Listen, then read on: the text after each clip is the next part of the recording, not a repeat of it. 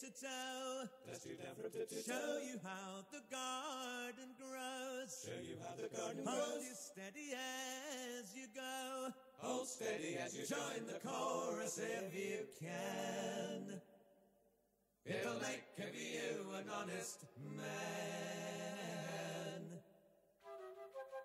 Let me bring you love from the fields. Poppies red and roses filled with summer rain, to heal the wound and still the pain that threatens again and again as we drag down every lover's lane. Life's long celebrations here, I'll toast you all in any cheer. Let me bring you all things refined, Galley Heights, lit song served in chilling ale. Greetings, well met fellow hail. I am the wind to fill your sail. Can't hear myself. There you go.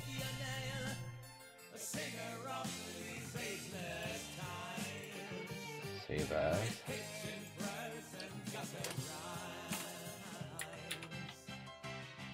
Oh, oops. 113. Yeah, I don't think so.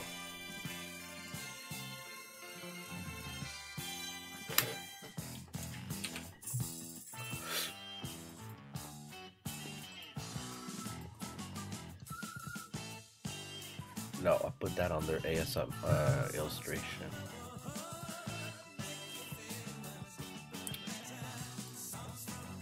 I'm actually gonna put a date on it to motivate me to finish it.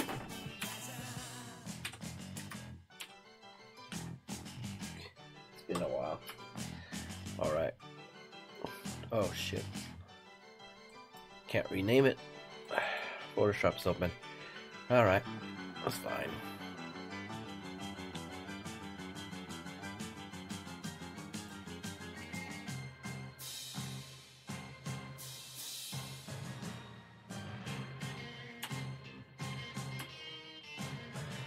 That's it. Where's Photoshop? Let's reopen that shit.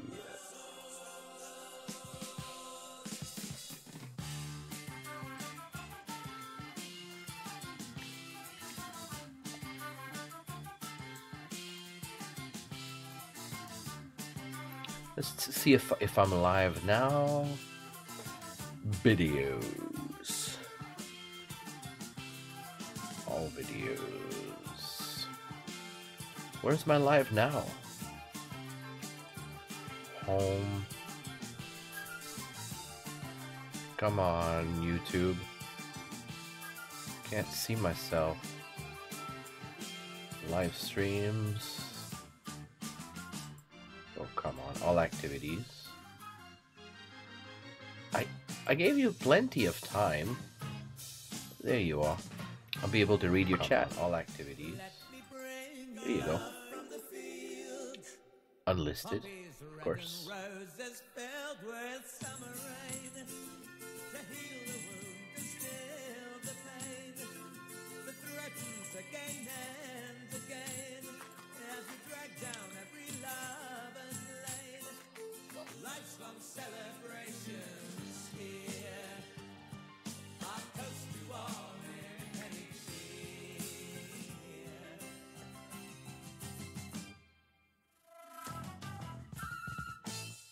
It says return to channel, so why the heck can't I see it? YouTube, piss me off. But I don't feel like being pissed off right now, so...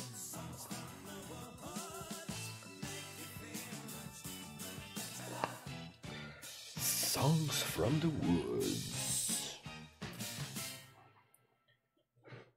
Okay, let's draw this shit. Can I raise my chair a bit? Oh, man, I'm already at tops.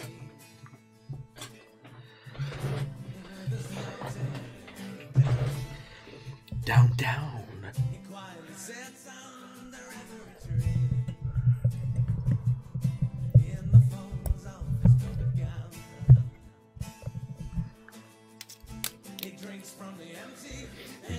from the empty.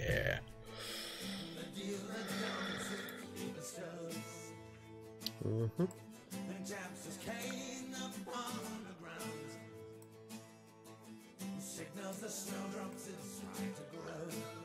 It's time to grow. You probably should.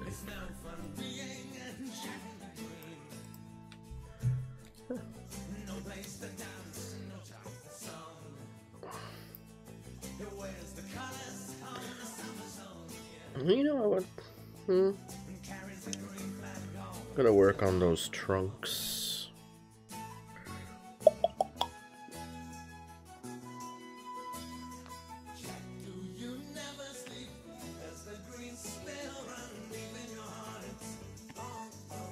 $200 is fine. You know what? 300 is better. Let's go with 6 points. Probably too big. Oh, it's fine. Good. Do do do do. Do do do do do do do do do. Let's plug some colors. Wait, that's not what a tree trunk looks like. Do do do do do do do do.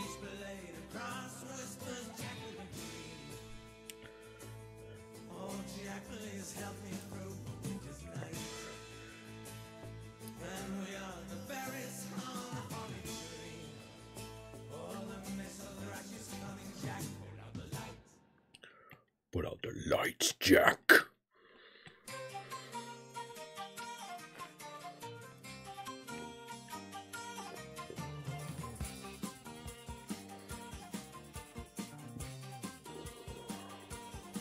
Too big.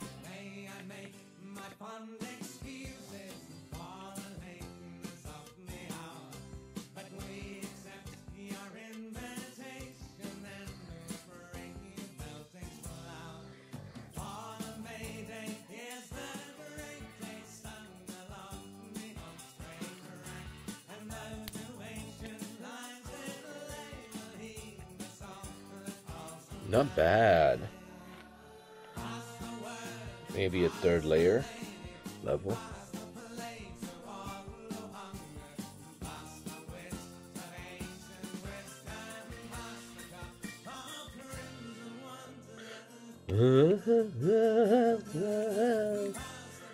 Of crimson wonder.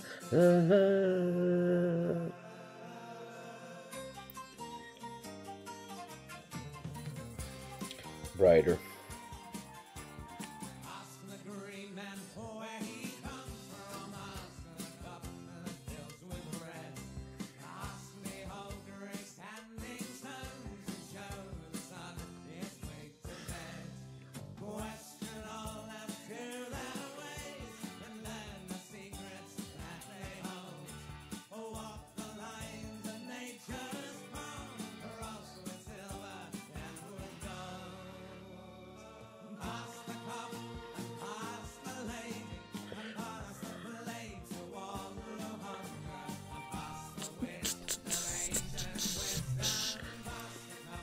Of crimson wonder, the cups of crimson wonder.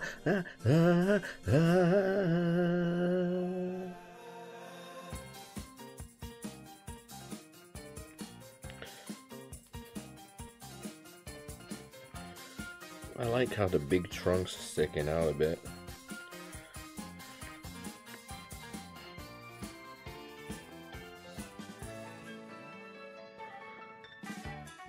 All the time I start.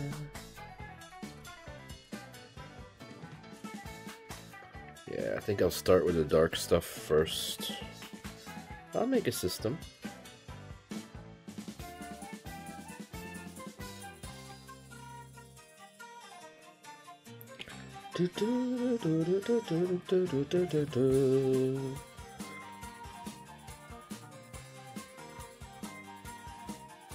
They're a bit purplish, but That's an illusion.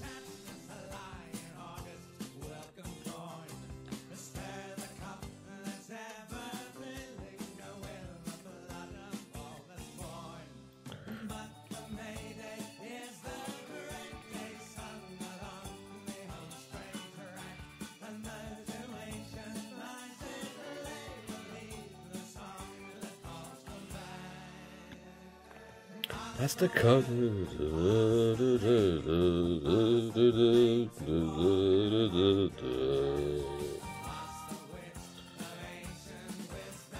That's the cup of crimson wonder. The cups of crimson wonder.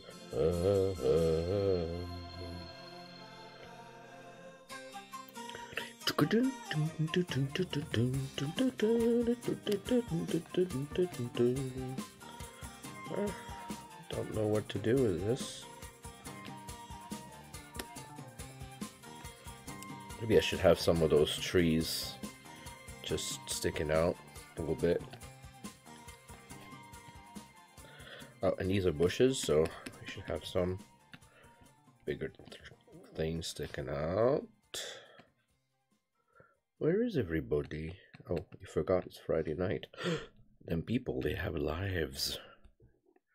Forgot about lives. I need some darker darks. Well, that says a lot. Ooh, that's lovely.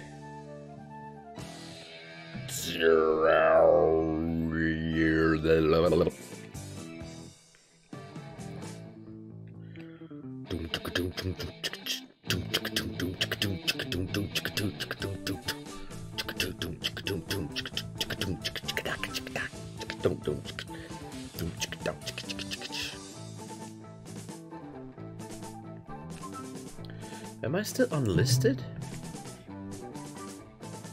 No. So where are the pupples?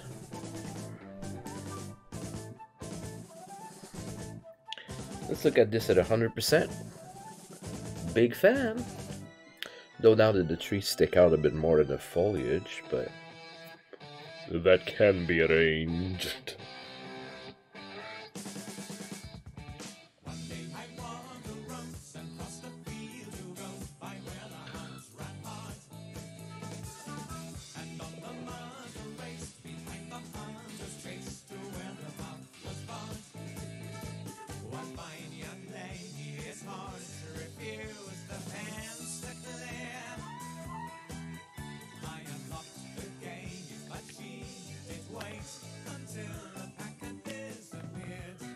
Until the hacker disappears? What's that about? Ian. Pronounce better.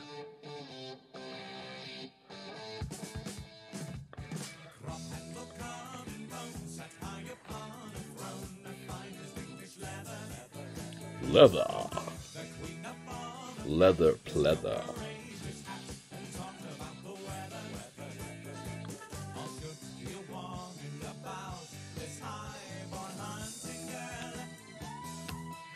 Highborn dancing girl.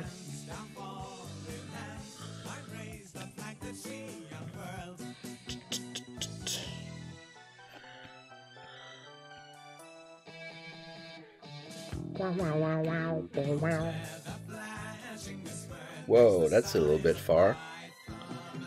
Just aiming at 300%. Though that gives a good idea. I'll go back and reshade, but right now I'm shaping the trunks.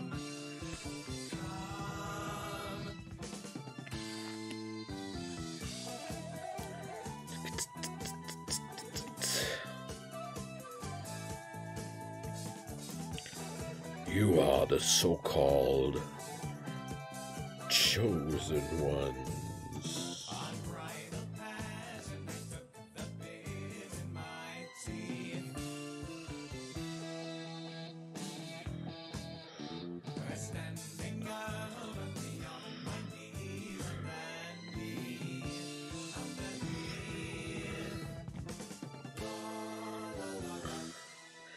Fa la la la.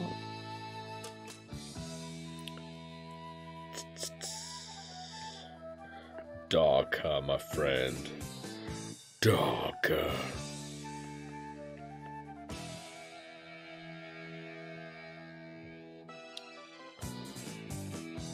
Stoom.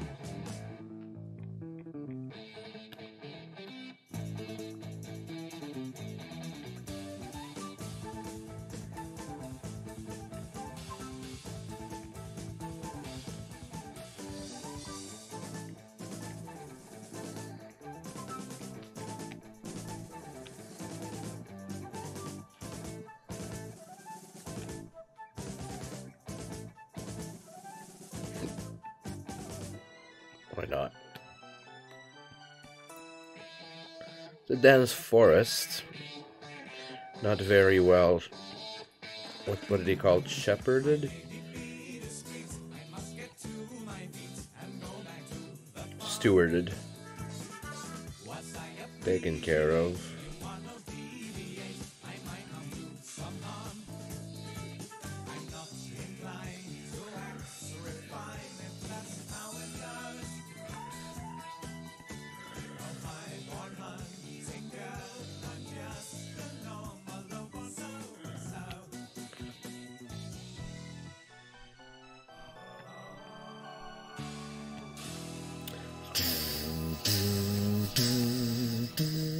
Let's try to recruit some viewers.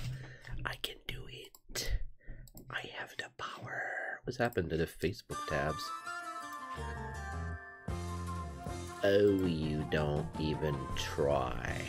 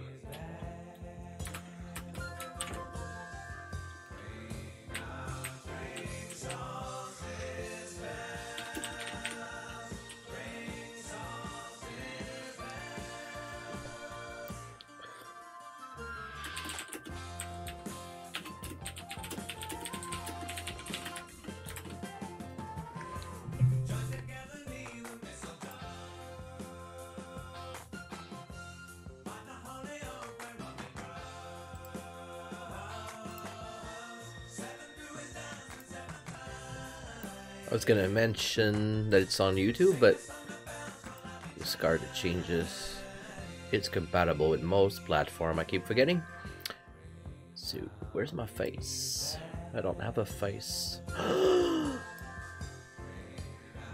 Ring bell. Turn to channel. Beautiful.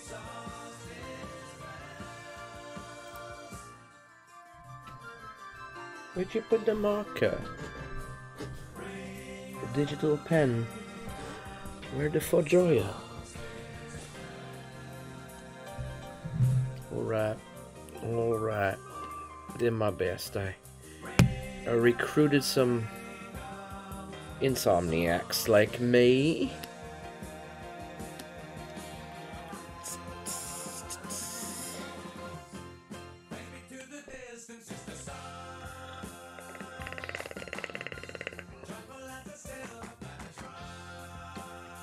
You can say Metatron?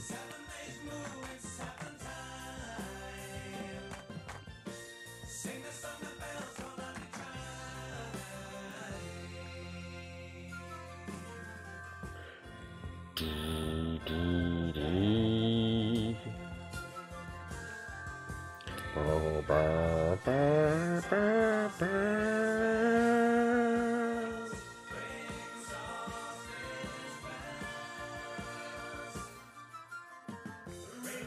Probably bring some golden in there. Ring on, ring on. I want to pop this out a bit. More on the orange things.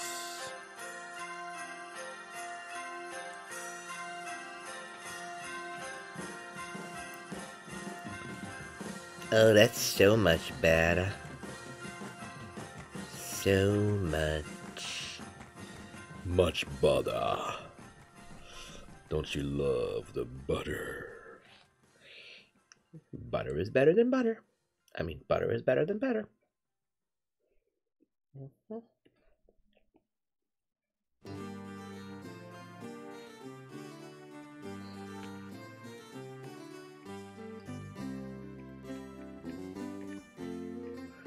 Oh yeah, that will make it pop.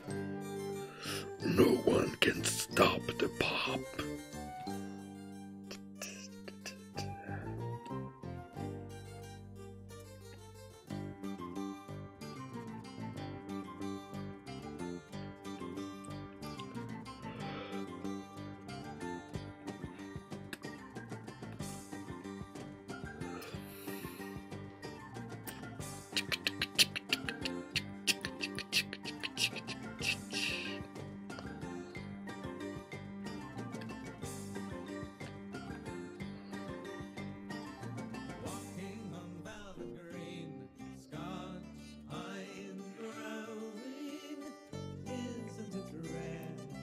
To be taking the air, sitting, walking on velvet green. Velvet green. You gotta get your papers in order. Maybe get more traffic too.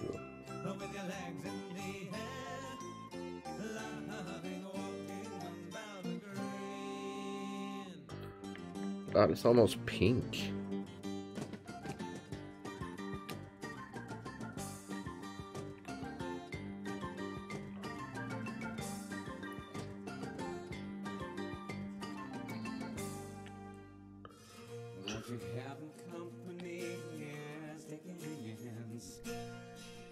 Go down a velvet dream with a countryman who's a young girl's fancy and an old maid's dream.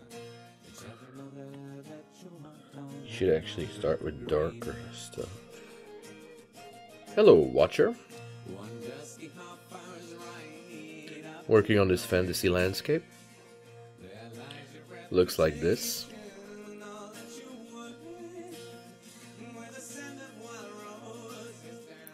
Right now I'm working on the trunks for those trees. I kind of work backwards. Start with the foliage and then do the trunks. Because I'm weird.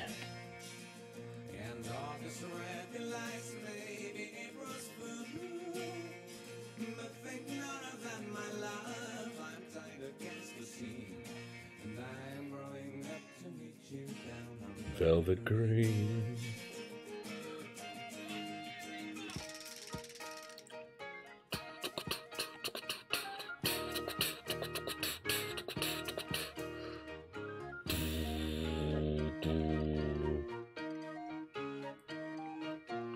Hello, second viewer. So let's just position some tree trunks. Be a bit more random about it. Even under the bushes or the tiny trees.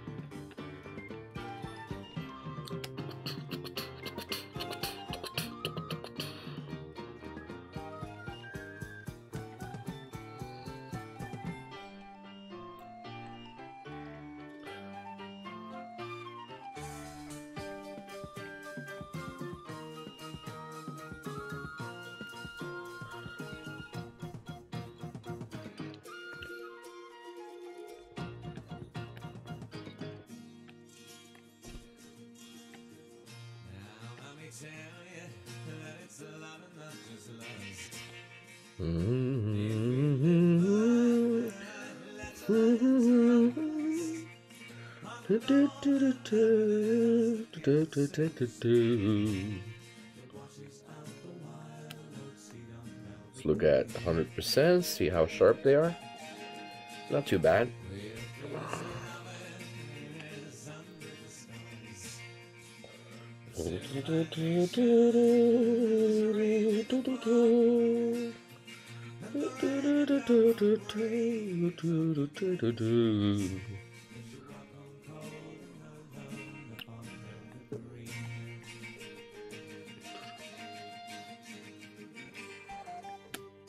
I really like these. Don't know what's different about them. I think it's a darker brown.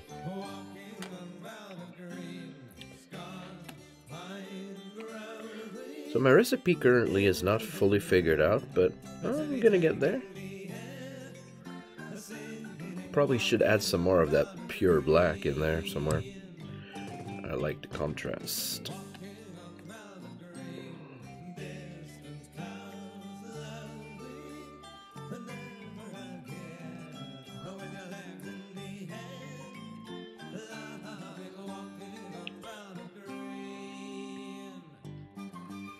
Too weird.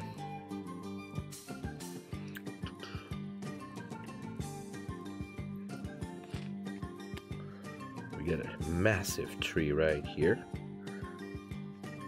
I go with the flow because it's only going to look more natural if I don't plan everything. Like, nature knows what it's doing better than I do, so I just let nature do its thing. What do you think?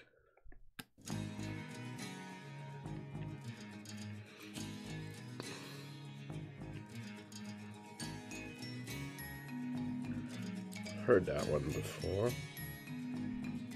I've heard that whole album before.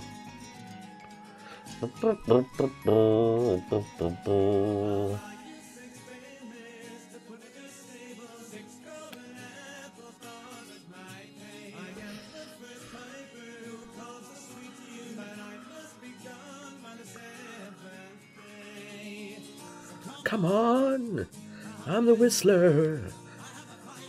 And the sun is ready for the whistler. I whistle along on the 7th day. I whistle along on the 7th day. I like the golden brown here.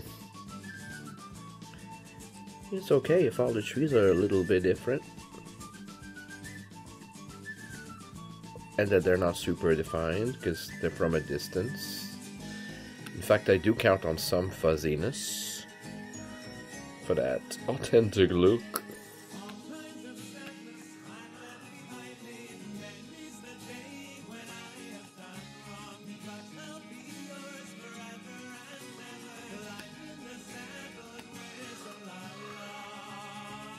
Come on, I'm the whistler.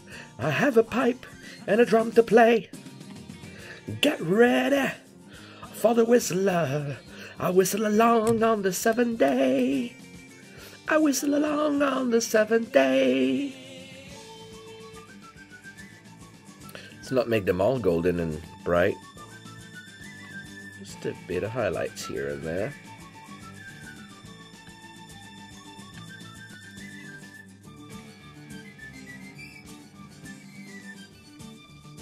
Careful, don't follow the music this time. I'm trying to be all precise. Can't be a dervish with this music. Come on.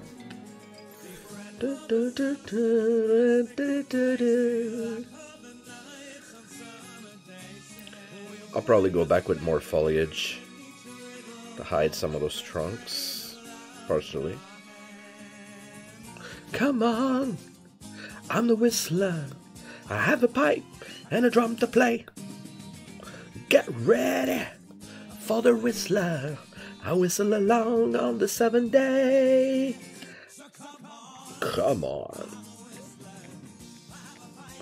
And a drum to play. Get ready for the whistler. I whistle along on the 7th day. I whistle along on the 7th day.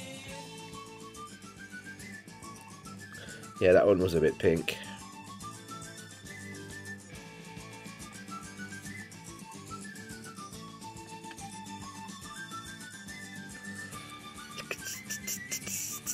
It's a bit brighter. Yeah. Got it. We're listening to Jethro Tull, by the way, I forgot to mention. Pretty motivating. I'm choosing the less loud albums, of course.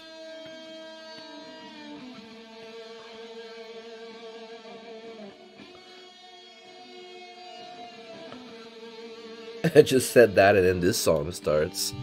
Hopefully it calms down a bit. I'll check it out.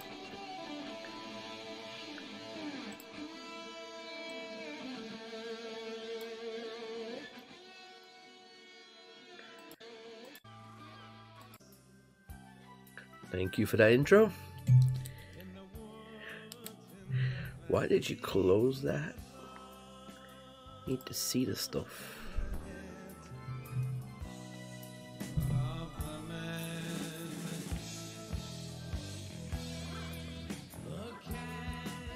I'm working at 6 point? Let's try at 3. Yeesh.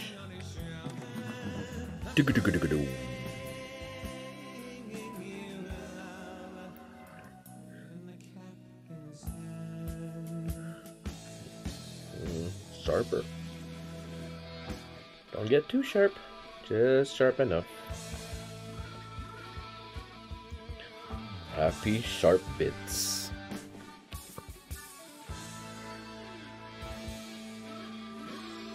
Too sharp.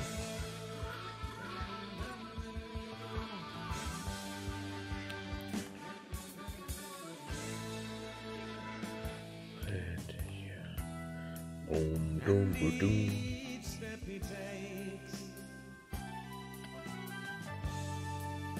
is one half of a lifetime. No word he would say, but you understand. So he bundles his regrets into a gesture of sorrow,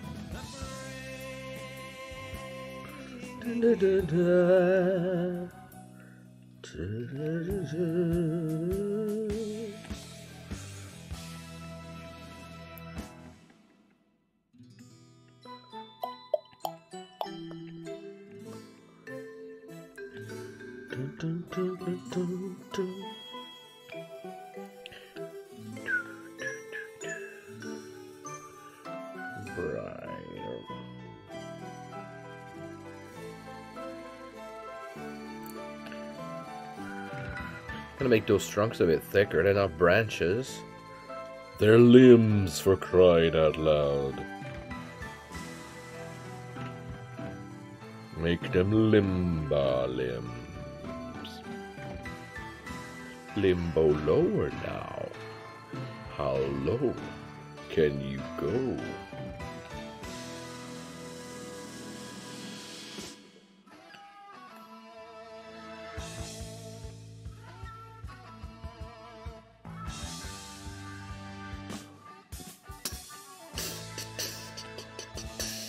Darker. Too dark.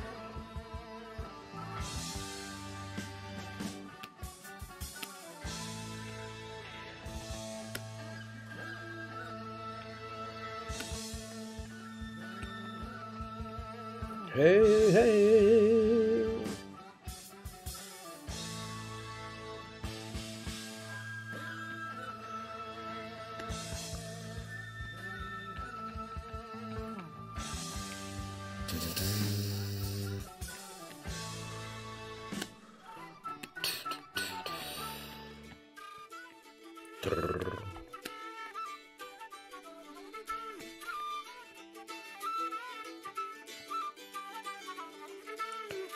Darker brown.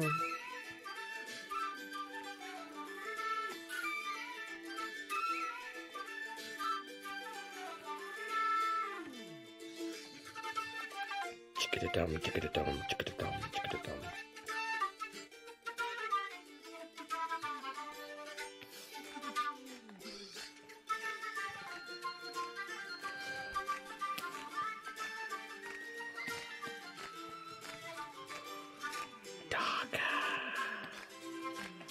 Further dark. Dude, that's not brown.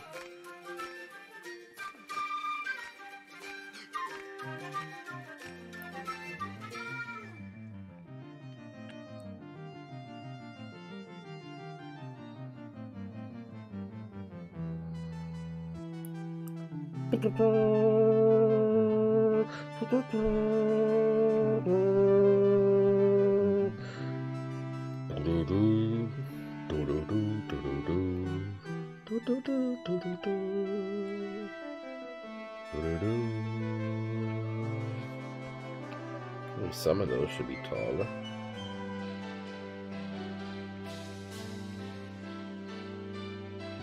Maybe some of them should be dead. It's nature.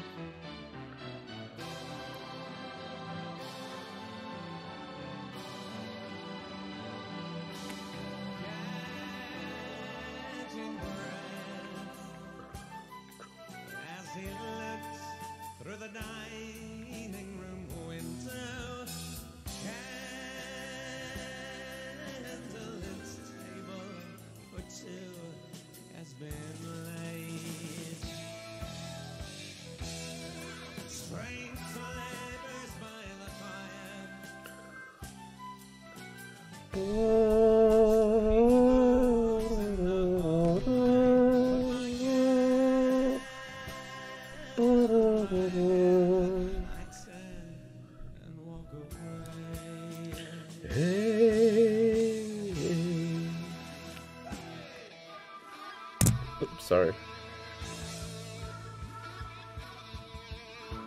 Should have made my mic a bit higher. It's not too late. Let's do that.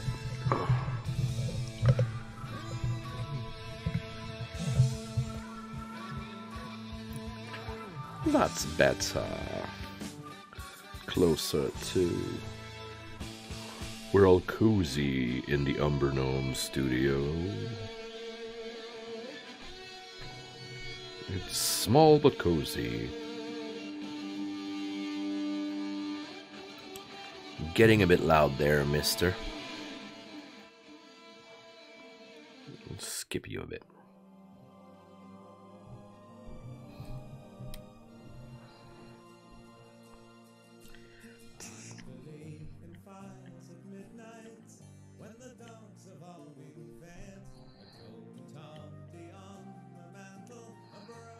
I forgot how wild I wanted the forest to be.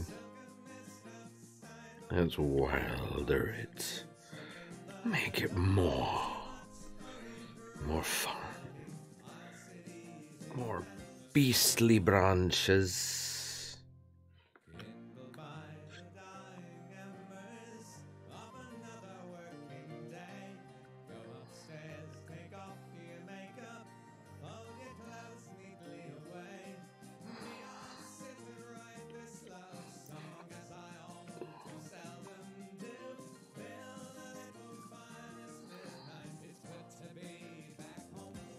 Yeah, more branches that fall down a bit. Or grow down. I like that.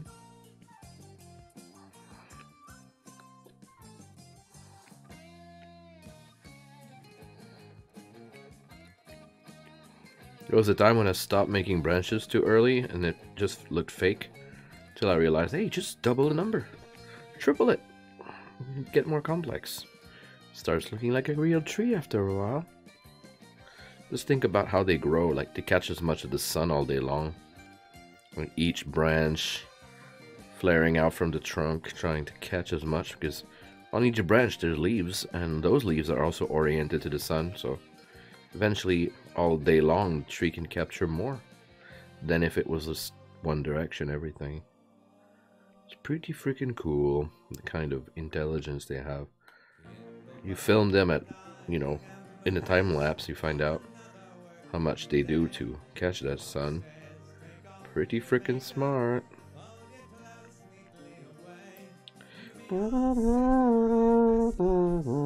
As I often seldom do. Be back home with you.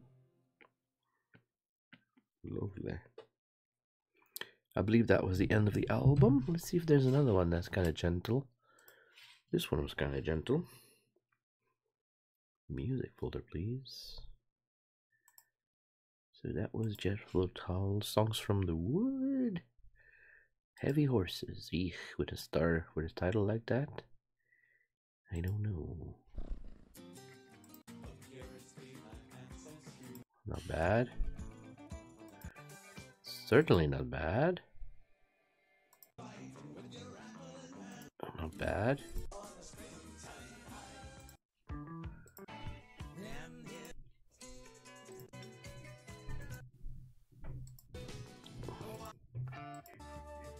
Hey, so far all the songs are pretty mild.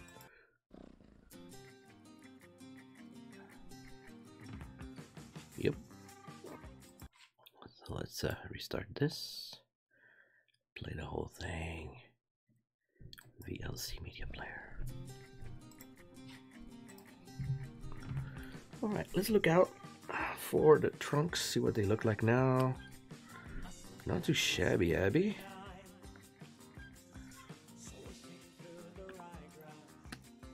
The ryegrass. Oh, I should probably put some trunks there in the back.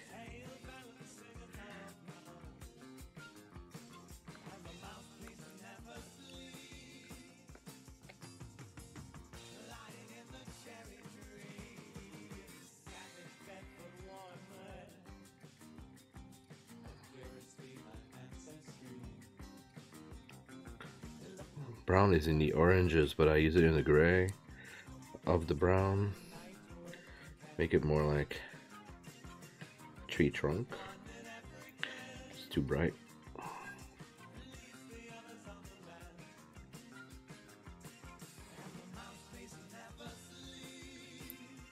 What are you doing? You're supposed to be painting at 300. So I paint at 300% and zoom out. It looks sharp-ish. I have to probably smudge it later. Make it a bit less focused. Because they're not the main subject. They could be. They should have been. They're beautiful. Don't get me started.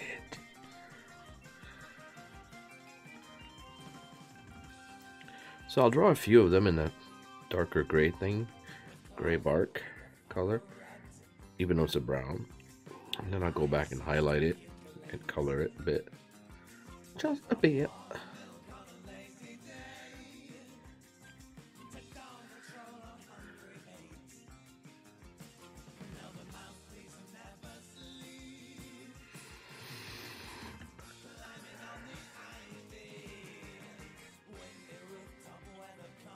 Yeah, these big trunks with very little foliage here, considering the shadows here. I'll definitely go back and have to modify the foliage to fit that. But overall, it's working. Except for the purple pink effect I got here.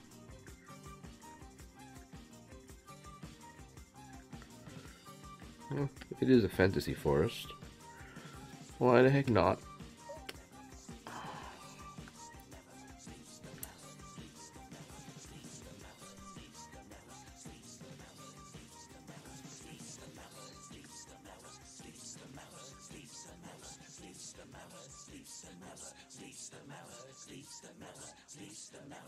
Never sleeps the mouse?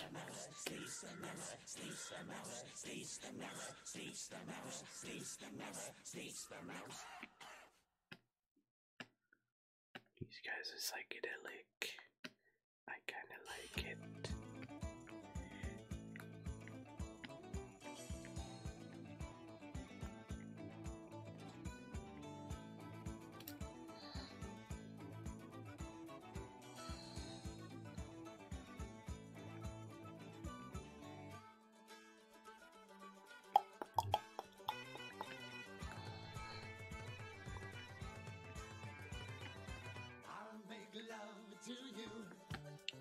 No, thank you.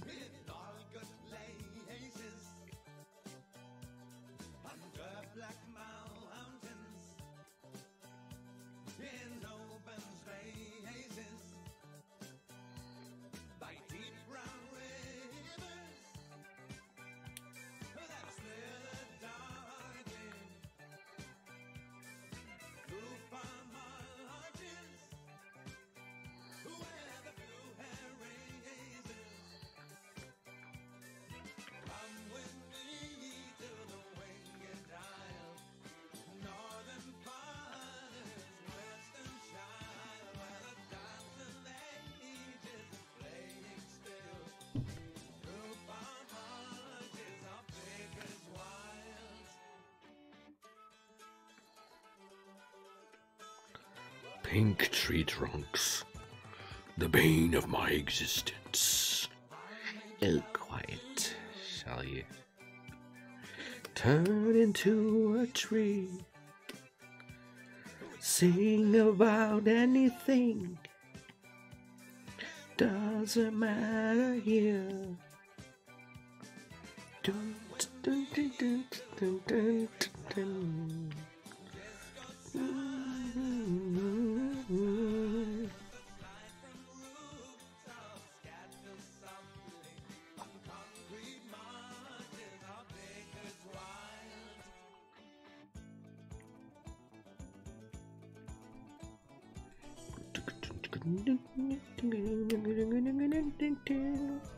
Just positioning my trunks. I'll come back for detailing.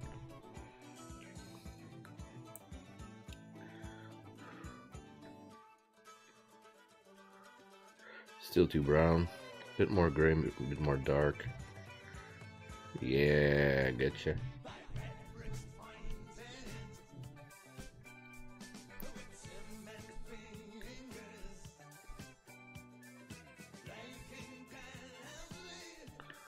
Not dark enough.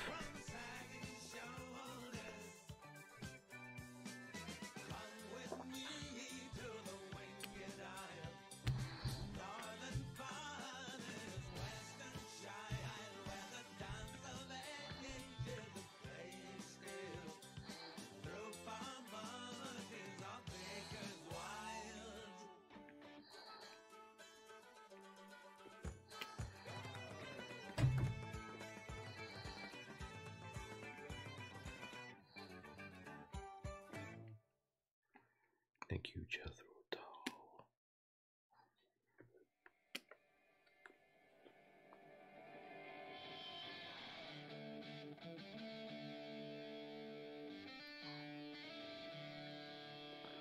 I'm starting to think that my recipe for those further trees is more like antlers. I like antlers. It's a good idea. Good pattern to repeat, I think.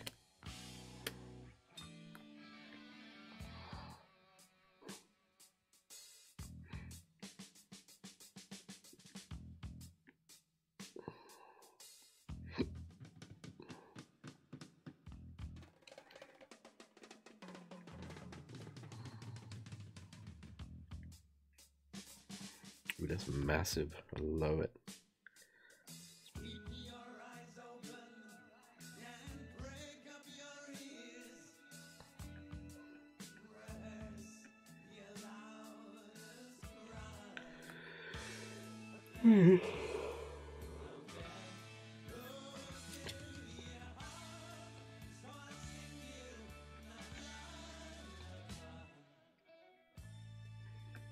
Hey, you saboteur.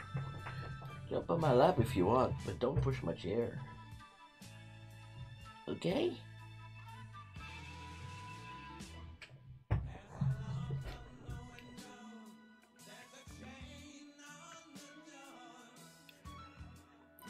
Door. I'm gonna refresh the page just in case the YouTube chat is broken, because you guys are not talking. I hope I'm not missing anything. Door.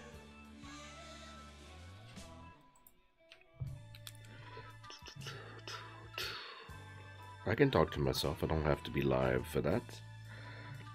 Hey, stop pushing my chair, buddy. Get here. Come here.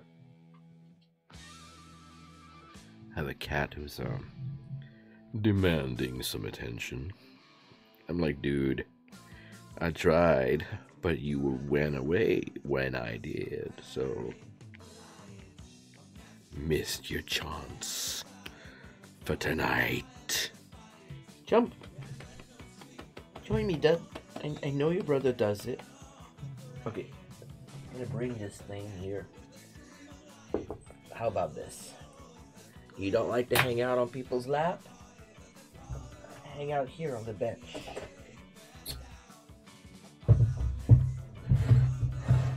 Pencil? Jump up. On the stool. Come on. Hey, it's a good compromise. It's a big one. Come on. Jump up. It's super comfy. Jump up. I'm not gonna insist. You do what you want. Hello, Andres. Tonight, I'm working on the forest again, but this time I'm working more on the trunks and limbs. I mean, limbs and branches. Branches. Why the fudge not? So first I place where they need to be, and then I go back and I highlight them, like I did here. Oh no, we lost Andres. Why? What's that about? I just noticed there was a ton load of branches that need to be placed. Why do I keep the same distance? Dude! Dude! Jump up here. Come here. Come here. Pencil. Come here. Come here, buddy. Oh. He's not gonna leave me alone unless I find a way to. There you go. I'll pet you if you stay there. If you don't, I'll ignore you. Deal? That a deal? It's not a huge surface, but it's big enough for you. Hey, it's big enough for my ass. Should be big enough for yours. Cats. I made 2 stools way before I adopted them, the cats, and barely use them. But now that I get more guests, I'm gonna correct the stools a bit so that they're a bit less wobbly, and we'll see what that does. But I'm planning on making maybe a wider selection. Maybe I'll donate those. It's easy for me to get rid of stuff I don't need. I put it on the street and it disappears within an hour. I have a whole neighborhood of collectors. I should call them collectors. Just like me, I collect furniture. I haven't found a good piece of furniture in years, but some of my best furniture was found on the street. Of course, it helps that I shop for that in the summer when people do move more. They want to leave stuff behind because they're too lazy to bring them to a thrift store. So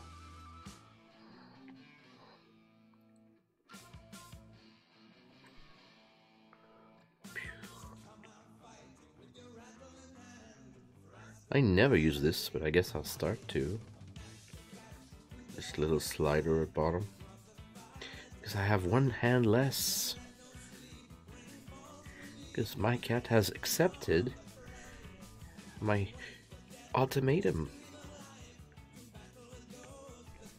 He's on my left, on the stool, next to me, and I'm petting him with one hand. I'm trying to start a tradition here.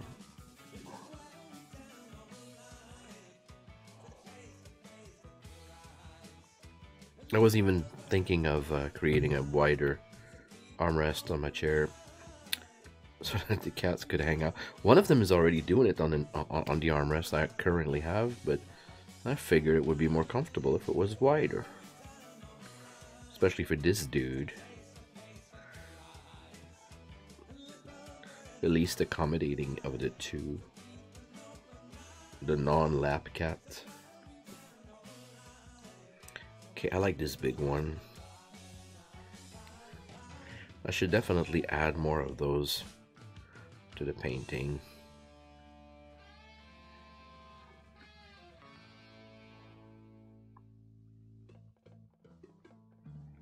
Yeah, more contradictory trees. Most of them are leaning to the right, so let's get some left ones. Oh, you got enough now? Oh, that's your brother. He wants to steal your spot, eh? He's not gonna. If you let him, he will. But you're the wrestler. You win the wrestling.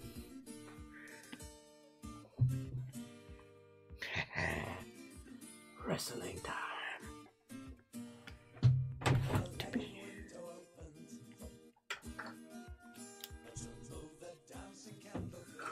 I heard that one before.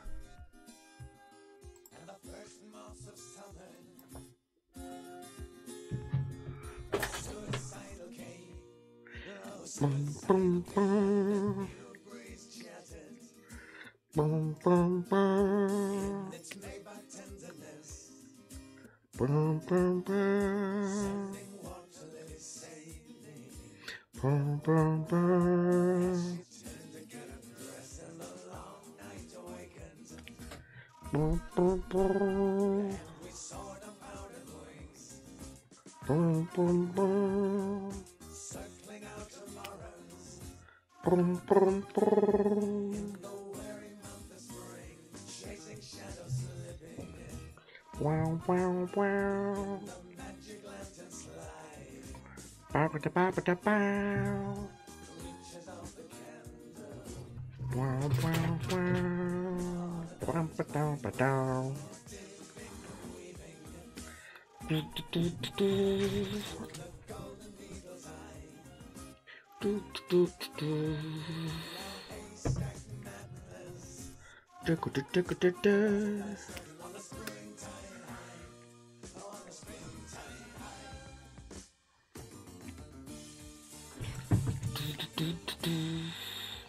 So some of that foliage becomes ideal trunk because I don't know, it's got enough randomness to it.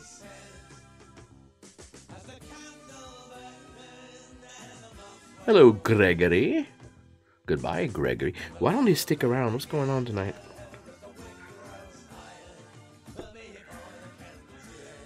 Maybe the numbers are wrong. If you can still hear me, please give me a sign. And I am talking to the physically embodied spirits. Doo-ba-doo-doo-ba-doo-doo.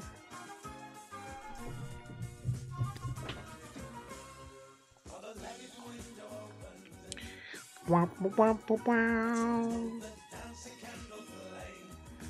Waka waka waka wow. Bam ba down now now. This one is bending. Suicidal cage. Dum dum dum dum. Dum dum dum dum.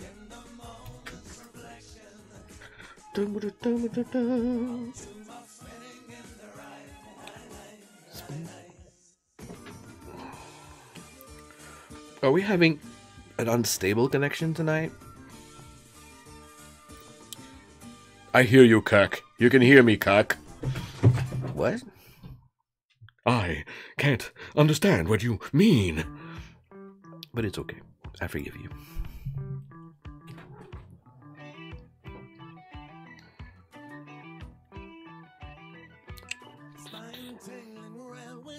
Sleepy houses lying for square and fret. Yeah, what I don't get is that sometimes you guys drop a line and then my numbers go down to 0. And I'm like, what? Like it says 1 watching now. But like earlier when Andres gave a hi and then the number went down and haven't heard a peep from him since.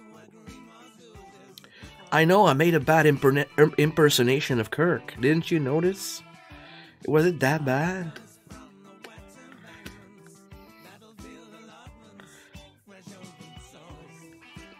I actually once, in a very strange set of circumstances, found myself in a very odd museum. It was really odd. It was made on purpose.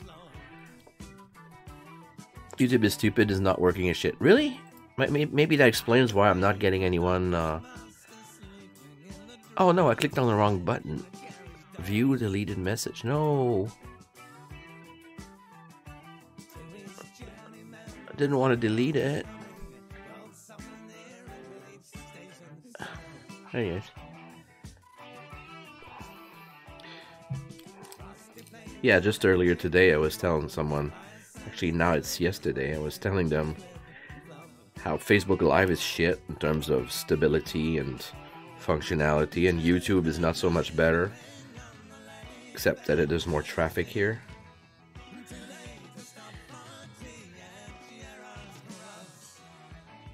This tree is more like a banyan tree.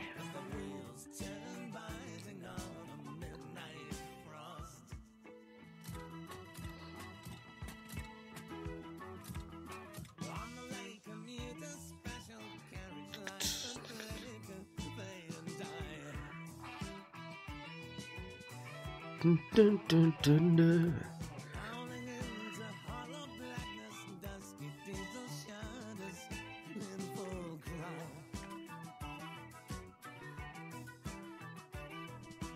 It's like coloring books. I'm creating the outlines right now, and then I'll go back and fill it with paint.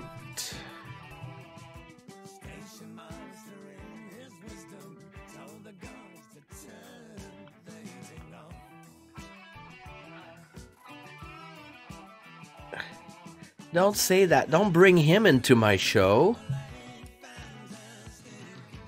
Dude, we need less of that shit and more joy in the world.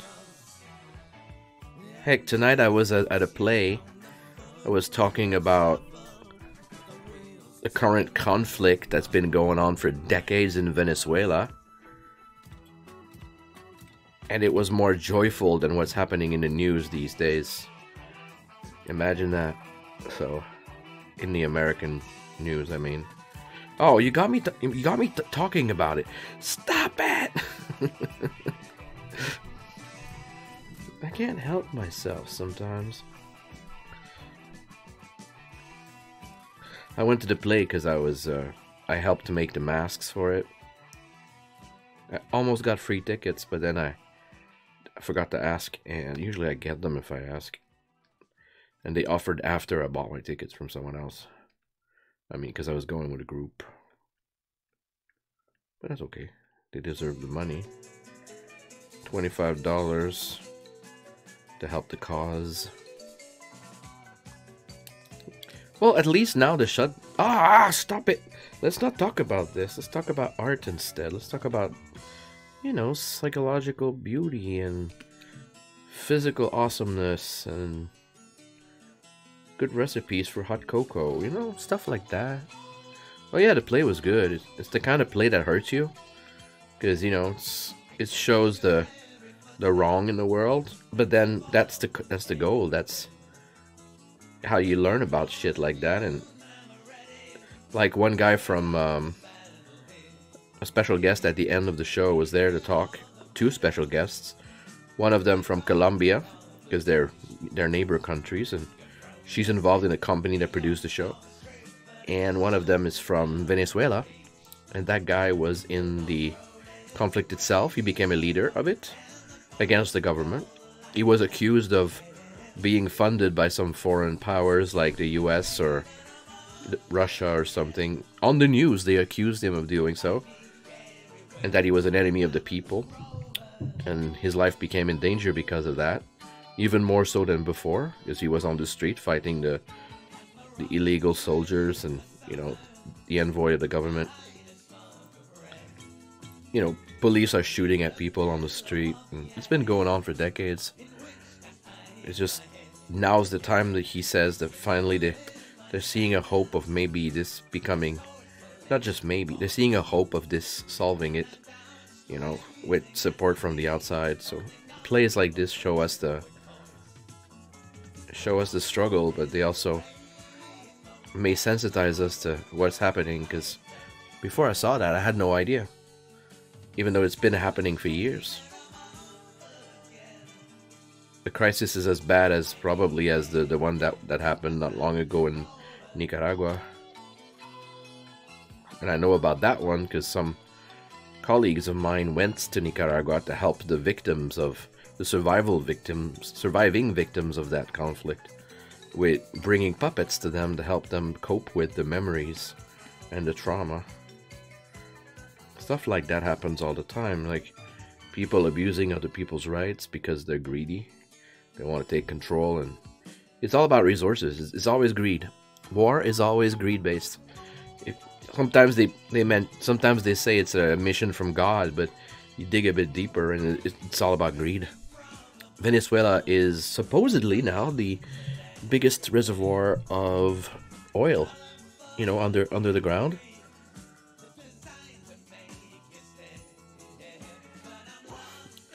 Well, I hope if that's the solution, then I hope it happens, because some despots cannot be reasoned with, and that one has proven that he cannot be. So, you know, even the guy before him, both of them were you know, evil, and they're killing their own people. It's ridiculous. It would be wrong to kill anyone, but they're supposed to represent the people of their country, and instead they toss them around like garbage. They kill them on the street. They prevent the news from telling the truth. Like the guy was saying, while people are dying in the streets just defending the very little that they have, all they're showing on the news is how to make pizza. You know, that's, he says, is very, you know, censored. You don't learn the truth from the actual news. And the lady that was another guest after the show was saying that, yeah, the news in Canada, she says, because she lives here now, the news in Canada she doesn't even watch. It's just too sugar-coated. Nothing is, like, if they talk about a conflict from somewhere else or even locally, they just say it in 2 or 3 seconds and they're done. And it's like, no, people need to know. People need to know these things. So we can, you know, definitely rise up and say, this is enough. We're not accepting this shit anymore. Okay, I got carried away and I'm filling in. I'm not supposed to, but why not? A bit of variety in my steps. It's good for the arm.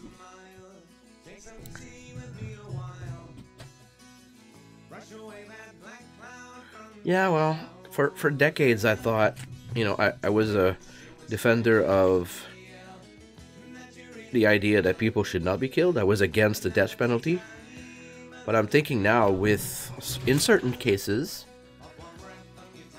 hello Drill, in certain cases when it's been proven, when it's not just a suspicion, when it's been proven, you know, with a trial, of course, and lots of proof, some people cannot be possibly punished to the extent of the harm that they caused, and they should not be supported with people's money while they're in jail. They should not be fed and lodged and live in a certain degree of comfort, because let's face it, some of them do, even in jail. You know, they have contacts, and if they ever get out, they say, well, I'll put you up for life, like, if you help me in here, like, or they'll have their contacts from outside do some favors for the people inside, for their families and stuff. That shit happens all the time. So, and that costs millions per year, billions per year in the US. You know, we're having similar things in Canada as well. But people are supporting those despots that cause thousands of, if not millions of deaths. Serial killers, that's what they are. They're just politically protected because of their title and stuff, but they're still serial killers by their own actions, by the people they ordered to do stuff, you know? So now I don't want to, you know, campaign for the death penalty, but I'm more like, I want justice, and I do mean justice, not just something, you know, oh, let's punish. I'm more about giving people a chance to at least try to prove that they can change, but eventually, maybe there should be like some kind of limit. I don't know. It's a complex idea. I don't really want to get into it right now, but I used to be an extremist in the sense that, okay, I'm against the death penalty. Now, in certain cases, I would advocate it because there's too much harm. We should just stop supporting those monsters. They're not even the cool kind of monsters, you know, with horns and fancy scales and extra arms that you can design for fun for movies and stuff. They're the actual monsters, the destroyers of life, you know? Yep. Are you yourself living in Venezuela right now?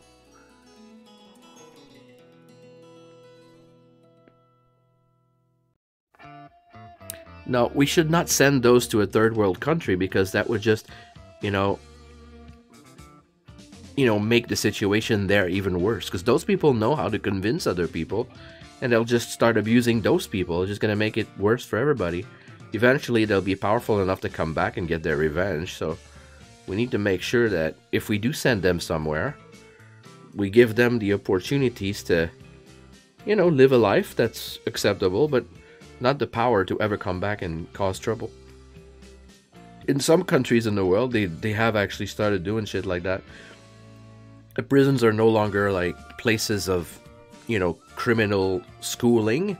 Like, especially in the US, if you go in jail for a minor offense, you get out of there with extra skills to become a better criminal on the street, Yeah, I was asking you, Gregory, because you're the one who talks the most. Do you live in Venezuela? You seem to be in the know about what's going on there. Me, I wasn't named any... They didn't name any names in the show, did they? Well, a little bit, but they didn't get into the details. It was more about how the people are suffering, how the kids are, fighting the police on the street, how even the police themselves are victims. People will hijack them for their money and their guns. Some police are now living in the barracks. They don't want to go. They are either not allowed or don't want to go home because they might never come back to work. So that's really fucked up. Everybody's suffering except the goons. Breaks my heart. I went to the artists, my customer, who ordered the masks from me. I didn't make the whole masks, but most of them. Like I sculpted their faces in the clay, and her team made the paper mache on top, and I did the final adjustment on them. Anyways, I went up to her after the show, and I told her I couldn't say much. I'm not super eloquent, so I said, "You're doing the good work. People need to know this. I'm glad to have been part of it, but you're definitely doing a good work. It hurts. This kind of show hurts, but we need this stuff. We need to know."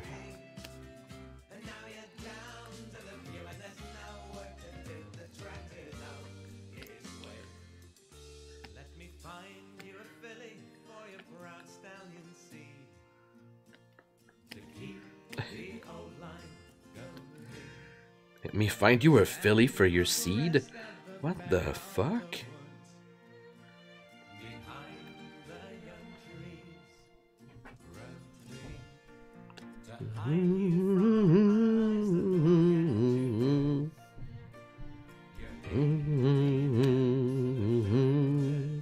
I like that. There's a bit of green in the trunk now.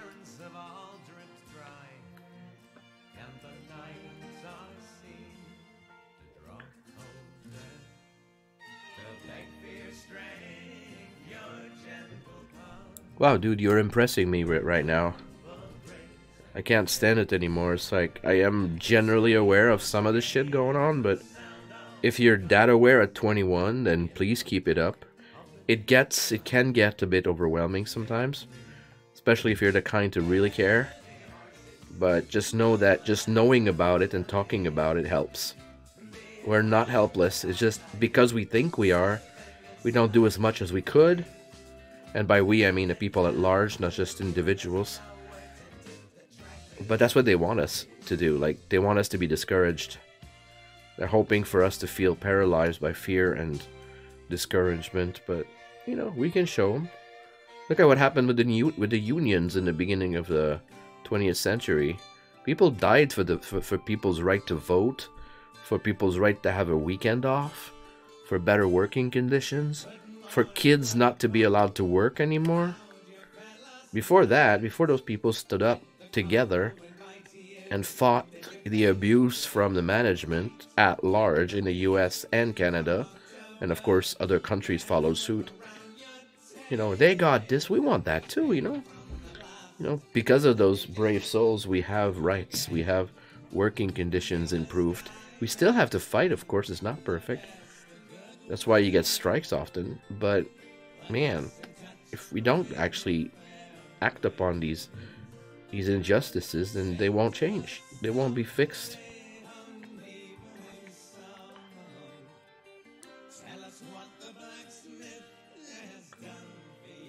No, I don't think you're too young at all. I think we should start learning about these things much earlier. I think that should be part of the curriculum in most schools. People should know about the world, know about the abuse. The problem is schools have become corporations. They're businesses. They're not a socially supported. It is supported, but it's the agenda is now make money, do not cause ripples, follow the rules, follow the government mandated program. But if you raise any shit, if you start trying to change things, you'll get some backlash from not only your union, but the school board, the government itself, the Ministry of Education, all these kinds of things. And it's like, what? Schools should not be politicized, except for, of course, being fair and, social justice and stuff like that. But if we don't know about what's so bad in the world, then we can't possibly react, and stand up for what's right. Because how the shit do you react when something just shocks you? You don't know what to do. You don't know historically what people have done. Because history should be more about how people dealt with that shit instead of just, there was a war, and here are the dates you need to remember. I don't remember any of the dates, mostly. Sometimes I do because they're repeated enough, but like, what was the date of the First World War? Like, beginning and end. What are the dates? The Second World War is a bit clearer in my head to me, but I don't want to really study that shit. It just depresses me. The potential of humanity for destruction is always heartbreaking to me, because I know we can do better. I've seen better. In my own life, I've seen people do great things. Just in the years I've been alive. But also from before. Like, we live upon the legacy of what people who came before us left behind,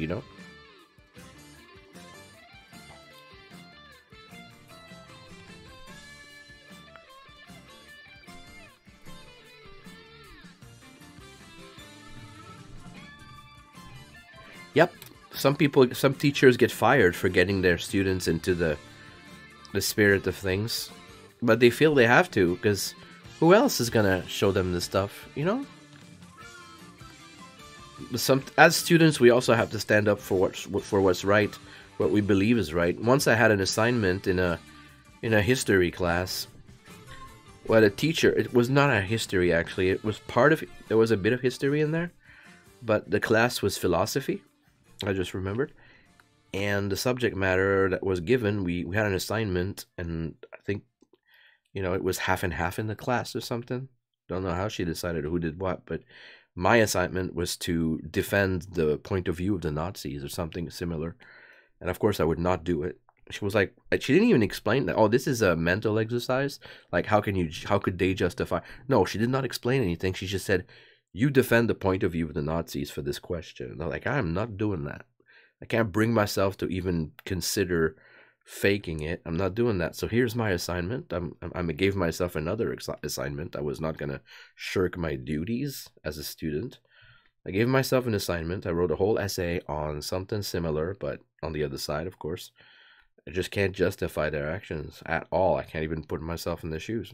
Maybe some writers are better about it than I am, but, I didn't study writing. I might become a writer someday. I mean, technically I am. That's part of my work. But to write actual books, you need to put yourself in the mind of the evil person in your story, which I'm not as good at that as some people. Like, currently I'm listening to the series, although I'm missing the last book. I need to find it online. A nice audiobook of Frankenstein, the series by Dean Koontz. It's like a modern sequel to the adventures of not only the creature, but also, Victor Frankenstein, who lives under another name in the modern day world. And of course, the creature who comes back to fight him and the people who help. It's really a cool series, and the evil in the story is absolutely well rendered. It's believable. I was actually recognizing some of the traits of the evil in the play I saw tonight, as portrayed in the book series. Dean Koontz knows about humanity. Like, he studied it. He wrote about it all his life. He's a pretty amazing writer. 1914 to 1918. Yep. Wow, dude. So that was an album. I want to switch to another band now. See what else I got. To me, the fact that there's been so many wars and that they're happening right now, there are wars right now that will probably be given a name later in life, and people will say, what were people doing in the 2010s? Well, why would they allow all these people killing each other, like in Israel and Palestine? Why are people in Chechnya allowed to kill the gay people over there right now? Like, why? People will ask us these questions, and what will we answer? Like, I don't know, I wasn't aware of it, or what could I do? I lived in Canada.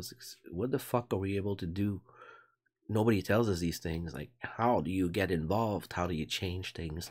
Except for chatting about it. Like, sometimes, I don't know. I do feel like very helpless about stuff like that. So let's see what else we got. Lisa Hannigan. You know what? I'd like some Ingrid Michaelson. Very calming music most of the time. Oopsie. My cats sometimes make me think I'm hallucinating, but no, they're just in the shadows. I just wanna be okay today. Feel the day, feel the day, feel the day. I just wanna feel something today. I just wanna feel the day, feel the day, feel the day. I wanna feel something today. That's too bright. It's not even in the brown section. I'm a gallery of broken tarts. Strawberry tarts. What's with the pink?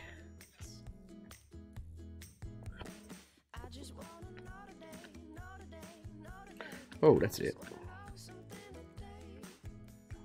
I just wanna know today, know today, know today, know maybe I will be okay. Oh, yeah, that's the thing.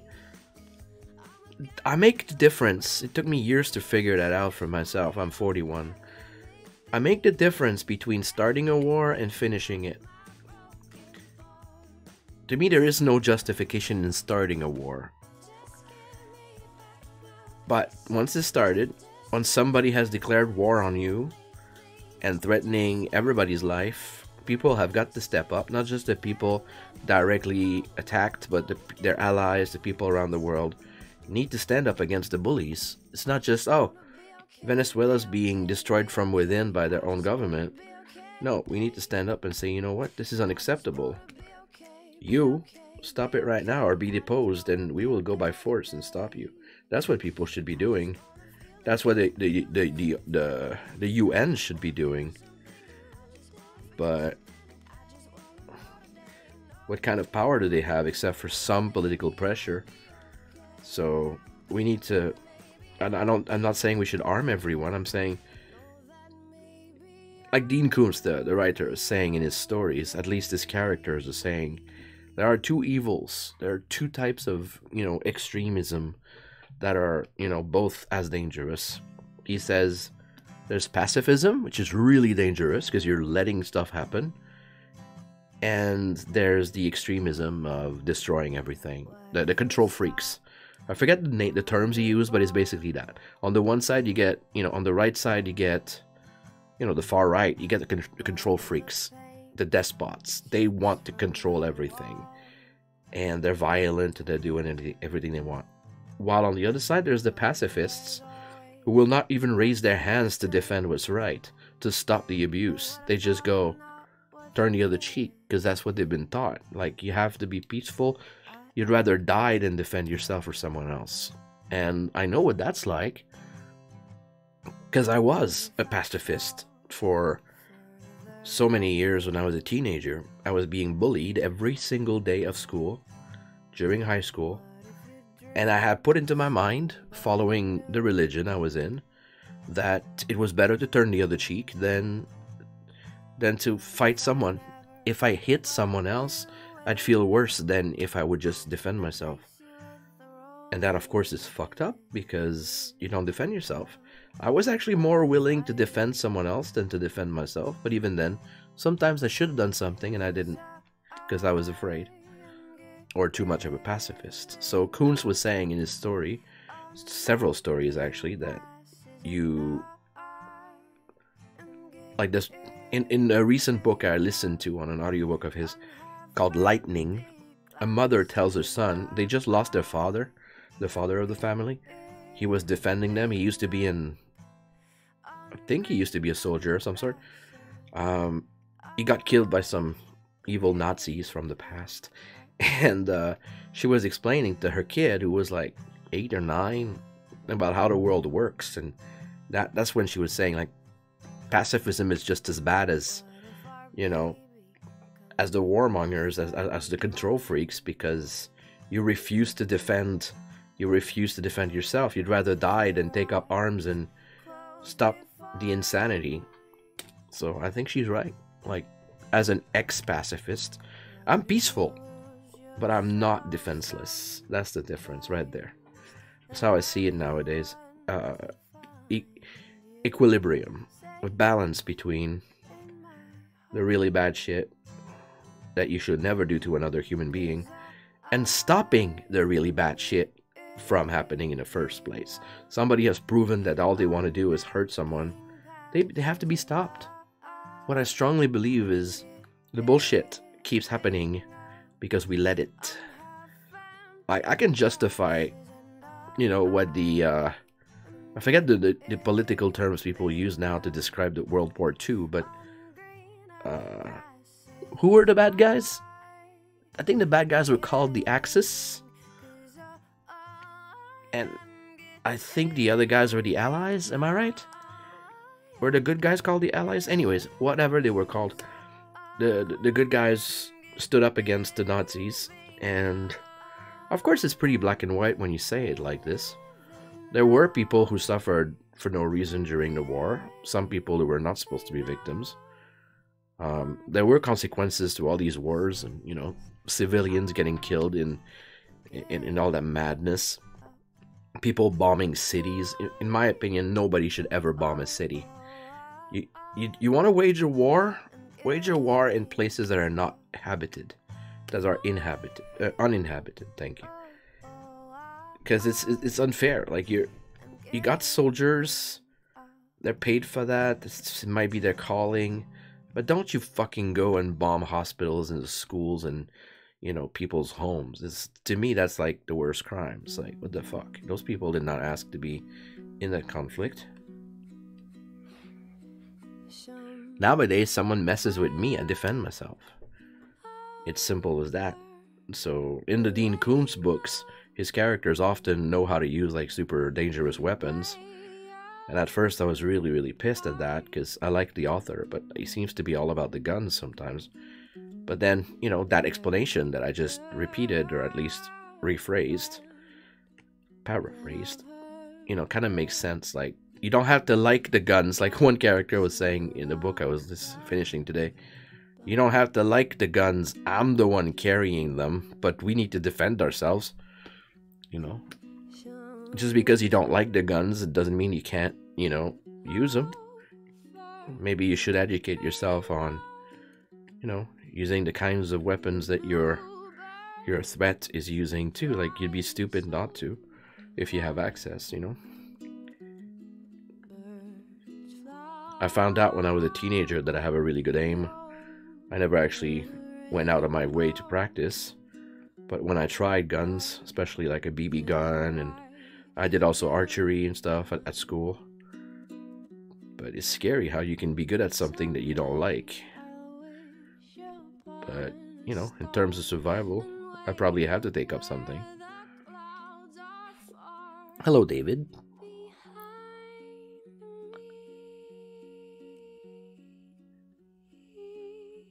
Well, that one, Gregory, I have to disagree with the part about peace through power. Like, you have the superior firepower and then they can't mess with you. Well, that's only an escalating bullshit. Like, oh, they got nuclear weapons. We have to have nuclear weapons. Eventually, everybody's got nuclear weapons, as you can see, like today with North Korea. scaring the world with development of those weapons. Some say, well, they have to. It's like everybody wants the weapons to play in the big game, like with the big guns, big guys. I'm like, everybody should get together and disarm these shitheads, and everybody who's got, every country who's got nuclear weapons should be deactivated completely, and anybody who does develop these things should be completely embargoed. Like, no more political, financial, economical support from any country until they stop the shit, because it's too dangerous for the planet. One country makes a mistake, the entire planet dies. That's how dire it's become. Some say, well, it's the ultimate weapons. They won't dare use it if we have it, because they got as much to lose as we do. That's not how those evil assholes think. They'll probably just push the button out of pride,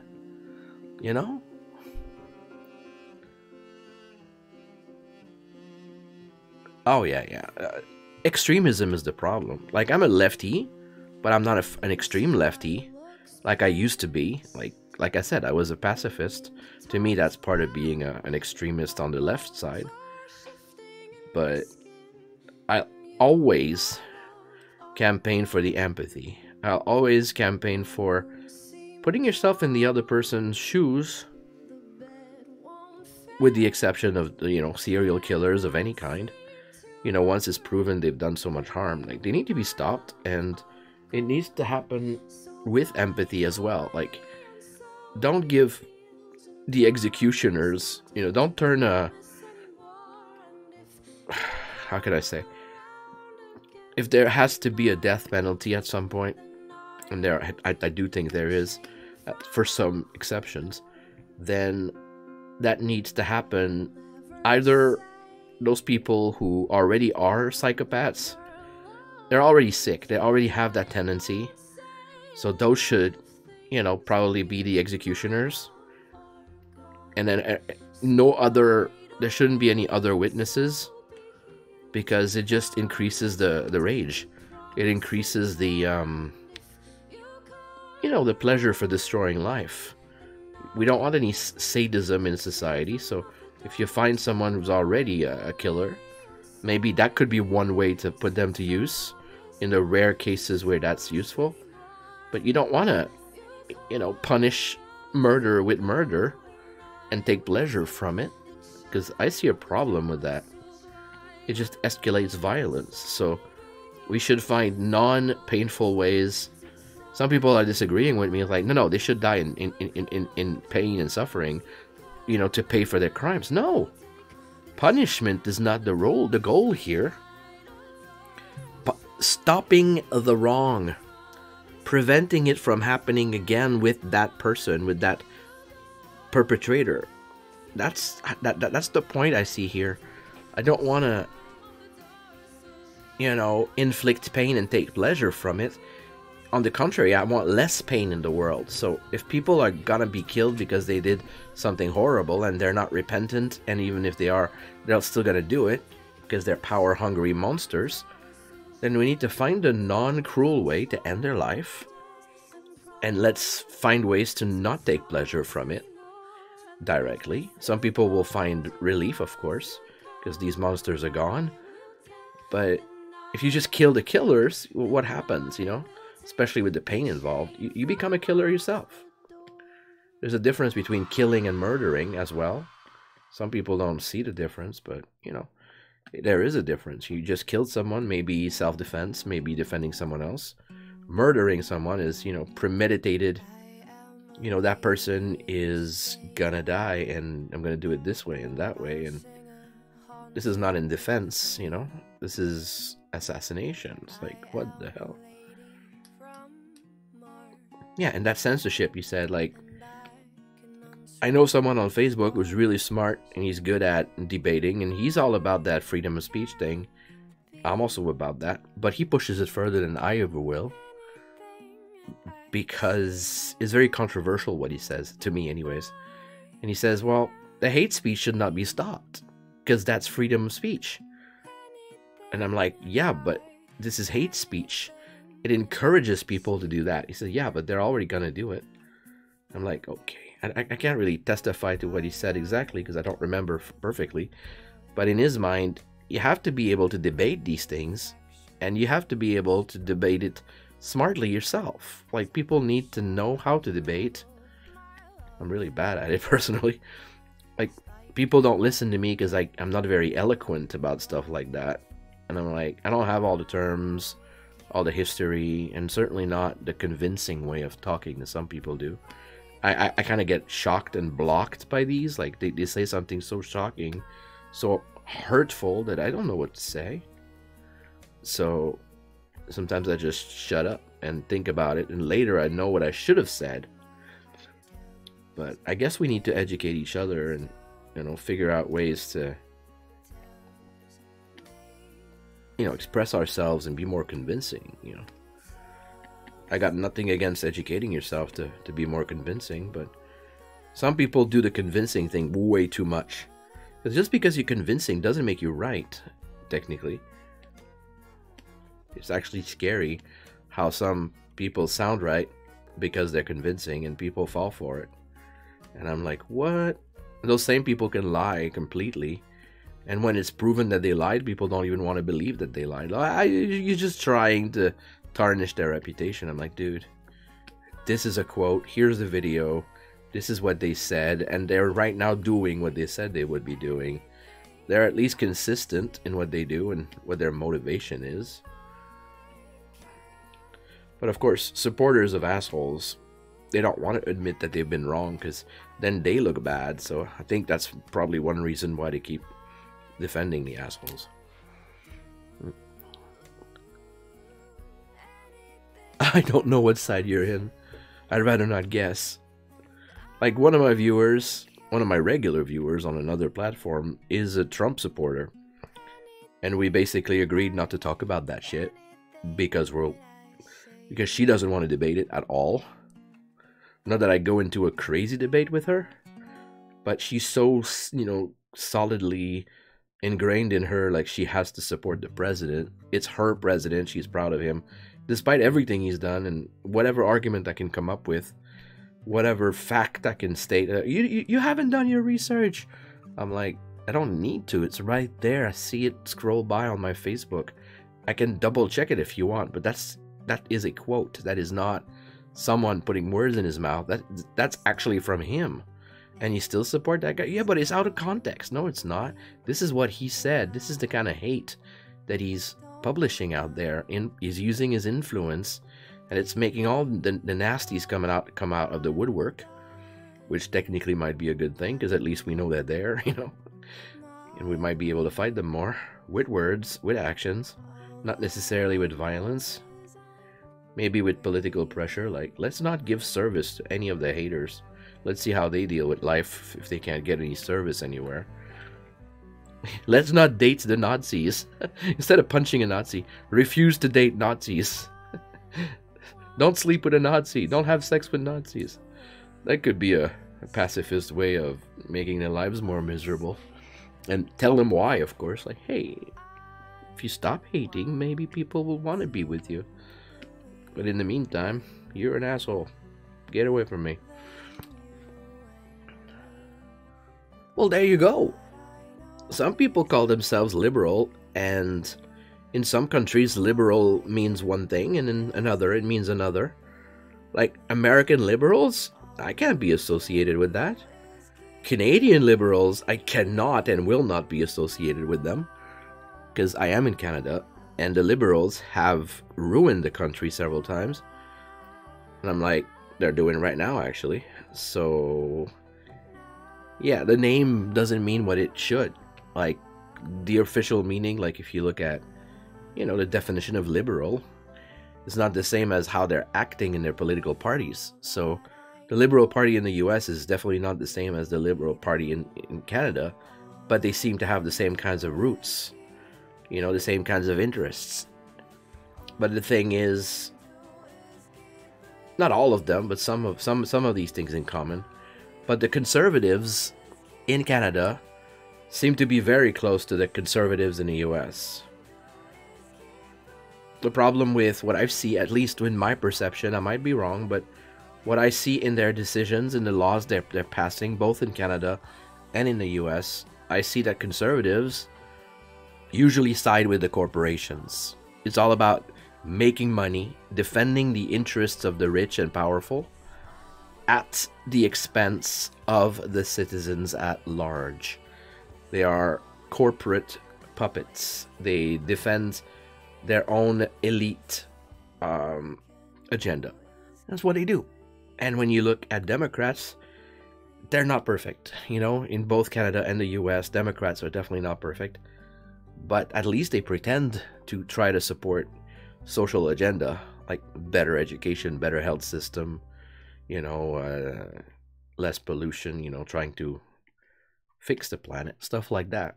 They're not the only ones. It's just the problem is how the political system works, especially the voting systems in both countries.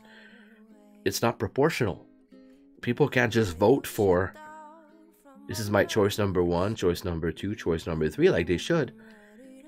Because of how it's organized, minority governments can, at least in Canada, I don't know about the US, but in Canada, we have had minority governments control the country.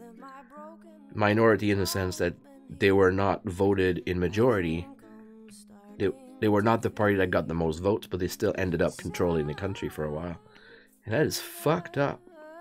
So people are, you know, around the world, including Great Britain and Canada and other places, they want proportional voting. And that, I think, would be more fair, because you get to vote for your first choice, your second choice, your third choice. If you don't get the first one, you might get the second. It's more proportional like that. You wouldn't have any of those writings that are really important politically, strategically. We need to win the DC county, blah, blah, blah. No. It's how many citizens vote,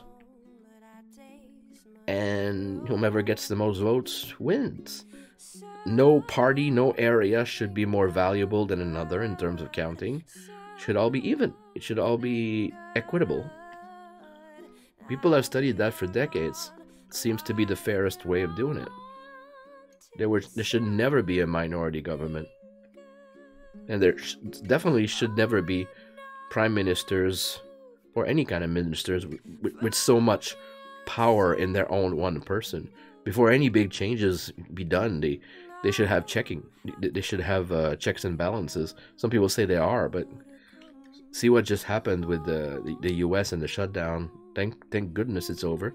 It's not fully over, but at least the shutdown itself is. The situation is still bad. People are still living under the consequences. But I was surprised that it happened so fast, that it got activated so fast. And I'm like, what? Who voted that shit? Who allowed that to happen? Their own people not being paid? You know, people had to pressure. I don't know how they managed to eliminate that shutdown, to you know, reactivate the people.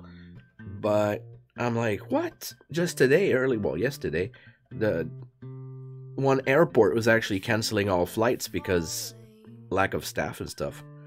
I don't know if that was a pressure thing or if they just had to do it, but when you see that the essential services are no longer functioning, or that they're functioning with people not being paid, I mean, that shit should have stopped on the second day. I mean, it's been a freaking month, you know? Oh, no. We disagree on that. The tax should be proportional, because 10% for, you know, 10% of your income for a really poor person is a shitload of money. 10% for a millionaire is still a shitload of money, but they can handle it because they already have a shitload of money. So why should Jeff Bezos, the owner of Amazon and so many other companies, including Twitch, why should he keep all the billions that he's got? Why should his ex-wife keep all her billions and not support the economy that made them rich in the first place? You know, the entire world made those people rich. The people of Walmart, same thing. You know, the owners, the family, the Waltons, I think they're called.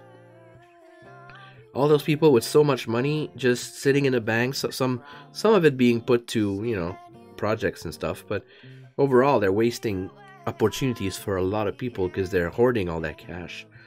I was just learned today that in the US, what was it? Like there's five multi-millionaires, if not billionaires in the US that own more money, that have more money than half of the population. That makes no fucking sense. People who make more money than that, it needs to be reinvested somehow in the infrastructure of the country. Some say, well, that's communism. Sure, if it is. The principles of communism are not bad. It's the application, the crooked, distorted, perverted application of it in the USSR and now Russia, China, stuff like places like that. Is that the only one? The only two? But those are perversions of communism. Like, everybody's equal except I'm more equal than you because I'm well positioned in the government. I have friends in high places. They call it fair. It's not, because it's hypocritical. So yeah, I believe that taxes should be proportional. Like that new lady, Alexandra Ocasio-Cortez is trying to, pass for a new law or something about that sort of thing. Like, I forget what the percentage was, but they said after a certain amount of millions, your percentage goes up further, because these people have so much money. And how did they make the money? That's the problem. I'm all about empathy here. I'm usually in that way. So how did those people get so powerful? How did those corporations like Nestle, Amazon, Walmart, how did they get rich and the people in charge? How? By abusing people. Abusing people. That's all. That's the only way they were able to become, multi-millionaires, billionaires, multi-billionaires, because they abused people every step of the way. Their companies make lots of money by saving money by using sweatshop workers, child labor, abusing people's rights, not paying them fairly, all sorts of things. Like, just look at Walmart. They encouraged and they even showed their employees how to apply for welfare and food stamps and stuff like that. Because, of course, they don't want to pay their employees more fairly. They want the government, and therefore all of us, Canada, the US, any country where there's a Walmart, they want the government, and therefore the people with their taxes, to pay for these employees' benefits for anything, really, from healthcare to, finishing their salary so they can eat. It's fucked up. 1% of the people in the US, or the richest, they pay more than half or 3/4 of the government revenue per year. Yeah, and that's a problem. That's a problem, because those same people have too much influence. So if they are paying, they should not come with strings attached. Like they got lobbyists now, and lobbyism should be, in my opinion, eliminated. It's like, what? Some might argue, well, anybody can lobby. No. If you don't have the money to support your lobbying, you can't do it. So all these corporations go like, we need this law. We need this law to make sure that we're allowed to, to fill that swamp, or to suck the oil out of the ground in this super destructive way. Like, they need the support of the government to do these kinds of things so that they'll look like it's legal. But it's not what the people want. Look at in Canada, the Prime Minister and his cabinet bought a pipeline that was failing for an insane percentage bigger than what it's worth, first of all. Although that's not my main concern. My main concern is not how they wasted our money, or the public money, but how they saved and keep on financing a project that's destroying the lands, not only of the Native Americans, who did not agree to that shit. Some of them are unceded lands. They did not agree for anything to be possessed by the government, but the government sends the troops. The actual mountain police, the army, some of the police as well have been, you know, mobilated. How do you say that in English? Some of the police have been sent to control the crowds and, you know, force these people to, actually they jailed these people so that the company could keep on, you know, drilling and installing the pipes. And it's fucked up. It's happening right now. There's a whole other tribe and several tribes now fighting currently in Canada against another pipeline project that they never agreed with, and it's disgusting. Like, completely peaceful protesters were jailed. You know, the army came, and it's disgusting. You know, so there's too much control from too few hands. We need to change that shit. We need to prevent that shit from happening ever again. That's why I'm saying everything should be representational.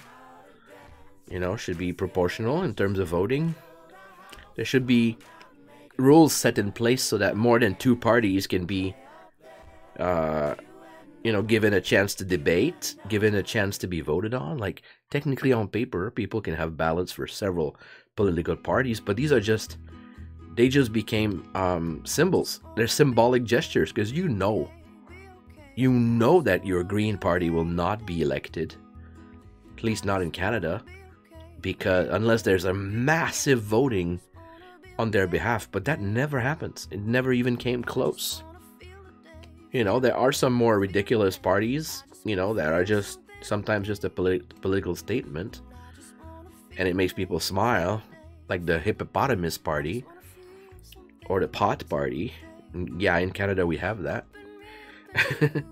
It's a party whose sole purpose is, or mission is, to legalize marijuana. Well, you know what? It happened without them. Well, actually, technically, they probably contributed over the years to change people's minds and stuff, thankfully. That's not useless, you know? But, yeah, that shit is important. People need to have more representation. The fact, I was completely scandalized when I learned that a party I was supporting years ago was not even gonna be allowed on a debate on the TV. I was like, what the fuck? Everybody should be able to say something. Like, on one of the debates, when one of the parties I was supporting, my roommate was actually involved with that party.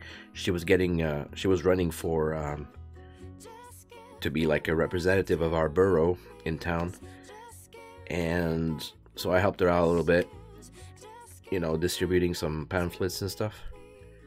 So I was watching a debate with her. She was not on the debate herself. Her leader was at the national level, and the three leaders, the two main parties, we're talking the Liberals, the Conservatives, and the New Democratic Party, were doing that debate thing on TV. And unfortunately, the leader for the NDP, the New Democratic Party, was very quiet and polite. Because of that, the others were just yelling and accusing at each other, completely ignoring her. She didn't want to yell. She wanted to be like a voice of reason and stuff. And because of that, and the way that people, you know, were hosting the event, the arbiter or whatever they're called, the person was just like letting the other ones speak, not even stopping them where they were getting on crazy tangents and yelling at each other and being completely uncivilized. She was just repeating herself a lot, because that's what she was there to say. We are fighting for the education. We are fighting for the healthcare. We are fighting for the future, you know, the environment, stuff like that. That's what we want to do. We don't want to, you know, campaign against this or that scandal. We don't care about that. We just care about making sure everybody's got what they need. You know, schools, hospitals, healthcare, it's all there. You know, the environment. We all will benefit from that shit. She didn't say shit, but I was like, yeah, she's making a lot of sense. But when the news came after the debate, they didn't even mention her much. Like, they said, okay, these guys were passionate and they were, you know, really into it, you know, against each other and blah, blah, blah. It was exciting, and they barely mentioned her, and she was right there. in the debate, trying to say the things that she needed to say, but nobody would let her leave her the space to speak.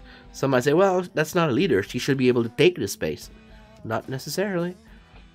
If their moderator, I think that's what the name is, would have done his job, he could have, you know, even penalized the people like, hey, you keep cutting us off, you're going to get 5 minutes less. I don't know how that works, but it should be. It should do that. Man, it just pisses me off. It's like, I don't like how the world is unfair, and we need to change it. And people say, oh, the world is not fair. I know. We can make it more fair. What do you think about that? Together, every decision counts. We can make the world fair. Like, how you act to yourself. Like, I was at a show today, as you know, and the person next to me forgot to turn off her phone. Thankfully, they did mention it right before the show started, so she did turn it off. But once the show was done, she turned it back on again, even though there was a discussion after. And I growled a little bit instead of saying anything. I didn't want to, you know, interrupt the talking too much. I actually growled. I was like, she turned off her machine. It was distracting in the sounds because it was vibrating a bit when it was ringing, and she had that bright screen in front of my face. It's like, come on. So the world is not fair. That is a fact, but we can change that. That's another fact. We have the power to change the world. Everybody does a little bit of work. Like a very simple example. You walk down the street, you see a piece of garbage. How difficult is it to just pick it up and put it in the bin right next to where you are? Like, I did that today. That wasn't today. Yesterday, I think. There was a little bag of dog poop that somebody left, you know, on the side of the sidewalk, you know, in the snow and stuff. If somebody stepped on that shit, they would have ruined the shoes, and it would have smelled bad. I just picked it up. I have gloves. Picked it up. Dumped it in the garbage, not just a few feet away because it was garbage day. There you go. That shit would have stayed there probably until the spring, when the snow melted, because it was gonna get buried. And that's how the streets smell like shit in the spring, because nobody picks up after themselves. Not nobody, but there's a large enough percentage of people not picking up after themselves and or picking up after others. But if everybody did a little bit of effort on every street, we would have clean street. It would be pleasant to walk. There wouldn't be the smell of deteriorating cigarette butts everywhere, because people would be respectful. You don't do that. I had a colleague visit from another province. He was visiting my town. We were walking somewhere. He was finished with his smoking. He was trying to be respectful so that the wind wouldn't blow his smoke into my face. I appreciate that. But then he threw his cigarette butt on the sidewalk as he was walking. And I was like, dude, what are you doing? And he's like, what do you mean? Your cigarette. He's like, yeah, I'm done. You come to my city and you just throw your cigarette butt on the ground like anywhere? Like, how much of an appreciation is that? Like, what a lack of respect. Like, I do that in my city too. I'm like, so what? You know, that's not good. There's a garbage can over there. He says, that would catch on fire. No, it wouldn't. It's made of metal. You could first, you know, squash it and then put it in the garbage. How many more seconds will it take? He was pissed at me for saying something. I'm like, no, listen, you're not being reasonable here. This is polluting the ground. The stuff melts, you know, the chemicals in the cigarettes end up in the soil. Everybody suffers from that shit. Plus, it smells and looks bad before it does that. So, like, dude, make an effort. There's a garbage can right there, you know? Yeah, exactly. We agree on that for sure. It's all about the ego. It's about power of the party. It's about, you know, this or that. Influence needs to be satisfied. I'm like, fuck. It should be about the people. A government should represent the people it serves. But no, it doesn't. It hasn't forever. I don't know of any government that have equitably, or whatever the word is, fairly represented their people for a long time. Like, maybe some of them right now are being more. It seems to me that some governments are being more progressive. Like, was it Sweden? Like, one just a few years ago, one government flushed the banks out. They were like, that's it, they're criminals. We will not have that debt anymore, you know, from the banks abusing their powers. We're not bail them out. We'll actually jail the bankers. I don't remember if it was Sweden or one of those Eastern European countries, I think. They just decided enough is enough. That's it. They flushed the government. They elected in a random sort of way. They elected what's it called, some kind of parliament from every branch of society. Like, if you're selected, I think you could say yes or no, but it wasn't about, you know, campaigning and winning because you got lots of money and power. It's like, you are represented, you know, you're representing your country. There should be workers in there. There should be doctors. There should be librarians. You know, there should be regular manual labor people. And apparently, it seems to work. You know, they actually jailed the banks. I'm like, that's pretty freaking awesome. Here in Canada, people should be jailed, like especially banks, should be jailed for the fraud that they perpetrated, but the government bailed them out several times. And that is really, really fucked up. Should never happen, but we're letting it happen.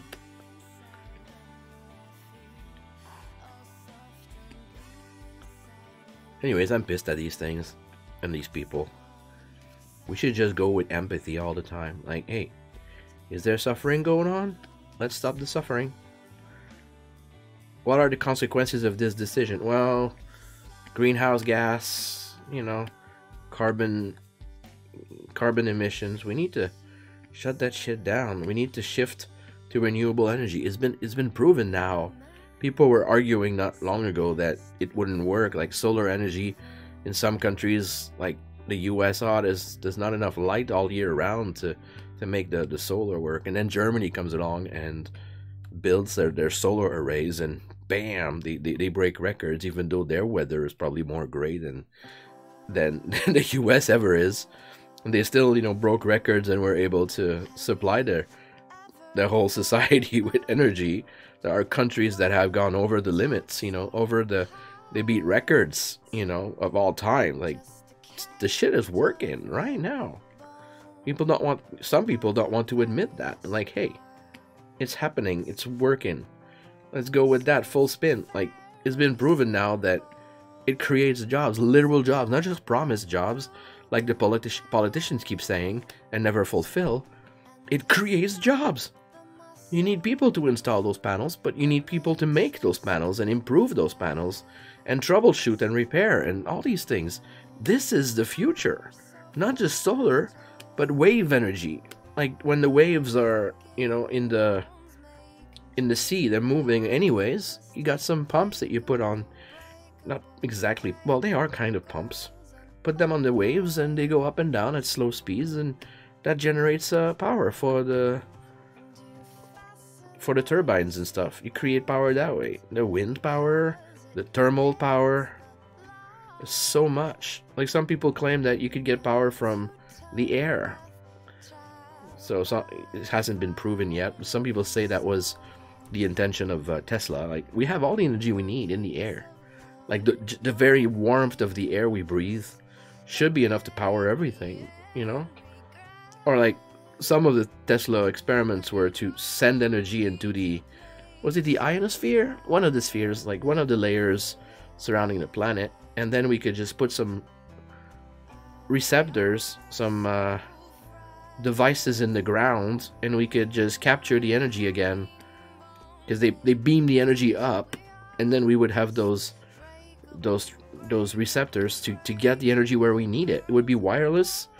It would be cheap. Everybody could have power. Like, no country would be without electricity anymore. Of course, that has been shut down pretty quickly by the greedy assholes who were funding Tesla, because we can't control that shit. We can't tax it.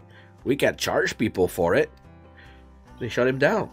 Like, imagine what the world would be today if he had not been shut down. Nobody really knows, but I can suspect. I can extrapolate. The guy was not perfect, but he was definitely a genius. And he did bring in inventions that today we use a lot. Like, he is now credited as having invented the radio, despite some people claiming otherwise. Like, it's been changed. It's been proven. Like, Marconi did not invent it. It was a timing thing, I think, but Tesla was literally the inventor of radio. Some people still don't know that. So it was pretty cool. But the guy was kind of fucked, like in certain ways. Like, he was a little bit cuckoo. But I guess that's the price to pay for the kinds of things he brought to the world, you know?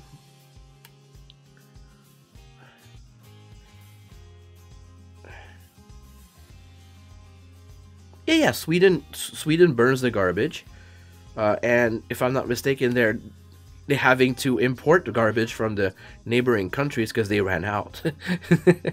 That's pretty cool. But I'm hoping, I think I read up on that at some point. Aren't they like, don't they have methods to burn the garbage without polluting? I hope so. There are ways to do that. You can harvest the gases and chemicals coming out and maybe reuse them. I saw this really cool technology on a video. They said what they do, instead of having to sort all the plastics separately, like, oh, this is HDPE, this is this is that, they just grind them up into super small particles and then they melt them to convert them back to oil.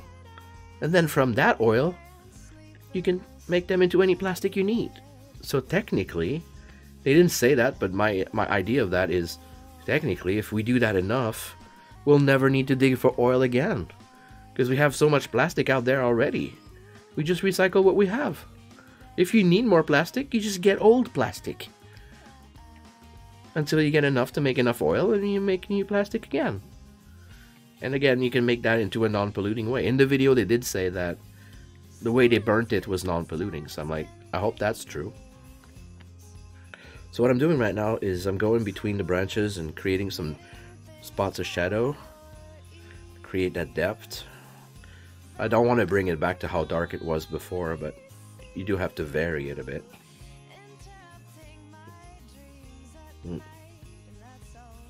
Yeah, in Canada, especially in Quebec, we have so many rivers, so many lakes. There's enough water, possible hydroelectricity that we should not run out. We do run out because people are abusive and the prices are high. But with better management, with better technology, better distribution, we would never run out.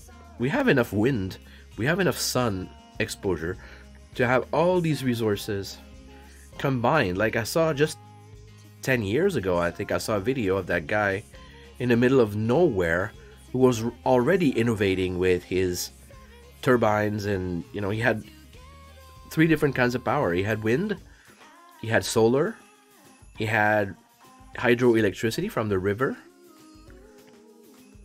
Oh, I think he had thermal as well, like from the depth of the earth. And what he did to make sure everything would work at all times, he invented this system, this electronic system, that would monitor how each resource is being produced, how efficient that day, and then automatically it would switch to different tasks, such as, okay, right now we're collecting wind power, so let's store that into the batteries, because solar right now is producing a lot, so let's use solar right now for the live electricity that we need. But later that night, maybe they'll switch to wind, or switch to the battery that was filled, was charged with the wind power that day. So that nothing goes to waste, because you go with the most efficient way possible to collect and use the energy. And I thought that was brilliant. When do we hear about that? We don't. Like, there was this guy who came up with a way to fight cancer by, what was it, injecting a saline solution, like a salty solution, near the, in the area where the tumor was, and then bombarding it with some kind of radio waves, I think it was. It's not chemo, it's radio, like it's vibrations. and it would actually attack only the cancer cell. I saw that video years ago, never heard from it again. Like, are they, you know, did they prove that it didn't work? Are they blocking the information like they've done before for things like water cars? You know, people could run their car on water in the early 20th century. That's been repressed on purpose by the big corporations. They can't make money from that if they're already invested in the oil. I saw a photo of a lady on a scooter, electric scooter, during the time of the suffragettes. I forget exactly what year that was, but that's impressive. She had a fucking electric scooter. You could see the battery on the scooter. It was a regular size car battery, or the equivalent of what they had at the time. But man, how come we don't all have an electric scooter? Like, some people do because they're more rich than most, but a do-it-yourselfer should be able to easily get an electric scooter.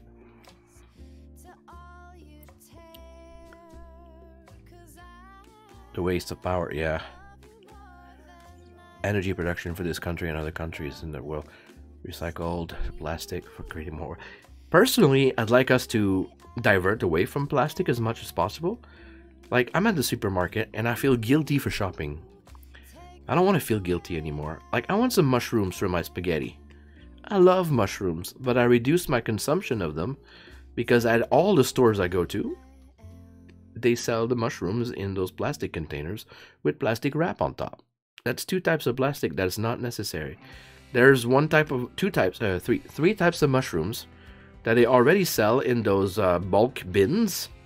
You just pick them up with some plastic tongs, put them in a paper bag or whatever. Actually, there is a plastic bag. Again, stupid. They used to have paper bags. I can't see them anymore.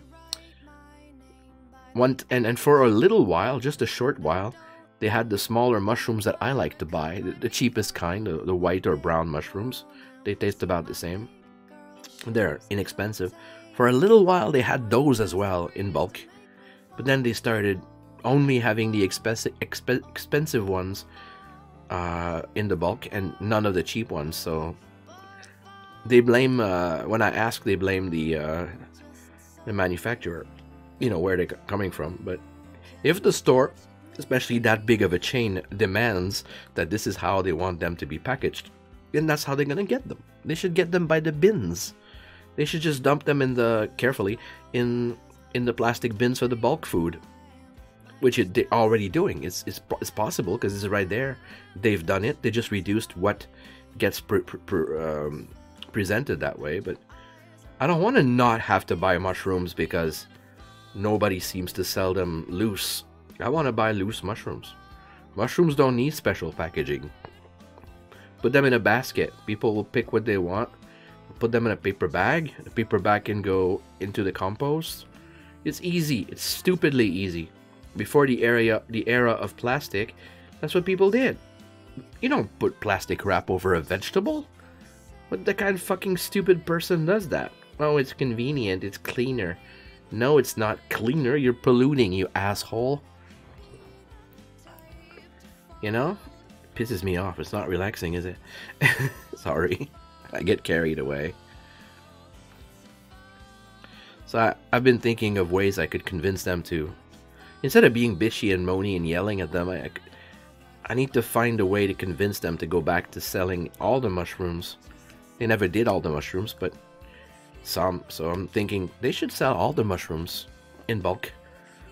Because it's starting. It's a fringe right now. It's a niche movement. But more stores are starting to reduce packaging. Heck, the bigger companies are announcing. Yesterday they were announcing, including Nestle apparently, announcing they would package things in glass containers, metal containers, so they're more easy to recycle. They would even put some of the containers on consignment, so you can get a refund if you bring them back to the store. That's huge. If they implement that and it works for long enough, people are going to change their habits, and that could work. I'm less into the idea of the consignment for some of these things because it's not as efficient, I think, as actually recycling properly. Because, you know, we throw it. Here's the absurd to me. Like, to me, I find this completely absurd. We throw away in the recycling, of course, but it's still basically throwing away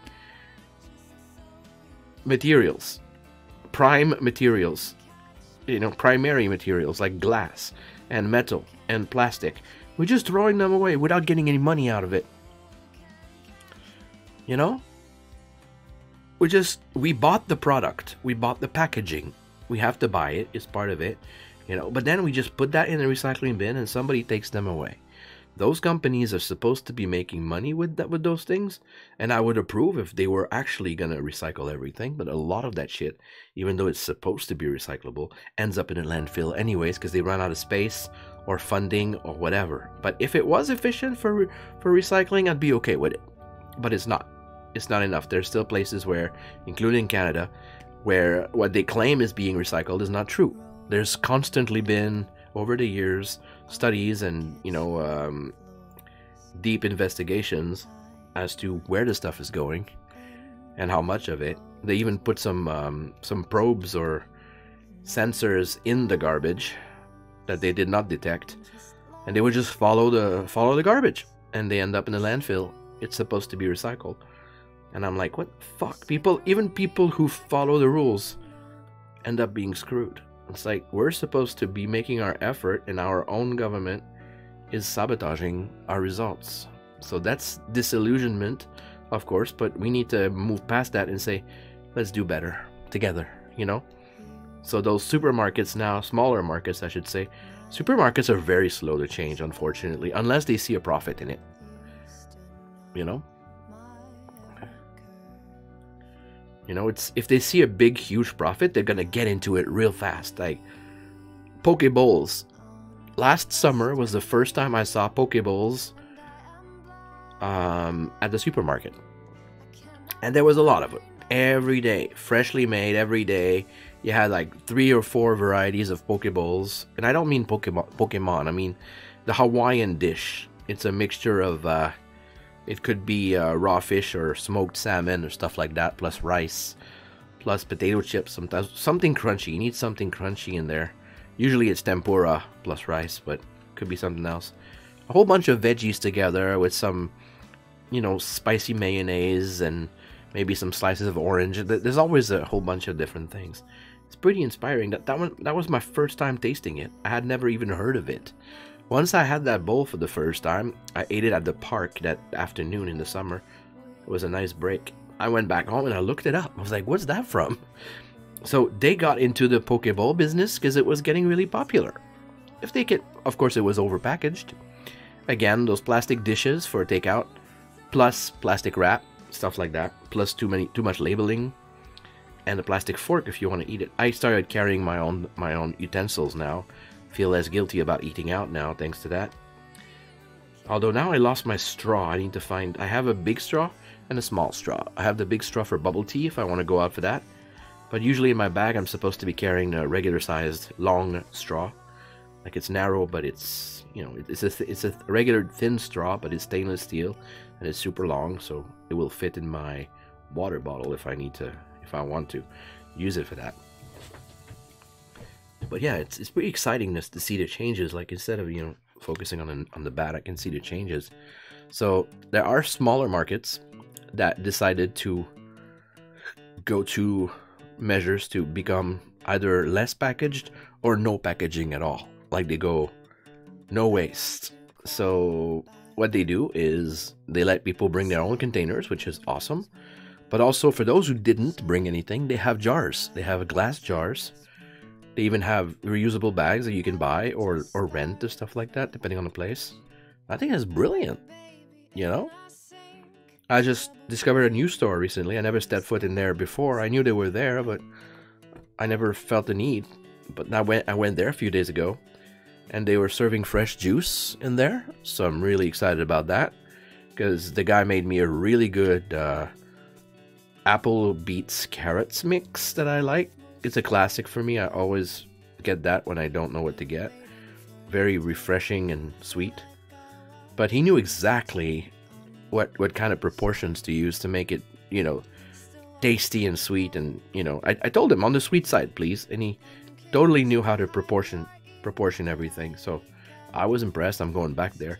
But that store is like more of a posh, you know, hipster kind of place. They have lots of hot sauces. They have a wall of hot sauces from around the world. It's actually provided by a company called hotsauce.ca, I think. And they even had a chart of how hot is a sauce compared to the others, with the Scoville units for some of them. That was impressive. But they actually have little glass jars with metal lids, screw caps, just like mason jars, just like the jars of spaghetti sauce that some people reuse. Same kind of thing. Some of them are actual mason jars, but they're consigned. So you'll probably pay 50 cents extra for your product, but you bring them back clean and dry, and they'll sterilize them and reuse them for a few times. And that's pretty freaking cool. Of course, that makes your grocery a lot heavier, in my opinion. So another thing I think will revolutionize the way that we shop would be that we need companies and individuals to design and produce actually durable shopping carts with wheels, like for people to use all year round. Some people say, well, why don't you just go to the hardware store or the dollar store and get yourself a shopping cart? They're awful. They're weak. They fall apart easily. The wheels fall off first. There's just a little bit of rust on them, or you step on them by mistake once, they're dead. You can technically repair them a little bit, but they won't last. We need lightweight yet strong and durable shopping carts. The small kinds, the medium kinds, the big kinds. 2 days ago I was at a Canadian Tire and they had 2 choices of carts. 3 technically if you count the big industrial one. And none of them were well made. None of them. I could tell just looking at how they're built and you know what they look like disassembled, because you can't buy them assembled apparently. They're just there in the flat pack. So I looked at all the components. I was like, what the fuck?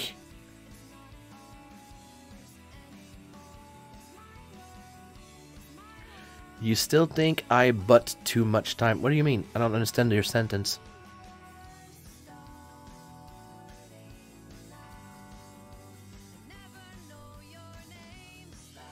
Can you rephrase? Maybe you make 2 smaller phrases. Sentences. What I'm saying is we need more durable stuff. I'm fed up with this whole mentality of things will fall apart by themselves. Like the microphone I'm speaking through right now is broken. I technically repaired it by soaking it in hot glue. But it's still frustrating that I only bought it back in October and it's already has a bad connector, and I already had to replace the cable, the USB cable. And it's just horrible that something so expensive, it was close to $200 for me, would actually only last a few months. Like if I wasn't a little bit of a handy person, I would just have thrown it away, because they would not refund me or even exchange it at the store. I'm like, what the fuck, man? There's nothing we can do. The only thing we can do is send it back to the company and they might decide to fix it for you. I'm like, yeah, in the meantime, I don't have a mic, and they're just going to send me a replacement. If they don't even fix it, they'll send me a replacement that's going to fail in the same exact way, you know? Oh no, it's not too much time. These are the things that matter. Just as much as, you know, meeting the love of your life, or adopting a cat, or, you know, changing something you find unfair in your life. You need to be represented by this or that group. Like improving your life, all of this is important. So what we're talking about now is super important, and I appreciate that you're here with me to talk about it, because you're not crazy to be concerned about that. I'm not crazy to be concerned about that. But everything in balance. If we get obsessive, if that's all we talk about, people are gonna get tired of it instead of being inspired by it. Instead of just talking, we need to act. We need to make things happen. We need to change things. Instead of blaming, I think we need to motivate. And by motivate, I don't just mean, oh, it's going to be awesome if we do this. We have to answer the question for them before they even ask, what's in it for me? Once we answer that question, we can satisfy our customers as service providers or product makers, but we can also, I think, change the world. Like, ask someone to change what they're doing, their behavior, their thoughts. You have to find out why they should, so that you can tell them. Maybe not in a straight up way, because they might not believe you. But if it's in the back of your mind when you're arguing, when you're argumenting, I should say, when you're being, when you're asking, when you're suggesting, just make it sound like it's going to be their idea. Like, you go, it's a way to manipulate people, but for a good cause. You go like, if we do this way, think about how much saving you're going to do in your packaging supplies. Like, if we do it this way, think about how good your company is going to look compared to the others. Like, nobody else is doing this right now, but if you start, people are going to come shopping at your place because they'll feel less guilty about buying that shit, from you. So you better start, like, show. You can't just tell them, like, be the example. That doesn't bring them anything. That's not convincing. But if you tell them, I calculated that if you switch to this kind of packaging, or remove the packaging entirely like they used to do in the 50s, like in the 50s, people would buy meat in waxed paper. You don't need the plastic. People could bring nowadays people could bring their containers. You could actually have a whole section in the supermarket of reusable containers, not those cheap Glad or Ziploc containers that fall apart in no time at all. We're talking the good stuff, like Anchor Hawking or actual Rubbermaid or Tupperware. Not the disposable, because they do now make disposable stuff, both companies. But the good glassware, the good thick plasticware, I have a whole bunch now. I bought them in the last year. Really, really excited about how much I'm saving with those, because they're really good containers. Both for my art and for my food. They're really nice looking in the fridge too. Hello, Shaw Hunter. Hey, let's look back. I haven't looked back in a while. Oh, this is gonna look gorgeous. Look at that. They're not even shaded yet. They're just developed. They're just shaped. They're slightly shaded. So today I've been working on that. Like, I've been doing the tree trunks on the forest. Under, I should say. Just shades of brown. Whoa, these look dead now. So I paint at 300%, but this is how sharp they are at 100%.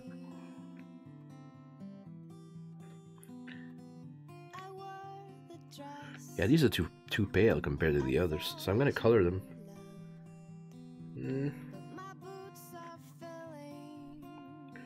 With snow you shut off the car, climb into. You finish first.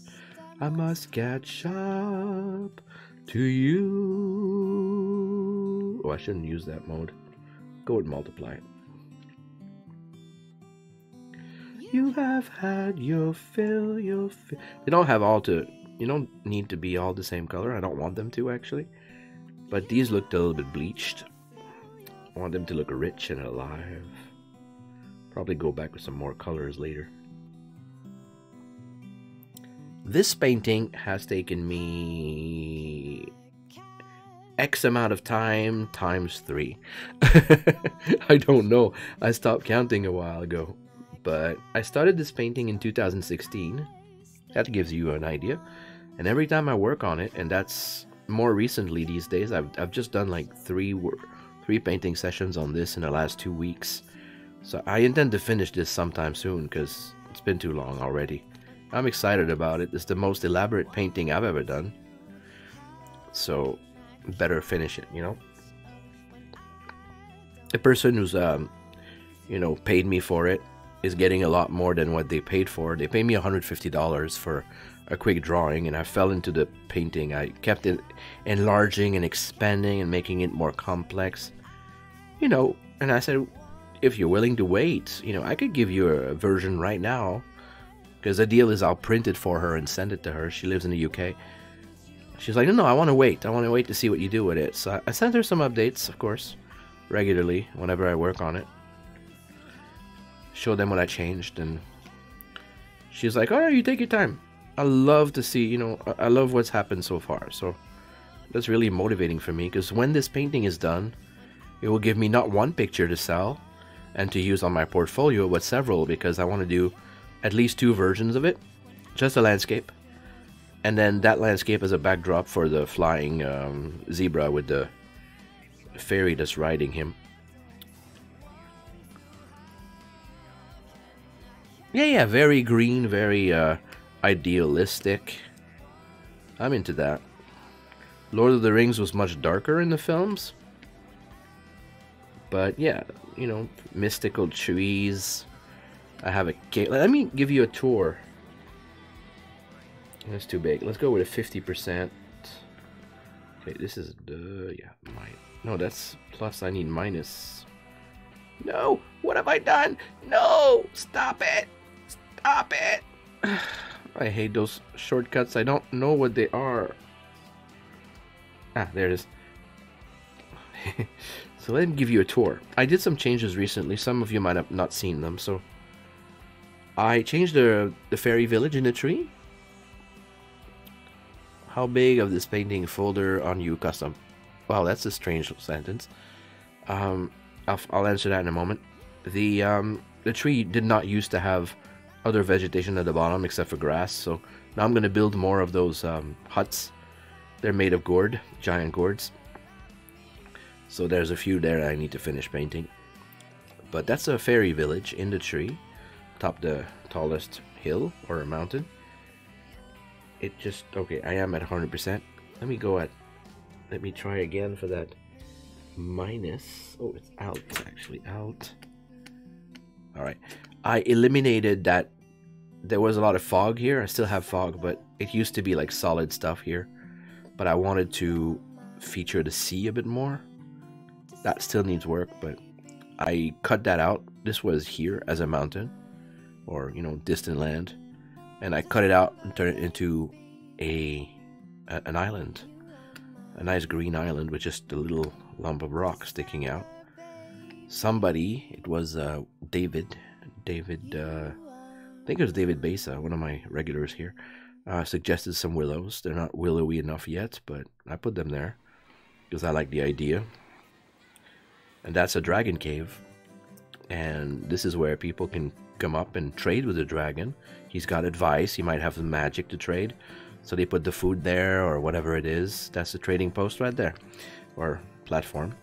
You got some path, of course. Lots of rich forests. The reddish or orangish soil is because there's lots of iron in it. Kind of like Prince Edward Island in Canada. They have dirt like that. It's not the only place in the world. Lots of rolling hills. This is the main road. You got a little house for the shepherd. I might turn that into a farmstead, actually. I'm not sure. That's a bridge for across the lake or river, whatever that is. It's more of a river. I'm no longer sure about the expanded thing here. I thought it would be cool, but it doesn't look too good. It just looks like a Photoshop expanded bulging bridge. I'm not into it. So I'll probably change that.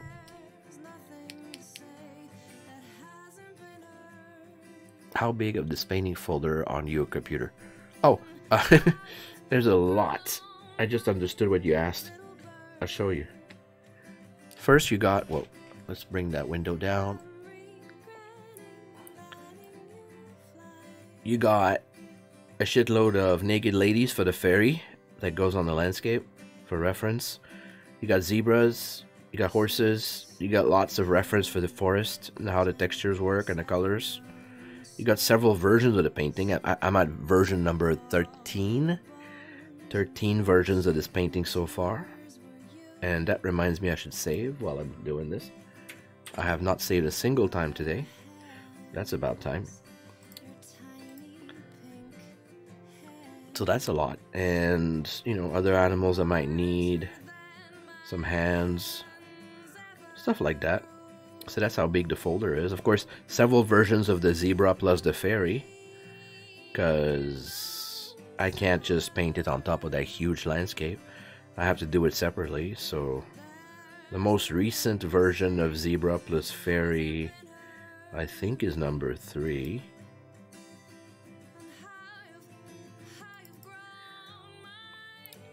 Oops, it's on the other screen. Is it? Yeah. So the latest version is, sorry, my mouse is lost. This version, with the notes I gave myself for next time I work on it. I'm really happy with her face. Let me see if I can zoom in.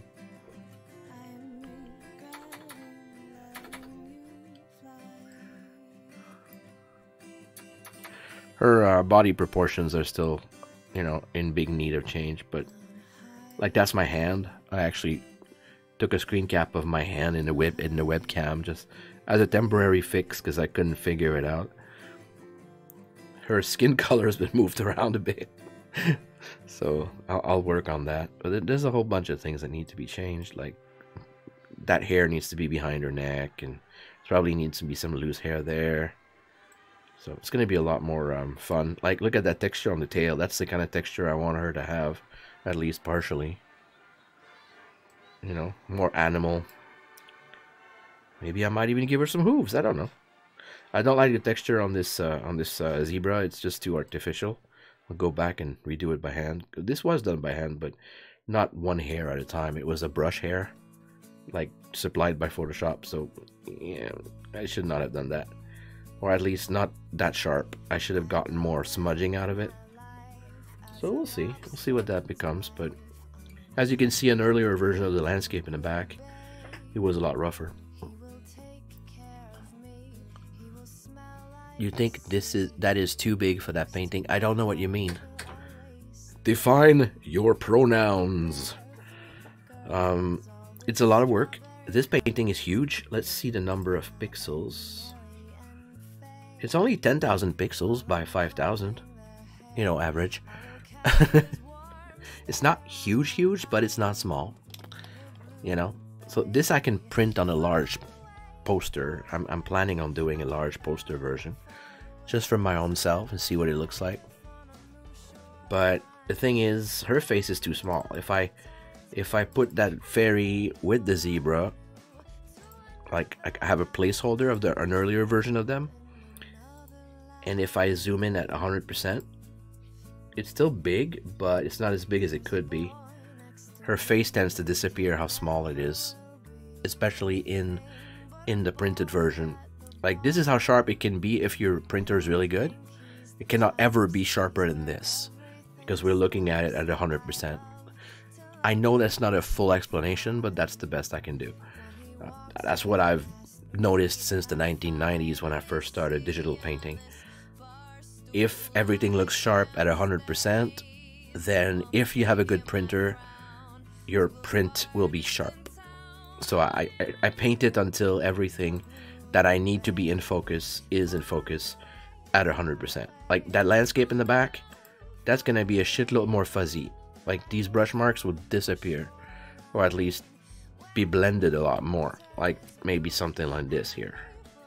I'm at 50% right now, but at 100% you can see how rough it still is, because I did do a lot of that brush texture. But now I'm using another texture that's a lot more subtle. And in fact, I go back a lot now for the distance stuff like this, and I'll go and I'll blend. Let me get to the main thing. I sample and I blend. Ooh, that's not what I want. Gotta disable the multiply mode. So you sample and you blend. You sample elsewhere and you blend. You don't want to press too hard. You want those colors to, oh, what the hell? Dissolve. Normal. So yeah, it's all about blending. You don't want like one color everywhere, because that doesn't look natural. I need pressure sensitivity, thank you. So I will spend hours just blending this grass. I need that variety. It will end up looking like a natural, or at least like an acrylic painting when I'm done. My acrylic paints eventually look like gouache, like poster paint. professional gouache, I should say. So none of my digital paintings end up looking like they're made of digital, unless of course that's what the customer wants. Like I've done a caricature of Bowser from the video games for a theater play when they were playing on a theme. So I made Bowser as an obese character with a tiny shell on top of his gigantic rippled body. And I was really proud of that one. And that one was turned into both a digital illustration and a pixel art. So they chose the pixel art. They were not asking me to make the digital illustration, like the nice shaded version. I just did it for me because I wasn't sure how to render it in pixel art. So I problem solved in a full illustration like this. Much simpler, of course. Base color, highlight, shadow, that's it. No texture. Or barely any. And then I converted it in pixel art. And of course, the pixel art took a lot of time to simplify and still translate all those shapes to get what I want. I'm pressing too hard, or maybe my brush is too firm. I don't know. But I'm still blending. I want that variation, but you can't see the texture of the grass at that distance. That would be insane. That makes no sense because it's too far. Once I figured it out, like I like how fuzzy those rocks are. I might actually have to make them even more fuzzy. Nothing will really stand out as much as it does now. But it's fascinating to see the balance happening as I do it. Like everything falls into place. It's a puzzle. Every time you change something, you affect the balance of it. And that balance changes because every decision influences your finished product. So you might have aimed for one look and then you end up with something better, hopefully, than what you planned. And that's another thing. But maybe that's why I find puzzles boring. Because to me, puzzles are all the same thing. Like you have one possibility, unless it's a complex. But I'm talking about jigsaw puzzles with an image. It's this one thing that you need to figure out. While this changes every time you change something. So it's a never-ending, or sometimes it feels never-ending, puzzle. So by comparison, I find jigsaw puzzle a bit boring, less stimulating. Of course, I do enjoy them sometimes. I haven't touched one in years, but I don't hate the stuff. I mean, I used to have a puzzle game on the computer when I was a teenager, even a bit later. You could even choose your image. You could just dump it in the software and it made a puzzle for you. You just move things around with your mouse. It worked really well. So yeah, that's gonna be, hours of blending. Like even that tree, like it's a little bit sharp for the distance, but I don't know how much to blend for that, so I'll have to go back with the smudge tool here. Although some people say you should not. I don't know why, because I kind of like it. But I definitely don't want to smudge it with the blur tool, because that everything is too even. With the smudge tool, you can actually move the pixels around, and it fuzzes it out at the same time. So, like this texture here is a bit rough, a bit too sharp, because it's not the main subject, so I'm going to blend it. Like right now I'm at 50% blending. I could go all the way up to 76, and I'm finally discovering the power of this tablet, because for years I was underusing it. It was a bit annoying that I had to plug it back in every time, so I've recently, last summer, I think, yeah, I got, or was it the fall, I got a mechanical arm to hold it up to the side and above my work table. So now it's always plugged in, and if I need to use it, I just activate the new screen. Although recently, in the past week, I've left it activated. Now I have the two screens at all time. The Cintiq I'm using, the graphic tablet, serves as a screen as well, which, personally I don't want to use as a screen when I don't need it as a drawing tablet, but it can be useful sometimes. Like if I'm doing video editing, I'm a very primitive editor, but when I do my ASMR videos, it's practical to have an extra screen, so I just gotta get used to it. So yeah, I could spend hours blurring this tree, and I will. But right now I just wanted to show you it's possible. Like, those lines are way too sharp, so I can go and make them slightly disappear underneath the foliage. I will go back with foliage, of course. But I like to play with scale. It also, that texture of the tree should be sharp so I can see from a distance.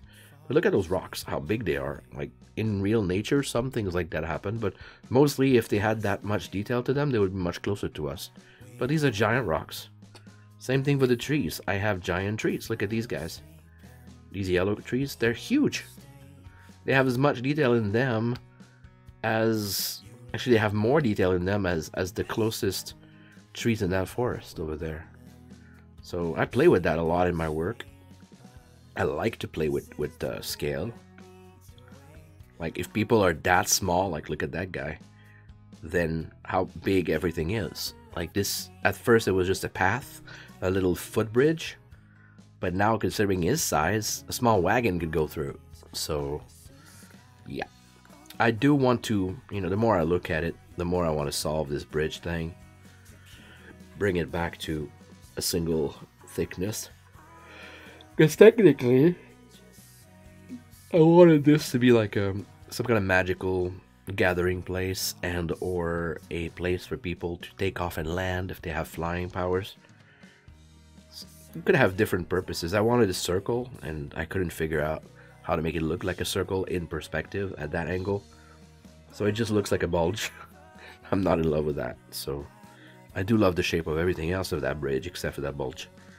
So I'll just either bring it back as a single shape and as a single uniform thickness, width I should say,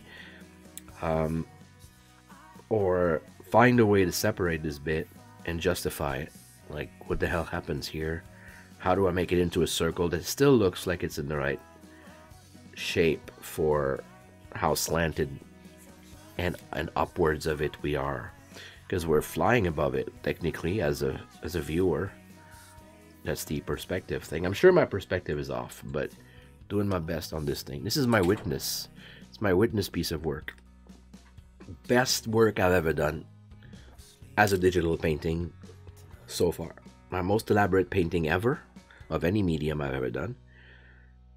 And I don't think I could have done it without the digital, because you can always, you know, bring it back, and technically if I had persevered with the traditional, I would have been able to do that, you know, after a few years. But the digital allows you to change things quickly, and at least it allows me. And to me, that's not really important.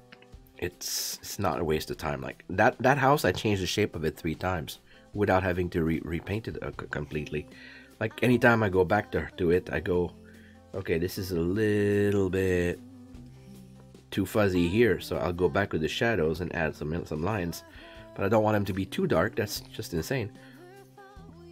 So I pick a dark color that's not too dark, and I can just do a little bit of work on the brick stuff, leave it a bit fuzzy, and I'll end up with a charming little cottage or shed or whatever. Really into it. You laughed at... But before I detail this stuff even more, I want to make sure that I know what it is. Like, I wanted some kind of shelter for the shepherd, and then I'm not sure anymore that that's what I want it to be. This could be the beginning of a farmstead. So if that is the case, then I'll have to make a garden around it at the very least. Maybe a storage shed for the grains and the veggies. Some fencing that looks like this, of course. I'm into that. I did that last time. It's more of an arm rail, guardrail. There's a stick. You never know when you're gonna need a stick, so I put one there. Don't know if I should give it oops. I should give it some oops. I'm gonna give the stick a little bit of a branch out. Because I can. Too dark. Where's the bright? When I say hey. Oh, multiply. Too bright.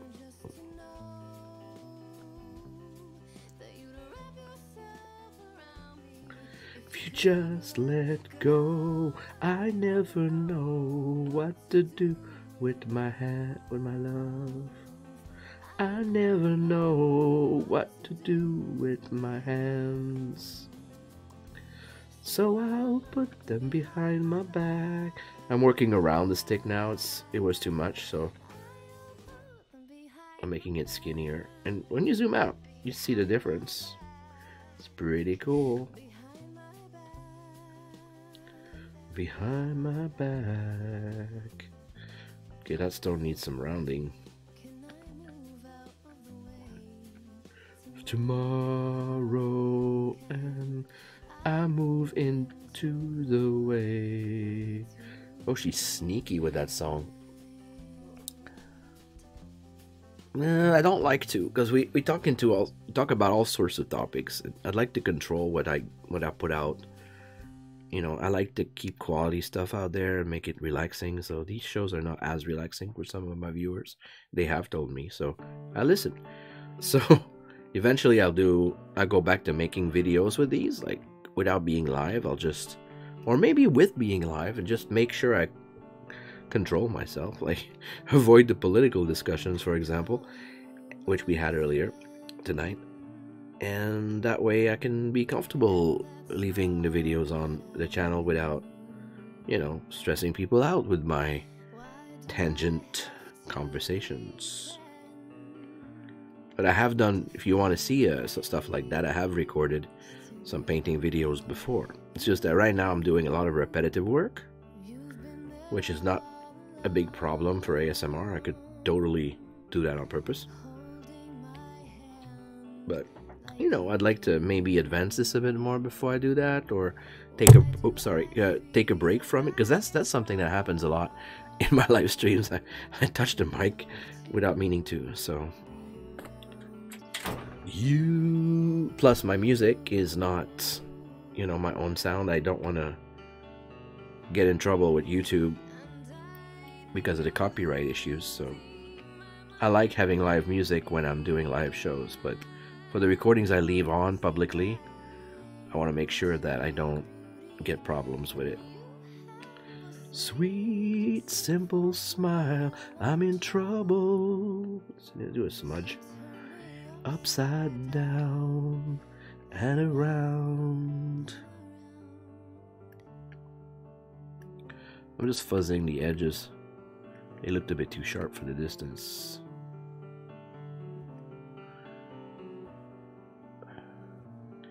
Yeah, I'm not doing that. Not yet. But maybe in the future, when the painting is a bit more advanced, or maybe I'll do a video just one section. Like, oh, today we're gonna work on the foliage. And I could just record it for like 30 minutes. Maybe an hour. The problem with YouTube, if I do it live as I record, which I won't do, for some reason, I don't understand yet why, but YouTube compresses the video if it's a live stream. Seems to compress it a shitload more than if it was a video that you upload from your hard drive. I don't know why, but last I checked, my 1080p stream is ridiculously pixelated even when I watch it at 1080p on YouTube after the show's done. It sucks. It's horrible. Even the sound, I think, is influenced by that. So I don't want to keep that up. I don't want to keep that up. So instead, what I can do is use the same setup, record it on my hard drive, and upload it later. And that will actually probably make a much cleaner video. Because right now, as I'm streaming, it's not recording, except on YouTube, with that bad way. But if I clicked on record on my end, my settings for recording videos are much higher for the recording than they are for the streaming. So you're not seeing it as sharp as it could be, thankfully, because that would take a lot of bandwidth. The widow trees. Oh, willow trees. Like, these are not willows yet. they're a bit like spaghetti leaves, but I want to do more of that. I want to do more of the squiggly stuff going down, and eventually I'll figure out what the final texture is, but we'll probably have something like this. Like if I go to the village here, I figured out this texture for the bushes around the village. It's a protective plant. You see these little dots that twirl? Those happen just here as some kind of... It just happened by itself. And I liked it so much that I pressed it. I made it more. I emphasized what the texture was, and I repeated it a few times. Not exactly, but, you know, some places the same style. And that created this vegetation style, this species of plant. So I want to figure out a species of plant for these willow style trees. And once I figure it out, I'll repeat it everywhere. Like, this is pretty nice. Inspired by the bush I just showed you. It's a lot more lively and less grungy and badly made than what it was. So once I figure out a recipe, this texture will be all over that tree with at least 3 different shades. Like right now it's a little bit flat, but once I figure out where the highlights are and the shadows are, which I already started, but like this spot is way too dark. What's that doing there? Well, I'm not there yet. I would just... Oh, and this brush is too small, so I would go and do a 6-point. Although these days I work more with the 30-point that I shrink down for some reason. So you figure out a recipe and you stick to it for whatever object you're doing. And of course you change the shape and the size of the texture depending on distance.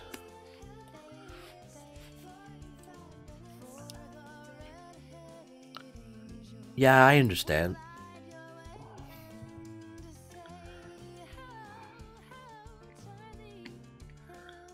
So that sort of thing, I'll have a lot more depth to them when I'm done. Somebody was actually insisting, like, you should put some glowing eyes in the cave. Maybe I'll remove them later, but for now, they're indicating that there's someone living in there. But once the landscape is mostly done, I want to hide creatures in there. A whole bunch of species, actually. Like, I was thinking maybe the dragon from the cave over there could actually be hiding in those trees. Like, his head would stick out a little bit. People were like, hey, there's a dragon. It's like a Where's Waldo kind of deal. I know Waldo. Actually, I work with him sometimes at the book fair. They hire a guy to dress up like Waldo and hide. But so far, those they hire don't really hide. They don't really make a big effort at hiding. It's like, dude, I didn't tell him that. It's not my job to tell him how to do his job. But I'm like, I used to read Where's Waldo when I was a kid. And it was fun to try to find him. But if he's not really making an effort, like sometimes I would see him sitting down on the carpeted floor, like behind a display. But it's not like a huge effort. It's like, dude, they're looking for you. Make an effort, you know? A nose or head for that dragon. Yeah, of course. I will, but there will be birds for sure. Like, how can you have a fantasy land without birds? You know, birds, lizards. We already have sheep and dogs. I want more. I want so much more. I'm a world builder. Heck, I already invented some different species of trees already. Like the yellow ones, the green ones, the longer yellow ones. There's bluish green, giant here. I don't think there's any... Oh, that might be a thing. I might have to repeat this species somewhere else. You know, I'm hungry. I don't want to be hungry right now. Damn it. Do I have chocolate? Oh, I have chocolate over there. Only had 2 meals. 3 meals actually today, so I should be okay. So this is the only red tree. Although it's got a similar texture to these guys here, so I might just technically turn those into the red tree. They have the same kind of texture too. Like, this guy was meant as a willow tree. Totally forgot that, but look at these zigzags. So when I think it was David, when David suggested willows, he might have been inspired by the tree village. But yeah, if I change the colors of these guys to a more reddish version, like this, just to give a nice visual link between the two. that would justify, like, why is there just one tree of that color? I like to have species, groupings, and such. In fact, I could invert the stuff. Like, I could make these trees the red one, that shade of red, and then this color would go into the big tree because it's far away. It's called atmospheric. No, wait, what? Yeah, atmospheric perspective. The further away it is, the less in focus it is, but also the less colorful it is, the less saturated. That's why this island is so brightly colored, but also bleached out. The colors are not as bright as this, even though they're probably the same. It's also in the fog, so the air becomes a filter for everything. Like the sea is very, very fuzzy and turquoise, even though it's a lot more saturated closer to us. This will have to be corrected. But yeah, that's the stuff. Like, look at this, how bright blue this river is. I don't know if that would be called a river. It's probably more like a... There's a term for that, but it's like some kind of other body of water now because it's a combination of things. Although it might still be a river. Anyways, that's bright blue. That's got lots more coloring than the sea, you know. Of course, there are different types of water, but still. On that island and keep the rocks. Yeah, maybe not. I like to have also less detail in the distance. Like, you see some mountain ranges perhaps in how the horizon is not even. So I'll probably have to go and do some kind of cleanup there, because I still would like to have a straightish horizon, even though it probably will be out of focus on purpose. But I'm really proud of those clouds. It's like a bleach out that I see in photographs that are exaggeratedly calibrated and stuff with the lighting conditions, but I did it on purpose in the paint job. Like, to me, that's my style of clouds for this painting. I could have just kept them all very, very fuzzy like this, you know, fluffy stuff over there. I'll probably add some of that fluffy stuff over the right more, because it's a bit grouped over there. Like, there's some here, there's some in the beginning, but there's nothing in the middle, so I'll have to deal with that. Every piece will fall into place. Like, nothing's happening on this dirt there. What should I make happen there? Like, maybe there'll be a farm, maybe there'll be... It doesn't have to be human occupation, it could be something else. But I definitely wanted a farm somewhere. Like, harmony with nature, but still being there and doing a thing, right? Like, why is there a rock floating there? And why is it a different style than any other rock on the entire painting? I think I saw all your messages, and I click... When you swear, they block the message, and then I have to approve it. I've approved all your messages so far.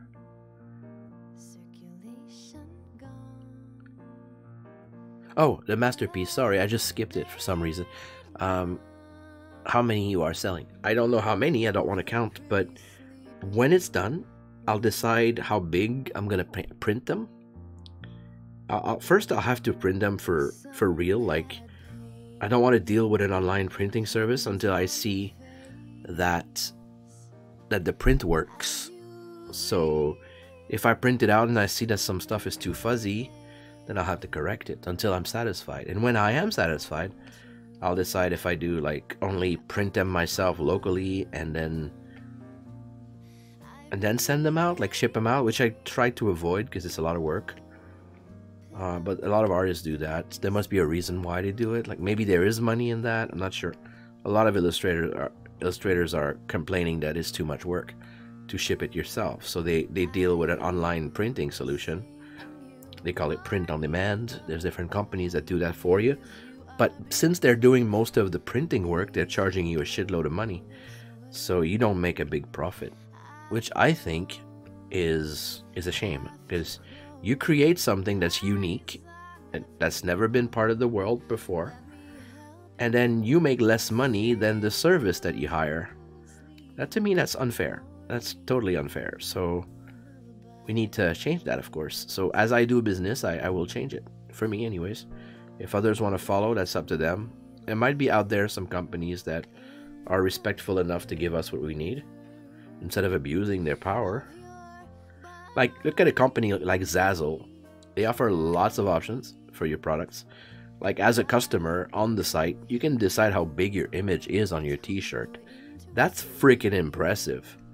However, there's a big price for that. There's a huge price markup for that, because the artist will make $5 on a $15 t-shirt. What the fuck? This is my artwork that goes on a product. Without my artwork, that product does not exist. And I still get peanuts for it. Pisses me off. I once did some logo designs for a live stream TV show I was doing with puppets with a colleague from the other side of the country. We did that on Blog TV years ago. So we thought we could make money from this eventually. So I designed some t-shirt designs and stuff, and the same stickers, the same logo could be put on mugs. And I wanted a hoodie.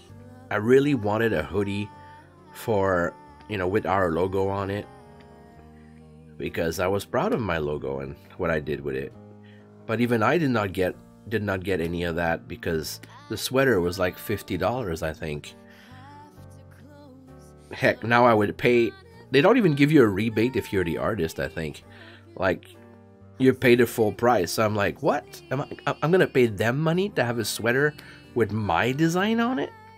I don't mind if it was a fair trade, but it's not. Because, of course, they're doing all the printing and shipping and stuff, but still not. I don't think it's equitable. It's definitely not fair. So we need to be fairer in our dealings with everybody. Like, they could do that. They decide not to. I'm not doing business with them.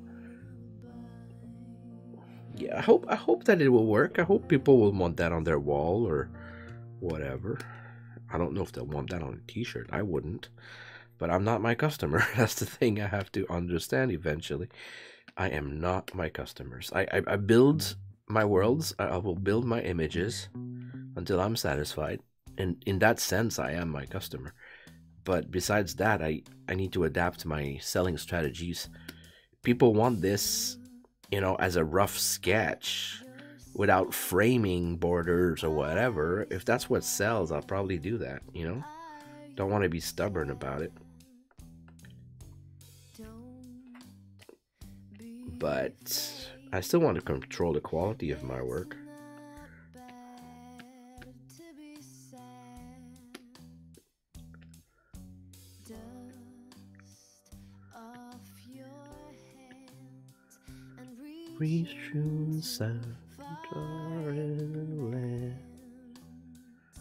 Yeah, I'd like to see that as a big poster. I know my customer is getting a poster.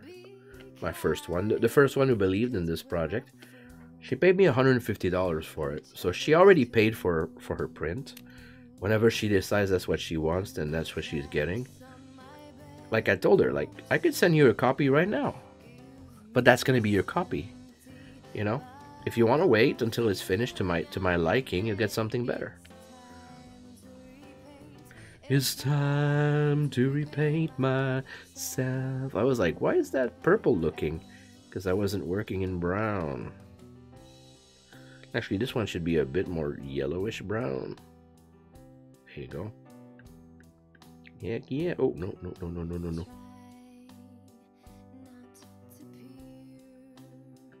Through plastic eyes, through plastic eyes. So yeah, she said, no, I'll wait. So I'm like, okay. But she's definitely getting a full color large poster of it. I'll do the test, you know, for myself, and once I'm satisfied, I'll send her a copy of that. I'll probably have to do a few copies. Maybe before I go to the printer's place, I'll make several adjustments. Like, oh, this is a more greenish version. This is a more contrasty version. You breathe with ease, floating on the breeze, floating on the breeze. Okay, I need a 3-point. Ceiling gives me the bottle feeling. I think it's time to repaint. It's time to repaint myself. Room ceiling gives me the bottle feeling. I think it's time to repaint. It's time to repaint myself. Be blue or green, maybe something in between, maybe blue, maybe green, maybe something in between, maybe blue, maybe green, maybe something in between.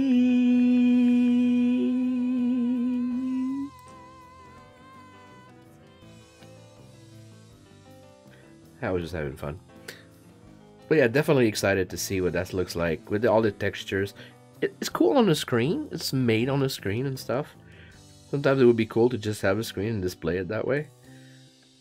But there's something to be said about a good printout.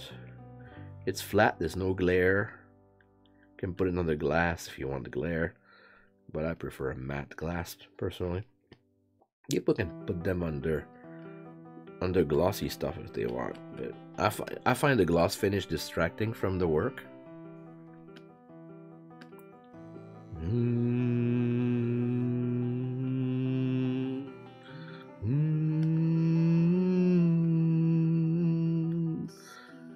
Mosquito buzzing around, landing on my knee. How can I truly be angry with you? All you want is to be part of me.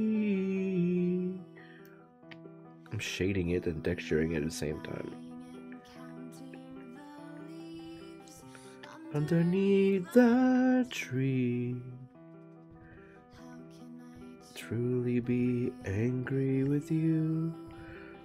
All you want is to be part of me. You love like no human could. You love like no human should.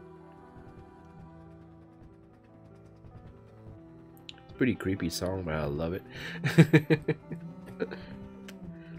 I do wish the helicopter sounds in the back could have been removed, but besides that, I love it. I understand what they tried to do, but it's too much.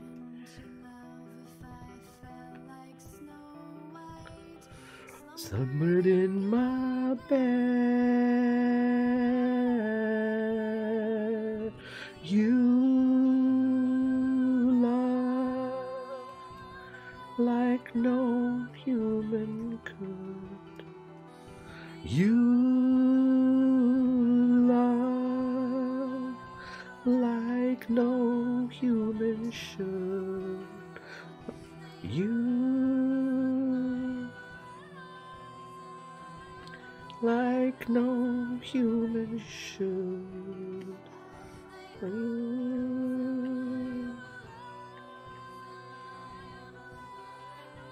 As you can see, I'm correcting as I go. Are you poison? Are you poison? Are you poisoning me? It's easy with digital that if you start dark and go back with super bright on top or even a slightly brighter, you get that 3D effect real quick. It's hard to do with coloring pencils, for example, because they tend to blend a lot. And putting a super bright, even a super bright coloring pencil on top of a black, for example, good luck with that. It won't work. But with digital, I can go as sharp as I want. Like I go 1 pixel wide, do the sharpest white line you've seen. It's pretty cool. I'm not saying it's impossible to do a fine white line over black with traditional mediums, but it's more difficult. So that allows me to make like extremely detailed trees, for example. I mean, in the past, the painters would actually use one-hair brush. You know, one-haired brushes to do that. could also use a pen and ink. You could seal your painting and then do on top of the sealing coat, do something different. There's so many different ways, but it's much easier to do that digitally. I can make it as fuzzy or as sharp as I want. I think the mistake is when everything is sharp, especially if you're trying to be like semi-realistic like I do. It would be a mistake to make everything sharp, like I was trying to do in the beginning of this painting. Now I understand that I need depth. So for depth, I need different types of focus points. So these trees are way too sharp because they're far away.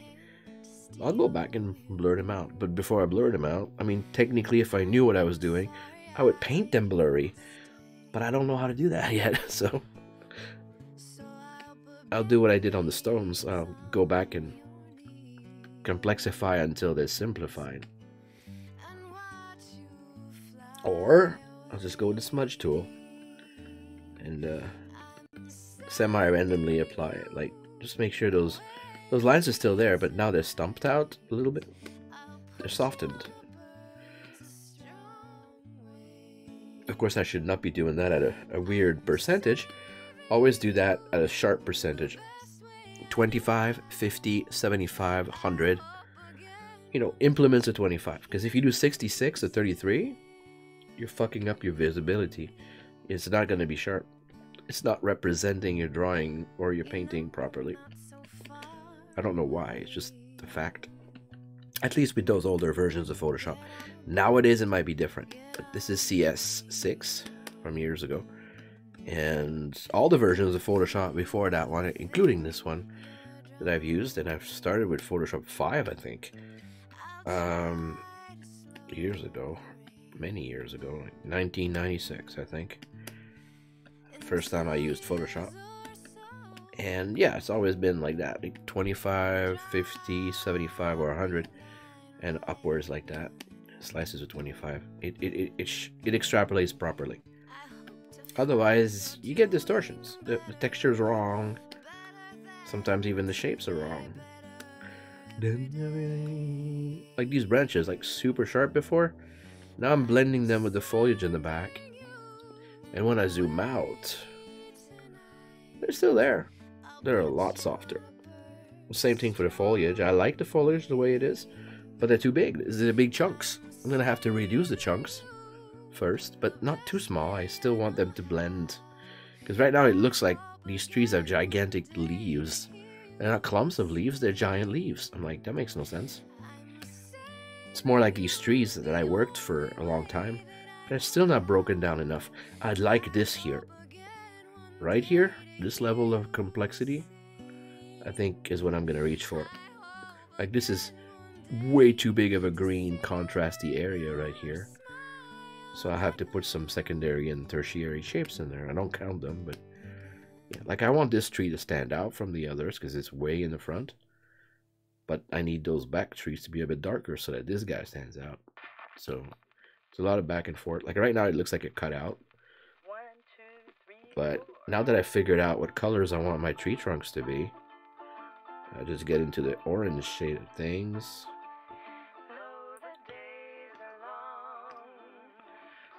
And this one can end up looking a lot like purple if I'm not careful. Of course, this one is in shadow, or should be.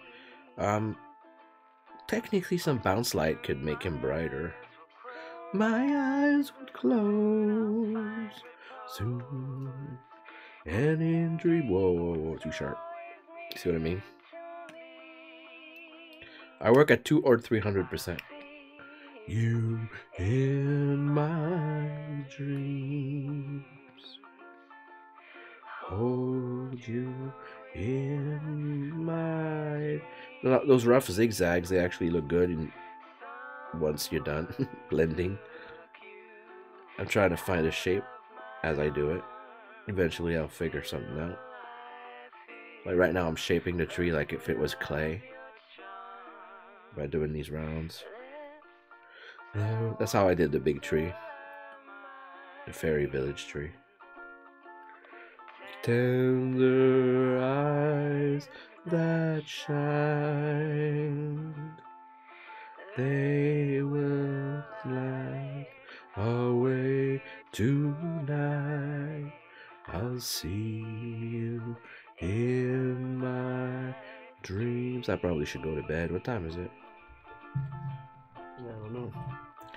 I don't want to look it up. Don't tell me. Please don't.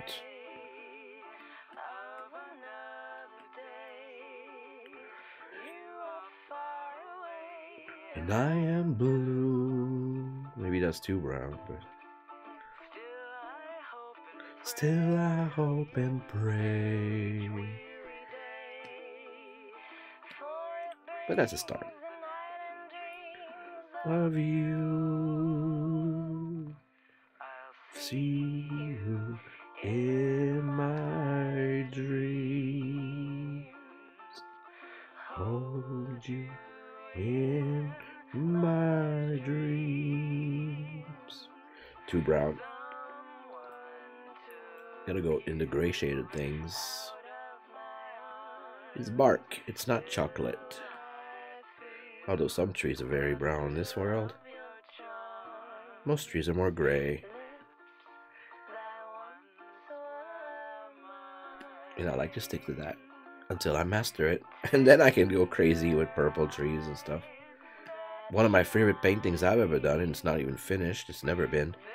I haven't touched it since 2004, I think.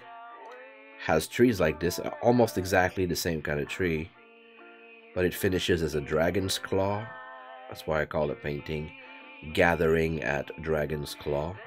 It's a big one, like it's an acrylic painting on canvas. And it's Viridian green, or otherwise known as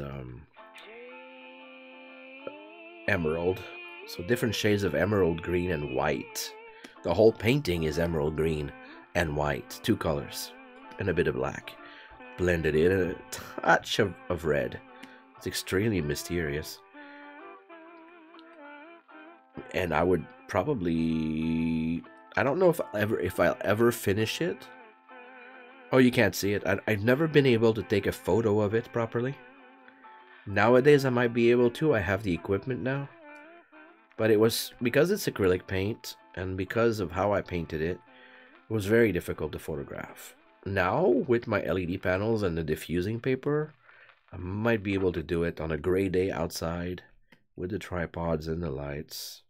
Might be able to take a flat picture of it without any crazy glare fucking up my colors and definition. But the best photo I've ever had of it never made it online because it's just awful. I don't think I have any trace of it online anywhere. But someday I'll show you. I really like it. I was planning on adding fairies there. It's just a bunch of rocks and a tree like this. Finishing more like a dragon's claw, holding a rock. Like this would be the rock here. And the claw is grasping it. Like this. And then there's a whole bunch of rocks around it. And it's atmospheric lighting. So gathering a dragon's claw. So I thought maybe I would put some lights or some actual fairies painted there. That was really cool. And I still have it. It's still, in the next room under a pile of other paintings. But I don't do traditional paintings that much these days. Maybe I should get back to it. But the problem is once you're done with it, what am I going to do? Like, am I going to sell it? And if I don't want to sell it as a painting, like, if I want to sell it as a print instead, then I need to find a way to photograph it properly so I can sell it as that, Otherwise, it will have to be repainted digitally, which I hope I won't have to do because I like the way it is already. I just need to finish it. The trees are a bit flat, like in the background, kind of like this right now. So this is almost the stage that the other painting is, except the tree is a lot more detailed, a lot more 3D looking. The main tree, I mean, and the rock. It really stands out. Like a friend of mine when we were younger, he always said whenever he saw that painting, he was like, I love that painting. I'm like, yeah, thank you. One day I needed cash, like urgently. And I called him. I said, dude, I need to eat. So didn't say it like that, but I said I need some cash, urgently. So for you, I would sell you this painting for $400.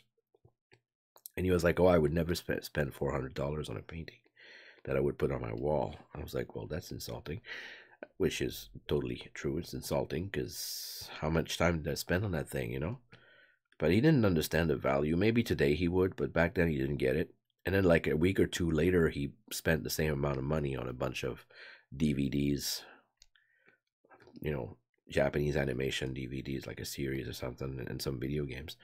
I'm like, some people put different value on different things. I understand that now, but it was a bit, disappointing to say the least. If he loves it, he should want it, especially for that price, because that painting being so big should have been sold for at least $3,000, and I was willing to part with it for 400. I mean, imagine that.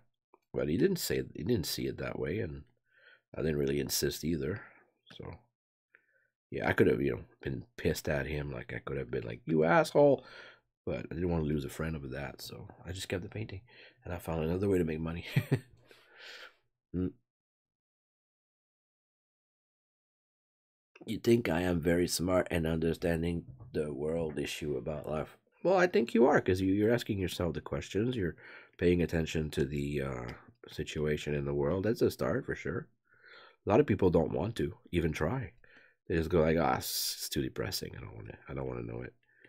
Like there was a kid in college who was being annoyed, not exactly fully bullied by my classmates because we were all in the same class, but he was definitely being, you know, I would say bullied, but a much lower level of bullying. Like they were teasing him a lot. And I asked him one day, dude, why are you acting like this? Because even I, who has been bullied before, I kind of I kind of have tendencies to want to punch you. Like, why do you act like this? Why do you attract attention to yourself in such a negative way?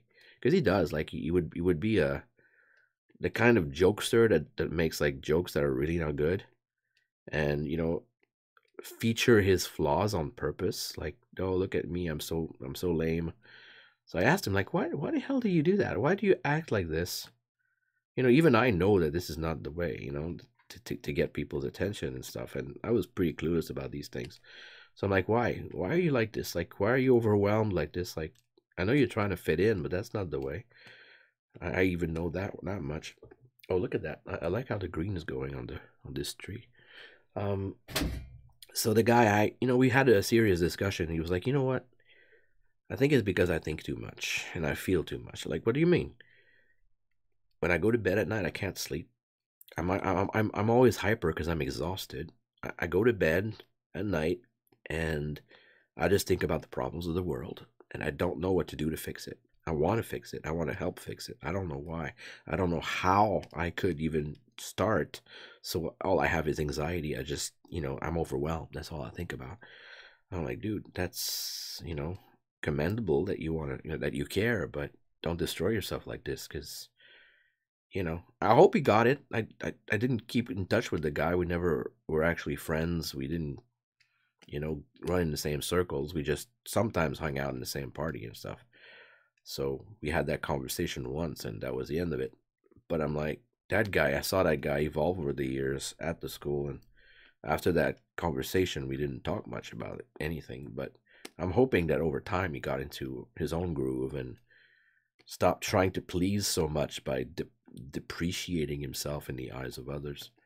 But I can see what he meant because I said, dude, I'm you. I'm the same. Like, but eventually you have to select what you do. Like, you have to decide what you can do, what you have access to. Like, make a change, yes, but you can't obsess over it. Right now, what can you do? Like, don't do too much. Like, you're studying, you're preparing your future. It's like, it's difficult, of course. You see things that are really shitty in the world. You want to try to change things, and that's commendable. But do what you can, not what you cannot. Like, don't drive yourself insane with your inability to do stuff. Like, focus on what you actually can do. So I hope you listened. I had to desensitize myself to a lot of shit over the years because I was also overwhelmed. Now I can sleep pretty well, even if my situation is dire, because in my bed there's nothing I can do, really. I just have to rest. So my bed is not meant to, think about my projects. Although I have been doing that recently. I need to go back to focusing less on that. There's things you can do with your mind to, escape. Human beings are really good at escapism, so I have to focus on that shit a little bit more. I mean, defocus from that shit. But yeah, people are overwhelmed by things, and eventually it can lead them to be aggressive and, angry and even violent because, the fuck am I doing on this planet? What's my purpose? Like, some people are obsessed with finding their purpose, and I guess that could be a good thing. That could be a bad thing. Personally, I don't. I do have some purposes that I assigned myself. I no longer believe I have a mission, attributed by God or whatever. I decide what my mission is, and if I do have a destiny, then if that gets discovered, I'll probably do something about it. But in the meantime, I have assigned some tasks to myself. Some of my missions are to facilitate. One of my favorite missions is to facilitate other people's dreams with my work. That's what I do. I build their dreams. Like, they have a show they want to perform. I help them. I build them puppets. I build them masks. That's my job. It's also my mission, part of my mission. Another part of my mission is to help people understand that they have artistic abilities and they should not tell themselves or anybody else that they're useless in that field. Like, you have value, you have potential for your art stuff. You don't have to go to university for that. You don't have to follow a program for 6 years or more to become an artist. You can be an artist right now. Can you make a living at it right now? Maybe not. Maybe you want to start slow, but maybe not. Maybe you get discovered quickly and you make a lot of money. Some people have done that on Twitch, for example.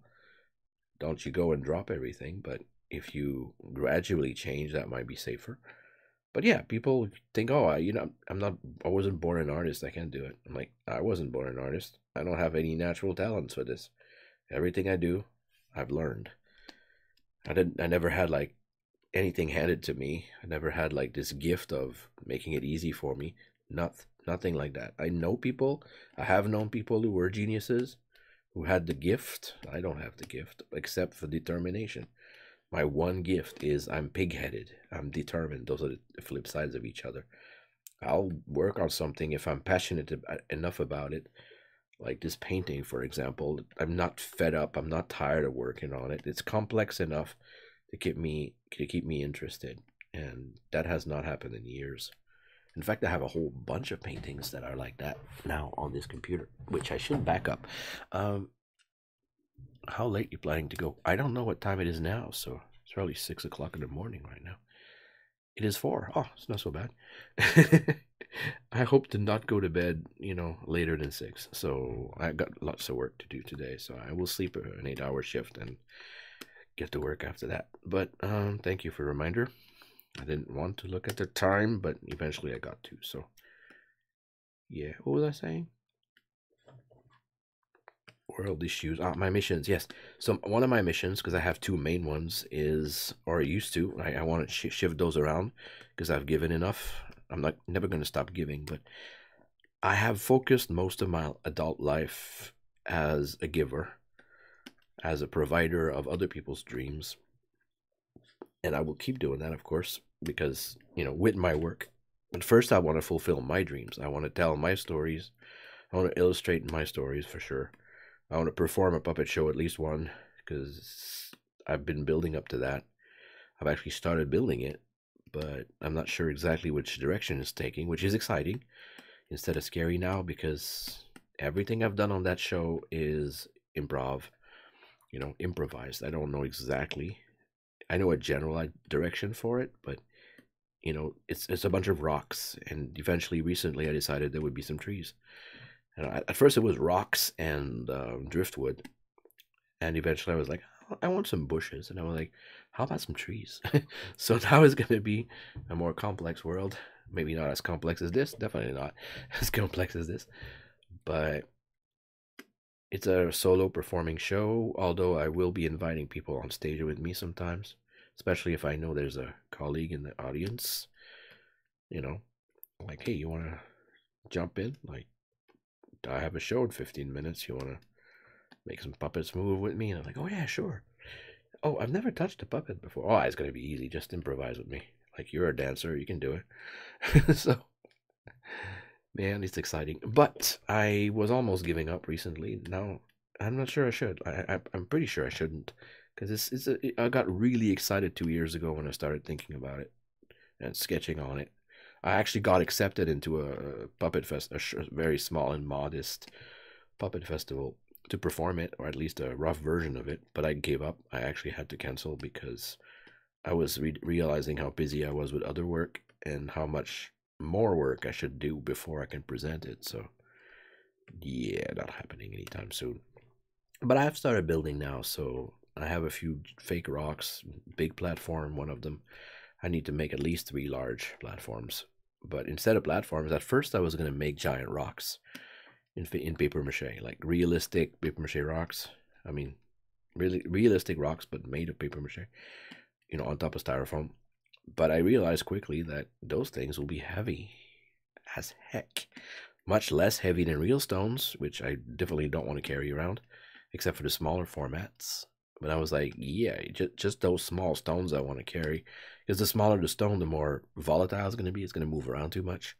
So all the, palm-sized rocks and smaller will be real stones. Even if I have to paint them to make them look as fake as the rest of them that I make. I'm willing to do that, like to give them all the same look, so I don't, shoot myself in the foot in terms of illusion. But even this, like, it accumulates really fast. I have a super small box of pebbles right now that's teaching me, like, whoa, this is heavy for the size. So imagine those bigger stones, even though they're hollow or they're made of styrofoam. I know I can melt the styrofoam. Like, once the paper mache is strong enough and textured and everything, I can go outside in the summer and pour some acetone inside, and the fumes from the acetone will actually melt the styrofoam, and I'll end up with a little bit of goop that you can scoop out, and then you end up with hollow sculptures. And it's much lighter that way. Styrofoam is not very heavy, it's mostly air, but it does have a certain content of foam or chemicals. The solids are still heavy when you get a big piece. So I was planning on making those giant rocks that would be big enough to carry the show. Like, every rock can carry the smaller rocks inside of it and the puppets. And then how the fudge do I move around with that show? Like, at first it would be easy because I'd be keeping it here and I'd be performing on this channel to practice the show. And that has been my goal since the beginning. And you guys get all that content, and you might get to, you would get to support the show. If you really like what you see, you might want to tip and stuff like that. So that's in the plans. But how do I carry the show to performance, to perform with it in public? It's like, I don't have a car. I don't drive. So what the fudge am I going to do? So I've been thinking, I have a bicycle. And I love my bicycle in the summer, in the spring, in the fall. So I just need a large trailer for my bike. And you can get them pretty big. It's just that I've evaluated it would cost me at least $650 just for the trailer. And I'm not even sure that my whole show would fit on this if I keep to the scale I had in mind. I don't want to calculate everything to super precision, but I'd like to keep, bigger than the biggest trailer I found online that's made in Canada. I already have a simple trailer, a super small one without any sidewalls, that I use to do some shopping sometimes. Like, it's easy in the summer to go shopping for some bags of kitty litter and bags of plaster at a hardware store with that thing, because I have straps and stuff. But I need something with walls. I need a large trailer with sidewalls raised up so I can, carry more stuff and I will still use straps, but I won't have to strap as much. So it's pretty exciting if I can move it around. My reasonable side is saying, dude, that's too big. We need to reduce the scale of everything. And I'm like, I don't want to, because the very first time I got excited about this project was when I came up with the idea. And the idea was that I do not want a flat show. I do not want a minimalistic show. Most of the shows I've seen on stage, whether it's with actors or with puppets or both, usually, because of budgets that are super limited, you don't get full sets. You get a table, you get a coat hanger, you get a few props and a few puppets, Or sometimes just a bunch of actors on an empty stage with a table and coat hanger. This is a classic. Just a few things to make it seem like they're in a different space. And I'm like, dude, that's boring. I've seen just a handful of shows in the 20 years I've been in the business, 19 years now, and only a handful of shows that had full flats. They're called flats. They're the backdrops. And they could be paintings, they could be textured, but they're usually on boards or on canvas, and they're on a frame, so it's lighter but strong. So you can carry them, like 2 people can carry them usually. And some of them can be huge, but most of the shows I've seen were literally without flats. Not even flat. Flats are like the simplest backdrops you can get sometimes. Sometimes it's a printed backdrop. On one show I built some puppets for, and it was a realistic show. With actors and such, but they used puppets because it was easier than using real animals because they had to kill them in the show. So I made gory puppets. One, dog cut in half, and one goose that was gonna get gutted, after hunting it. So I did that, plus a rat. At the last minute, I made a rat overnight. I'm like, oh, can you make us a rat? Like, I'll just charge you $50. Okay, let's do that. So I did that. And in that show, it was beautiful. You got the first time I saw the sets, I was blown away. They decided to spend the effort and the money to have a giant backdrop printed. Like, they took a picture in the forest at a specific time of year. It was a fall, but actually more like a spring shot. Like very, very, very grayish colors. Most of the trees were birches, like the white birch. So lots and lots of tall, almost perfectly straight lines of white and black in stark contrast with the fuzzy, dull grays and browns and greens. It was very like that. And then on top of having that gigantic printout that did the entire backdrop of the stage, and I mean that big, like not many companies can print that big in one shot. And it was one piece. I don't know how they managed, but they have the machines. And then they went back, like they set up some lights in the back. It was what they call retro, it's like retro projecting, even though they were not projecting. They just projected a light instead of an image. They painted some of the trees, like the biggest trees that were closest to the viewer in the photo. They painted them either black or white or something to block the light from behind. So those trees looked even more 3D. Like they looked closer. It made a contrast between the backdrop and like this rock here is very bright, and these trees are fuzzy and far away. Like the way that this really pops out is how those trees in the sets were. And if that wasn't enough to signify that we're watching a forest scene, because it happens in the forest with the family shack, like in the middle of the woods. As if that wasn't enough, they put probably at least 100 bags of dirt on the stage with some wood chips, mulch, and they mixed it together. Because just the mulch would have been too volatile. It would have been too dusty. So they mixed it with dirt to keep it down. Plus the smell and the look of the dirt was awesome. And every 3 days they had to water the stage so that it wouldn't get dusty. So you had the smell. As soon as you stepped into the theater, into that room of the theater, was a big one, you had the smell of the forest. Just the mulch and the dirt was enough to give you that olfactory experience. And I walked on that thing several times because I had to go and, fetch the rat after I tested it and stuff. And, take care of my puppets when we did the testing, the lights and stuff. It crunched under your feet. That was really cool.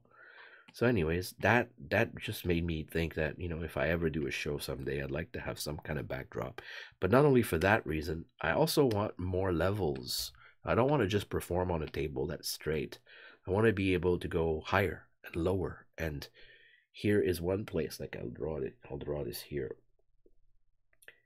Like if this is the stage that most people use, it's just a straight table, a 6 foot long table. That's boring. Some people actually will put a little platform on the table. I don't know why it's doing that. I think the street is the road is a little bit on a different layer. But actually I can show you. I have the pictures. I have the concept art. That would be under contracts 2017, I think.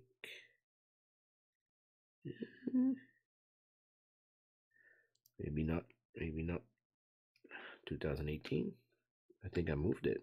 I might have done that. There you go.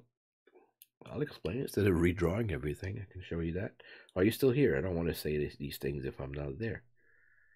If you're not there, but it's inspired by this channel a lot because it stemmed from my Land of Stone and Sand and Stone. So these are screen caps from 2 of my videos that I made here on this channel for this channel.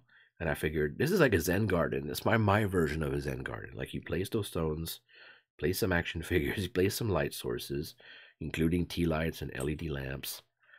And then I don't know why I opened this in Photoshop. Let's see.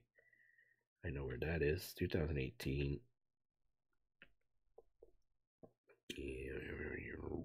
There you go. Yep. So I have the armadillo that you saw in the videos. Listening, okay. And then this, of course, 2 different videos, I think. Maybe that, not sure it's the same one, but this one is a different one. So that to me is placing the elements one by one, having fun with creating an environment. And then these creatures can move on top of these mountains and in the valleys between objects and stuff like that. So that's exciting. That's a lot more interesting.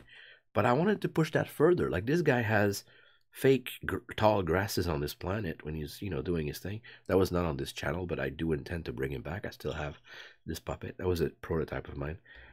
And that was done on my bed. Like the stars, they're just little pins for sewing. And because of the cheap camera I was using, the camera kept trying to focus on the white dots, and it made them blink like stars. That was a weird glitch that I used to my advantage, because my curtain is black in the back. So that was on my bed. I just put some scrap pieces of fur on the bed and 3 different colors, I think, 2 or 3, and that ended up looking like the hills, of grasses in the fall or something. And then there's this rock over there. So that's something I want to do for my show. I want pieces of bushes like that. At first it was the theme like of the fall, like every color was brownish and tarnished and stuff. A mix of the gray from the stone and the brown from the fur and stuff like that. But now I want more variety than that. Like this is also part of the idea. So some rocks might be anthropomorphized, like to look like creatures or humans. All of these themes are repeated in my art. That's another one of my digital paintings that's not finished. And I'm like, you see the rocks, you see the trees, you see the driftwood. That's another one I did on a tablet years ago. Never finished it. And that's me, actually. Yay, I'm part of it this time. And, stacking rocks, trees, roots, all these things are always back in my art when I get to decide everything. So, is that video? No. That would be the title. So, Umber Rock Theater. But as you can see, there's not much trees in there. Like, there's a bush here and there, but I wanted to be able to stack the stones in different ways. Like this is like an altar. I don't know if I'll be able to do that, by the way. It seems a bit complicated to do that. Because these stones in styrofoam with paper mache on top, they would have to have counterweights in them to hold in positions like that. They're not as stable as real rocks. So I was actually experimenting with putting some real rocks in them, like tiny ones, to create counterweights so that they will balance in a weird way. So as you can see, this puppet here, this simplified puppet, stands on that high rock, and then the action can happen here too. And then another island built in the same way on another platform, on the same stage, or on the same table if the table is big enough, or on the floor if it's big enough, if I want to be on my knees, which I don't, technically. That's why the puppets might have some long sticks and some strings to make a move, so my hands are not in the way either. So that's the whole concept, like different heights, different distances. I don't have just a flat table. I want the rocks to be the table. So that's ideal, of course. Ideally, I want the rocks to be big enough. Like this rock is about half of my size. How the heck am I going to carry 4 or 5 of those. Like I could limit it to 3, but even with 3, I mean that's a huge trailer for my bicycle. So even the biggest trailer I found was like $650 Canadian, and I would have to ship it here. So actually, I think shipping is free with their system, with their service. After you buy something that expensive, it better be. But yeah, I want some driftwood ladders. I want a rope bridge. I think I have one somewhere in those drawings. But yeah, it's like the atmosphere of the tea lights, like you've seen before. Ooh, rocks painting, tree and rocks. What? Oh yeah, the stacking rocks thing. Yeah, but yeah, I want those rocks. I want a little cave or several. I want to see, different levels. And those bushes are just pieces of synthetic fur with a weight underneath, maybe a platform of a scrap piece of plywood or something. I could just toss them in the in the landscape, and they'll take on their little spot, and maybe I'll move them later. But I improvise a landscape every time. It's a bit different, but some of these things are already set up to host things. Like this rock would probably have some kind of hollow in it so that you can hide a tea light in there, an LED tea light, of course.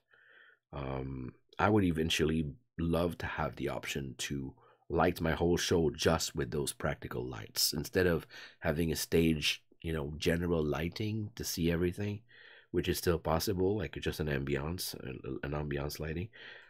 I would rather have everything just like my ASMR videos here, based on on which this is based. I would like to have just basically just that as a light. Of course, I cheated with the ASMR videos.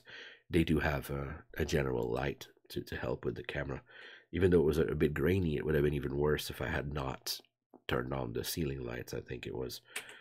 Now I have a bit more control with my light panels, my LED panels, but as you can see, these are pretty bright. But the tea lights I chose, I custom ordered them from an electronics specialist that was already selling them, but he still has to make them when you order that from him. And it was a lot less bright than what I was hoping. So I have like 6 of those now, maybe 4, I forget. And hey, they still last a long time. Like one charge on the rechargeable LR25 something batteries. They're those flat round batteries. You need one per unit. It's a small unit, but it's not bright enough to do the actual lighting you see here. That's exaggerated for the cause of, applying for the festival, and of course giving myself some ideas for when I build it.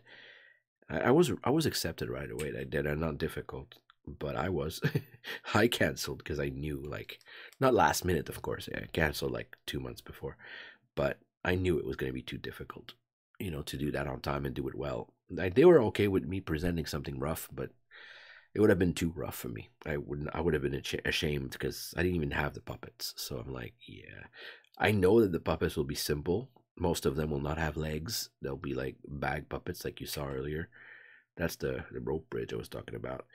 But yeah, I want them to be able to move around and interact with with the stage, with all the elements, and eventually maybe some of these elements will be puppets. Like the rock will turn to life, like it will come alive and perform. I want some different kinds of puppets as well. Like these are rod marionettes. You have a rod on the head and string for the arms. You can have extra strings. Like if that one were to fly, I would have an extra line there just for when they're flying. The rest of the time it's loose. But having a rod like this on the head, it gives you more stability and control of the head. It won't shake as much or at all like a full string puppet. But these are easy to stack away. They're not hard to store, or they don't take as much space, especially if you keep that rod short. That's why I draw the rods when I sketch like this, because it gives me an idea of the size. But I'm never sure about how long I make them. Like this guy doesn't have a rod. He's got a rod sticking out from his eye in the back. You turn the rod and his eye wiggles like unevenly because it's off center on purpose. So it's fun. Like this guy just wiggles up and sideways, and it looks like he's walking. So that's a shortcut. Like especially if you're gonna perform by yourself and you want to do 2 characters at a time, you probably don't want to have legs to deal with. So these sandbag puppets work really well for that.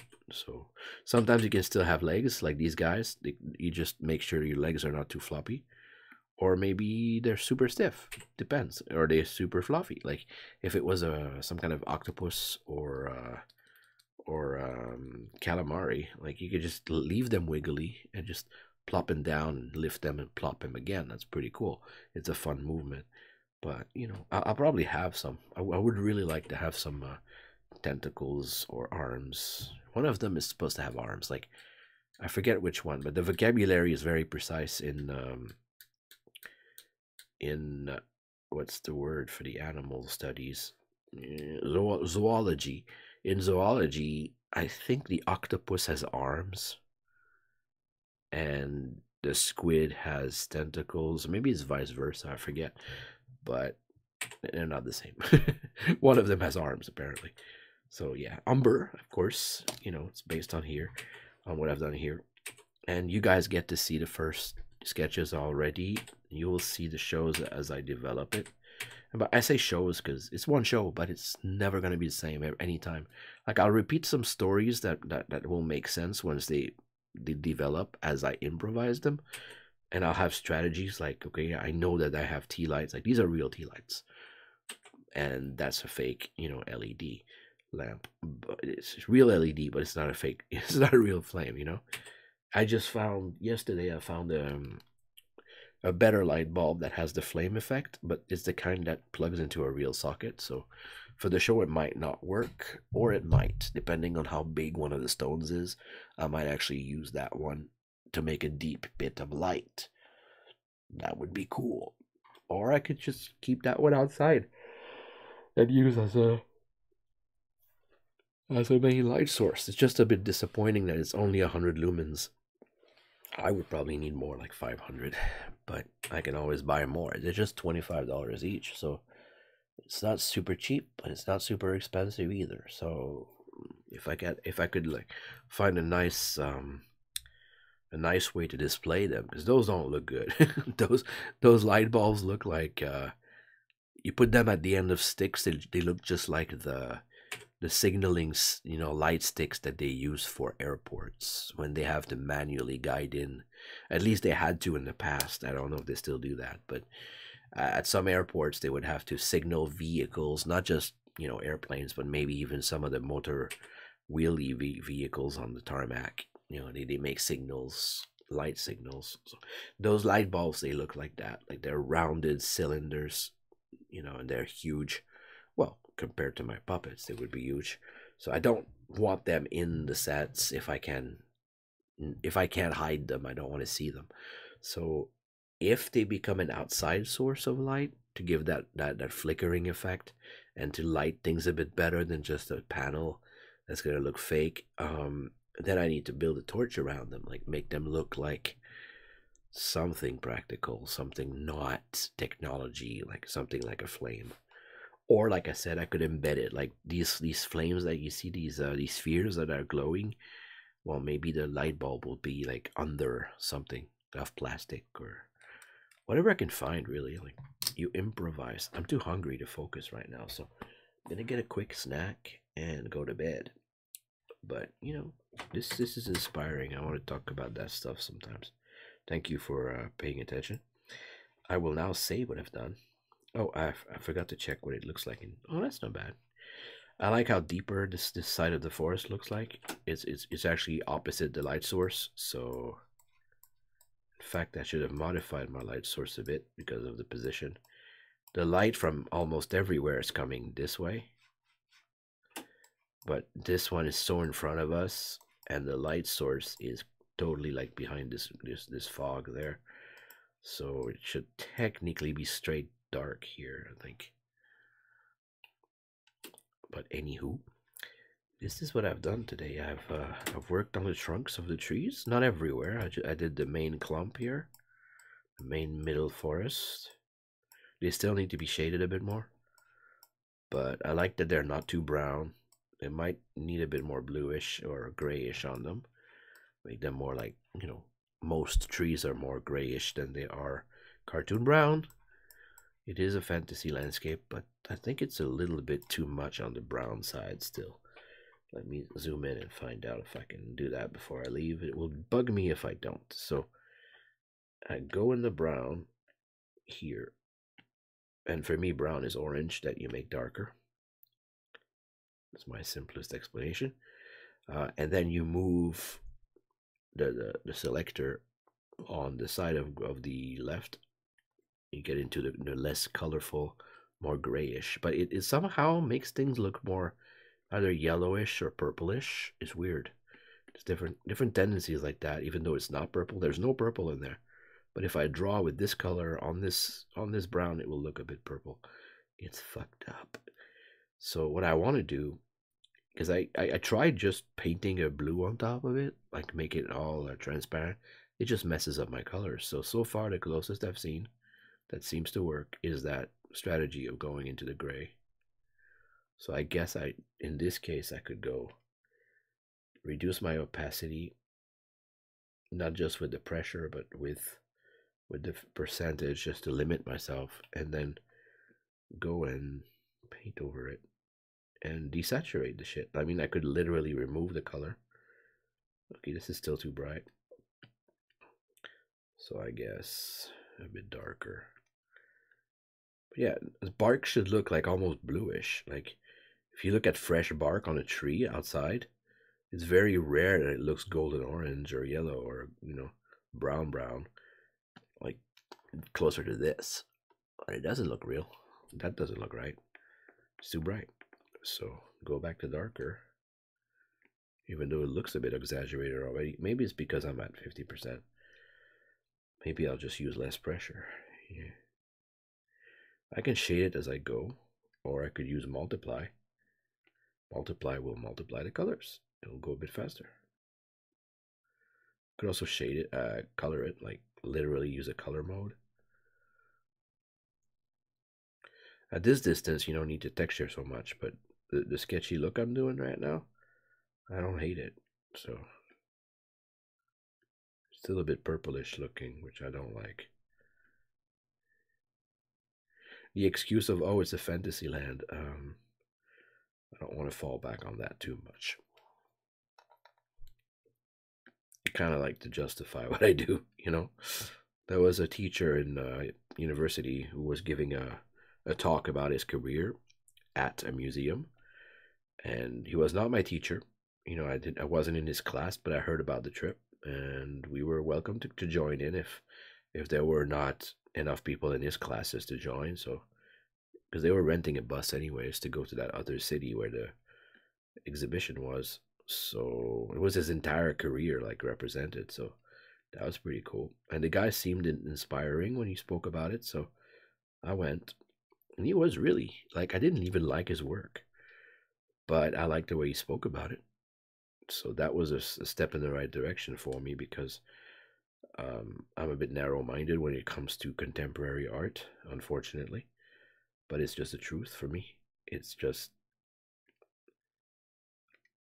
I don't like it when I don't recognize what I see. It's just, to me, it's boring. To me, some of it seems actually very, very lazy. I know for some of it it's not. Still a lot of work to come up with it and make it happen. When people say, I could do that with my eyes closed, well, do it then. You know, if you haven't done it, then how could you say that, you know? Maybe, but I still feel, you know, cheated sometimes. I look at this stuff and I go, whoa, where's the work? Like, show me the work. Show me the effort you put into it. Don't show me a bunch of splashes of paint and call it art, because then I'm pissed. I'm like, I spend days per painting, you know, full-time days, sometimes weeks and months on a painting, and you guys, you know, crank those out. Like, you do 3 paintings a day, 5 paintings a day. You repeat the series over and over again, and it ends up in a, you know, in a gallery, and you sell it to the tourists, or better yet, to the collectors, and you make a bundle of money. And I still struggle selling my most elaborate painting. So what the fuck is that? Well, taste is not guaranteed, you know. That's one thing. But anyways, in that visit at the museum with the teacher who explained his paintings, he said things that are really deep, like, how about don't present your work until you're ready to do so? Like, some people should not show their work if it's not done. Like, for some of us it's more easy to do that. Like, I'm not ashamed of my work. as I work on it. In fact, I have done some work in public, and I enjoy that. It depends on what kind of work it is. I will improvise a lot when I'm doing it in front of the public, and that's liberating. But sometimes I'm not happy with the results, and that's fine too. If they're fine with it, like if I'm hired by an event or something to do that, I'll do it. But I'll have to come up with ideas a little bit in advance so I don't, disappoint, right? There's an expectation there. But yeah, the teacher said, like, so for him it was like, I don't show my paintings until they're done, you know, because you have to be able to justify it. You have to explain when people ask, like, why is this there? What does that mean? It's like, and you have to be able to defend it. Like, it's your work. It's very personal. He says, for me, presenting a painting, when it's done, it's like standing naked at the corner of a very busy intersection downtown. It's very personal. So I'd rather, wait for it to be ready to be shown. And I get that. It depends on your public. It depends on what your goals are and stuff. So it was very cool to see what he did. Like, he experimented a lot. Like, he had a painting that was just shades of gray, just geometric lines, because that's what he mostly did, like lines and geometric shapes, mostly rectangles and bands of color. But that one was gray, just gray, gray, gray, gray, gray, kind of like what I'm doing now with the browns shifting to gray. But he didn't have any colors. He said, I swear, this is just black and white. There's no other colors in there. But because of how he combined them next to each other and how big this shape was compared to that other shape, he discovered as he did it, he experimented a lot, that it created color illusions. Like, I swear there's no green in that line. I know people tell me they see green in that line of gray, but this is just pure black and pure white together next to other mixes of different proportions of black and white. So that was pretty cool, But I didn't like the painting. That's the thing. You can appreciate parts of something without actually loving the whole. And that was a big lesson for me. Like, I think it was the same year when I was frustrated because none of my work had been selected to be shown ever at my school for the exhibitions. And they did a lot of exhibitions. But every time I presented, I was disappointed because they wouldn't choose me. And a lot of garbage, or what I considered garbage, was being selected. And of course, I went to all the shows and tried to understand why the fuck am I not, chosen. And I discovered pretty quickly that they had a discrimination against me because I did figurative work like you're seeing now, things that are recognizable. What was in fashion at that school at the time, and probably still is there a bunch of snobs, is contemporary art that's non-figurative. You don't recognize what it is. It's not a tree, it's not a rock, it's a splash or a scratch or the human condition, like represented by an oil slick or gold leaf on top of shit, like literal shit. Like, you either had to work like super big or super small, but usually super big was usually better for the teacher and the other students as well. And you either worked with super expensive materials or garbage, or sometimes a combination of the two. I worked with traditional materials like acrylic paint, oil paint, collage, things like that. And I had a lot of fun, and I did my best. I will always, I do that now, and I always did that. I did my best, and none of my best was enough for them. So one day I'm at yet another exhibit, and I was looking at a painting on the wall, and I was like, I hate this. But I need to understand, because my teacher doesn't, like, my favorite teacher of that year was not even willing to help me. Like, I asked her, I was in despair. I was like, I need to understand this shit. I need to understand contemporary art, especially non-figurative stuff. And she was like, what do you want to know? I'm like, well, there's this example. Like, I can't stand it because I don't understand. I don't see it, and I'd like to understand what the point of it is. Like, what redeeming quality does non-figurative art have? Like some people say I could do this with my eyes closed, and I still believe that. I look at these things and I'm like, are those people even making an effort? Like, where's the technique? And she's like, you're in university. You shouldn't be able to say that. You shouldn't say that. You should know better by now. I'm like, I know, that's why I'm asking you. Like, can you help me, please? Like, give me examples. Okay, there's this painting I saw in a magazine where the painter did 3 bands of colors. And that painting is gigantic. It's, it's been purchased by the government for $1 million. And it's done a scandal a few years ago because of that, because it's just 3 bands of color. And she actually lifted her hand up, like to talk to the hand, like stop talking right now. And she literally said, "Stop. You're talking about one of my favorite paintings by one of my favorite painters."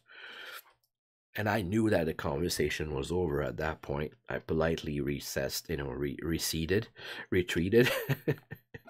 She would not explain why. Like, that's when I think that's when she said, like, you should know better. I'm like, yeah, that's why I'm asking you. So that day or the day after, I went to the exhibit, same school, and I stood in front of it. I'm like, I'm not budging from here until I understand something from it. Like, I gotta get this. I gotta understand at least one piece of the appeal. Like, why do people love it so much? Like, why has it been selected? Why is non-figurative art so darn popular with some crowds? The crowds that have money, especially. I'm like, can I make a career out of what I do? Hey, buddy. Take this tool. If you did before. Cats. Are you still here, people? Am I talking to myself? Anyways, I stared at that painting for like 20 minutes, 30 minutes, 45 minutes. I had to go to the bathroom really bad. But I told myself I'm not budging from here until I see something, till I understand something of it. And sure enough, eventually I started hallucinating. Jump, jump. You can do it, buddy. I believe in you. Don't make me take you there. Come on. Put it right here for you. Cats. Anyways, I'm trying to make life more comfortable for him, and he's still resisting. Anywho, so I did start to hallucinate. 45 minutes of, I was getting dizzy actually because I was hungry and thirsty and need to go to the washroom. And eventually I started seeing things, literally, in the painting, which was just splashes of bright colors in the fall season type of color scheme. So oranges, browns, dirty browns especially. So it looked like basically a whole bunch of, scratches of paint. Not exactly splashes, more like smeared brush strokes in different directions, different colors. And eventually I started seeing things. And what I saw was a staircase, going into the sky, covered in fall, fallen leaves from the fall, and leading to a doorway without a door, leading nowhere, leading in the sky, a wild sky of colorful, sunset colored clouds, like wild clouds, like not fluffy little bulbs, more like, the kind of clouds that are all over the place. And that was not the intention of the painter, I'm pretty sure. It was just non-figurative. That means unrecognizable. It's not a specific subject, except maybe an emotion and stuff. So I started seeing this particular landscape in it, and then I started to recognize the things I liked about the painting, which were the colors first. I was finally able to appreciate the colors because I could put a name to what I was looking at. I know that's probably not the intention of the teacher, or sorry, the painter, but at least it opened up a door for me to at least give it a chance. And I was like, oh, okay, now I can look at the composition, the elements of the painting in relation to each other and the frame of it. I could look at the texture, I could look at the color schemes, I could look at all sorts of things, the focus, all of these things, which I could not see before. Dude, leave my chair alone and get on the stool, or leave me alone. Come on. I put it there for you. Don't be a jerk. Come here. Jump up. I don't know why he's being like this. He's sad because I'm not, petting him as much as his brother, I'm sure. But his brother comes to my lap for that, which he can do. He was the first to ever ask me for pettings. Took them 30 days to get used to me. Literally, hey, leave my chair alone. It's my chair. You got your own. Jerk. Yeah, anyways, and he was the first one to jump on my lap and ask to be petted for the first time. But then his brother saw that, and since that day he has not jumped on my lap. It's like become his brother's thing and he wants to do his own thing. I respect that, but at the same time it's sad because his brother comes to see me several times a day so I can pet him in my arms while I'm doing stuff on the net. You know, forces me to take a break from the keyboard, which is good for my arms. But this guy, he does not like to be held. So I figured, hey, he could just hang out next to me on a stool. I put it right next to me. And he doesn't even jump on it. Like, he stayed there when I put him there earlier. But, like, dude, get here. Get here if you want to get pets. Come on. Come on, jerk. Come on, my adorable jerk. Jump up. Come here. I can't reach on the floor. It's too tall. Cats. Anyways, that painting taught me something because I forced myself to learn it. Sometimes I'm harsh with myself, but yeah, I still don't like non-figurative art in most cases. But at least I can make an exception if I deem it necessary. I can start. You know, if somebody asks me for my opinion, I'm like, okay, this is not my favorite thing, but I can help you with giving you constructive criticism about composition, texture, color choice, focus, stuff like that. Contrast. Like, okay, go for it. Like, I'm warning you. I'm brutal sometimes. I don't try to be mean, but people will think I'm mean, and that's a problem. If you can take it, then I'll give it, but I'm not gonna be mean on purpose.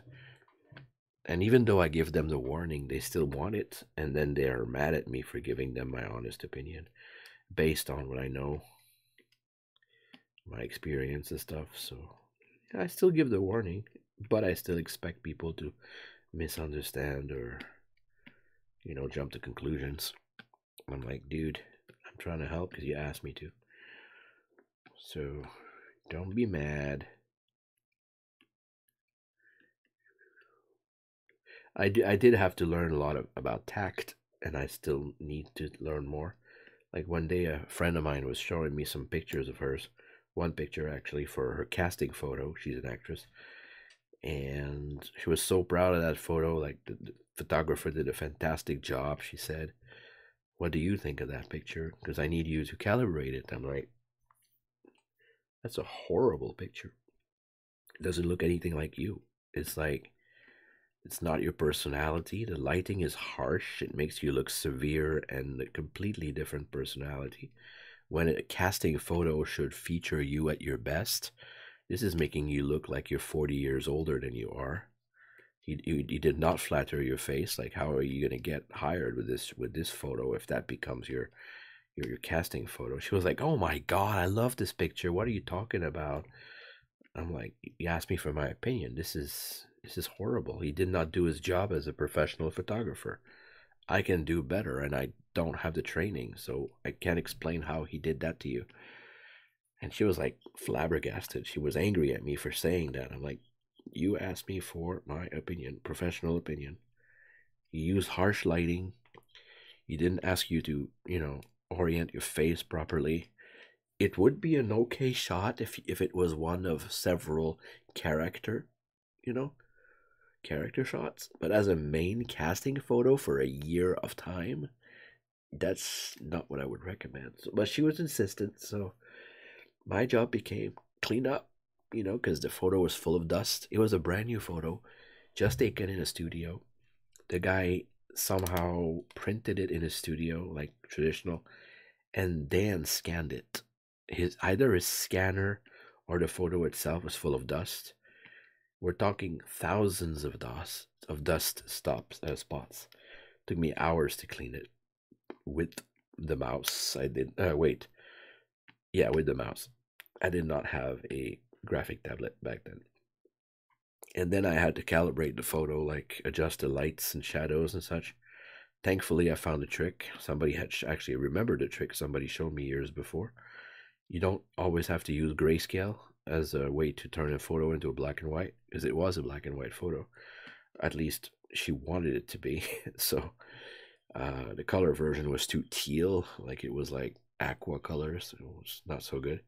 It was good as a black and white, but it was too harsh again. So I used the channel mixer feature and I clicked monochrome into the sub functions, and that softens it. It looks a bit more like a little bit more glamour and makes the shadow less harsh. So I had used that trick before, but never to such a great effect. So with all these and a little bit of levels adjustment, the picture ended up looking a lot softer, a lot less severe. Yeah, it's a subtle job, but somebody's got to do it.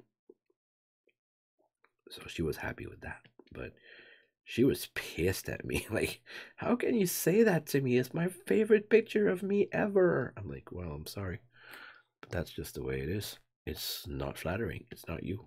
I don't recognize you in there. But yeah, I'm like that. I'm brutal. I don't try to be, but at first I'm super polite and I try to explain why, but eventually they don't get it. I'm like, hey, listen, you asked me for my opinion. This is what it is. This is what it is. I told you why. You know, if you decide to be angry, I can't stop you. But it's like, yeah, I don't have much tact. That's the thing. People don't get it. You know, I'm not to blame if they don't want to even try to understand it.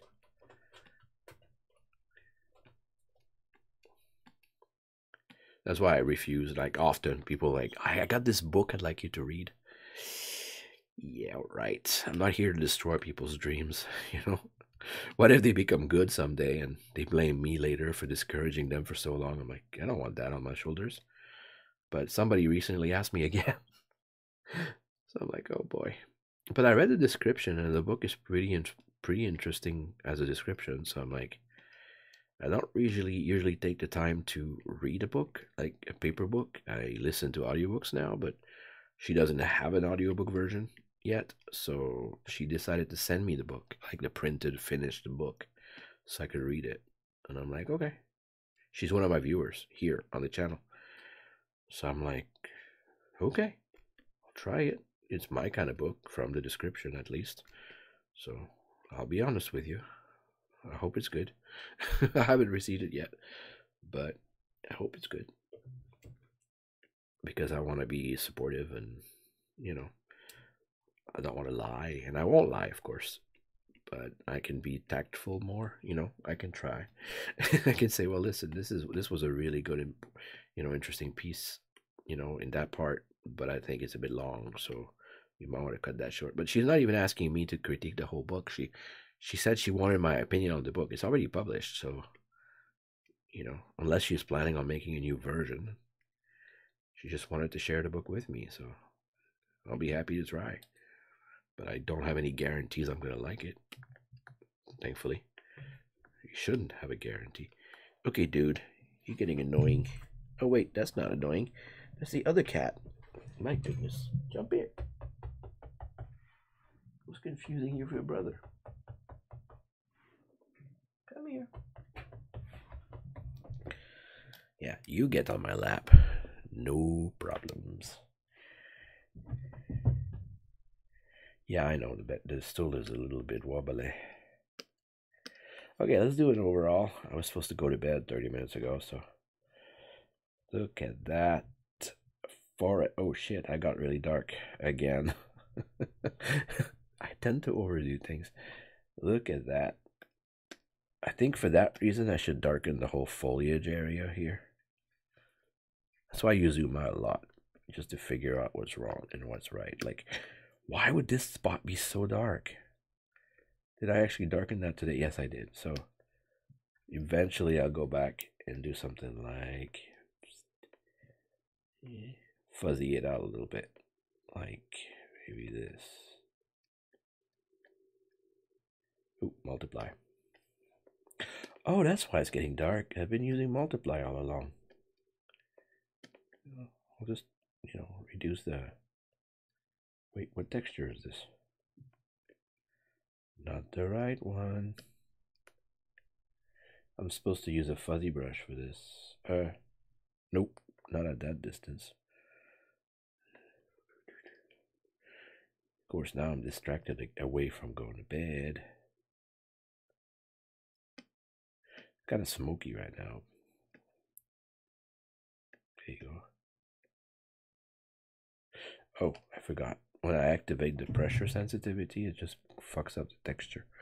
30 point, not multiply. I should probably save it without the multiply, but I like to keep the brushes original, the same as they came when I first installed them. There you go. A bit less dark, but this whole thing will probably be, desaturated a bit later.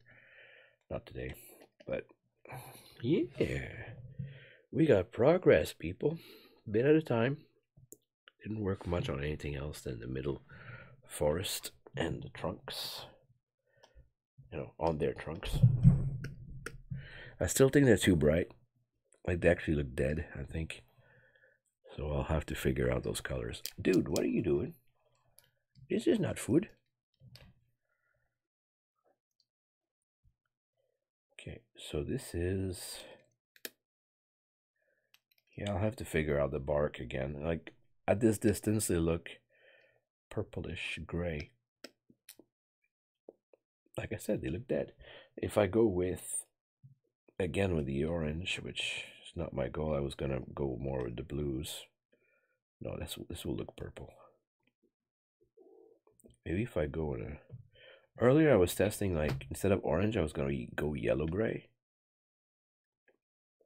That might be closer to the bluish, even though it's not. Like, I need more color theory. Not the kind they teach in regular school, because it's false. Like, they teach you color mixing theory that applies to prisms and light color mixing when we're doing paint.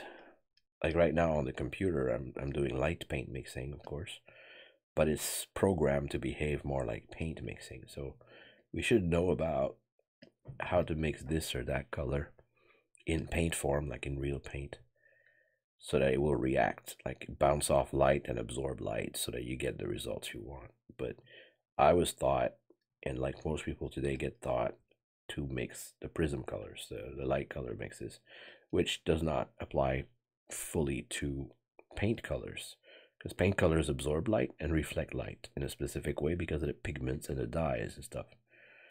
So yeah, a lot of people don't get that because they haven't been shown that, and I have been shown that when I read a book about it called Yellow and Blue Don't Make Green, or Blue and Yellow Don't Make Green, one of those. I keep fucking it up. But Michael Wilcox, he's got a company called The School of Color. I didn't understand the book at first because it was complex and way beyond my understanding. But they had a booklet that came with their watercolor palette that they sold, which I bought.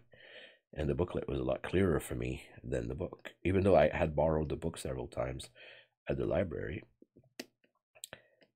I wasn't focused enough at the time to understand it. So I kept on trying and failing. But with the booklet, it had simplified enough the theory that I got most of what I needed from it. And now I can look at a color and mix it. Like, not perfect, but really close. Like, perfect for me, perfect for what I do. But never like, oh my god, that's it. Like, perfect 100%. It's just going to be good enough. And that's good, and it saves me a lot of time and money. You don't want to spend like 3 hours trying to match a color. You got to do it right away. Like, I won't give you the percentages. I'll give you the content. So if I look at this green, I can look at it. I go like cadmium green plus white, like plus titanium white. Mostly cadmium green, but quite a bit of white. Like, if I look at this here, like if I zoom enough to see the actual color, just this dot there, well, I'm looking at it and I go, of course you have shortcuts, like I was just using cadmium green as a shortcut, but I could have gone with cadmium yellow light, which is a lemon-ish yellow color pigment traditionally, and then titanium white, or even zinc white for that matter, because it's a bit warmer. But this salmon color right there, you could easily do that by diluting some burnt sienna with titanium white. Now, how much of each do you use? You'll have to figure it out, but I usually figure it out in 5 minutes. So that saves me a lot of time. Before I understood that, I would spend not only hours trying to match colors, but I also I wasted a lot of paint because I would never get what I wanted. I would mix two huge quantities of color until I got what I needed, which is super frustrating and wasteful. So those because I was taught the wrong way of mixing colors. And people said, well, these are the rules. I'm like, yeah, but how many exceptions do you need to make those rules work for you? With the School of Color approach, you learn how to mix colors. No matter what brand you use, you can switch between brands. You don't have to know the name of the color. You need to look at it and go, this is an orange red, and this is a purple red. You know, this is a lemon yellow, or I should say a green yellow, and this is an orange yellow. This is a green blue, and this is a purple blue. If you want to keep a nice fresh, you want to mix this nice fresh pure green color here, you keep the tendencies the same. So a greenish yellow plus a greenish blue will create this. Mostly the yellow, a little bit of the blue in there will create this. If you want to go more natural tone, like maybe one of these muddy greens, you switch your tendencies. So I would mix like a purple blue with, well, not in this case, but imagine that I did. I would use maybe a purple blue plus a greenish yellow, and I would end up with something muddy for sure. Probably not this color in this case. It's been a while, but yeah, you switch your tendencies around. It's going to be a warmer version of your green, warm and muddier, which often looks more natural, especially for your shadows. So that works. Another trick is to put some of that green in your brown, or some of that brown in your green. So of course I'm in Photoshop right now. It doesn't behave exactly like paint. I have to contend with that. I have to make exceptions. Like if it was real life, I would literally I would mix some of that brown in the green and do that this way. Or in this case, I'm still trying to make these three bark colors more bluish. I would just mix some blue in there, ultramarine blue in there. So let's try to do that. I don't know if it's gonna work, but yeah, what do I gotta lose? That's probably wiser to use a different layer and mix it differently. But if I paint that blue over my, oh, what do you know? I'm not doing anything right now. I'm just painting the color on top of it. But hey, blue is interesting, especially in combo with the brown. But what I'm trying to do is just give it a tendency. Less of a brown, more of a blue. Still keep some of the brown, but then I do a transparency thing. Like when I multiply, it looks, or wow, he's got a penis now. What's that about? Yeah, I could use multiply, you know, a low opacity of it, but it's a bit harsh. So I could go with an overlay. That does, you know, a more subtle blend. I shift between 100%, oh, sorry, 100% and less to see how much of it change I get. Sometimes I'll just, you know, remove the layer temporarily, like I'll make it invisible. Of course, I just sketched it on real quick, so it's not evenly applied. But I already like especially for this area of the painting, I like the darkness of it. But yeah, 71% is probably as dark as I want it. But at least how powerful the change is. But screen will not brighten it, apparently. I don't remember all the effects that each layer mode does. But eventually, if I'm not sure, I'll use a keyboard arrows. I just go down the list. And if I find something I like, I'll then play with the, oh, that's my favorite so far. It's this soft light. This could be a nice weird dark effect, like a kind of contamination. Now this is nice. This is divide. It's like a weird mathematical formula. All of them are. At least weird to me. I have used this function before. But soft light was still the best. This is pin light, linear light, hard light, soft light. So this would probably be closer to what I want to do, even though it's still pretty, it's pretty, but it's still really, really brown. So if I want to get back to a color, like I said, that was bluer, like I'm losing the blue here. So what's that about? I don't know. So I'll select the layer, switch to an even more blue, see if that helps. I'll just paint it that color. In fact, I'll paint it several times, get more opaque.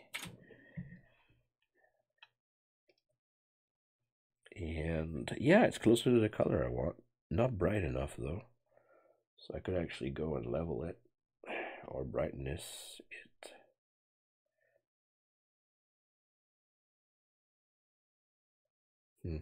Not quite what I want. Oh, that's closer. So that's definitely less brown. And of course I can go like, wow, this is still 100%. So it's a subtle thing, but once I have a recipe, I can repeat it. So I'm not into the blueness though. It's too blue. Damn it. So it's not as easy to do as in real life for that sort of thing. But I know people who paint trees have their recipe. I just don't have it yet. These are all the right colors. It's just not quite exactly texture and composition. Like, it's not what I want yet. Plus, of course, it's a different mode right now. It's not the same layer. So now I'm going to merge it. And I can select the colors I just created.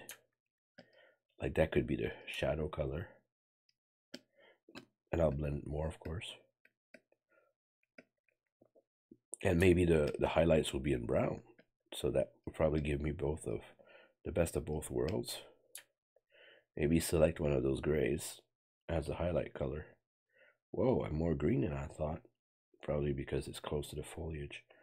If I shift a bit closer to teal, or even to that purple blue, in the gray area, of course, and use that for highlighting. It's not doing much. Am I? Oh, yeah. No longer using the mode. And I am not using the texture properly. I mean, soft enough from that distance. I'll figure something out eventually. Probably not tonight, but I'm getting closer.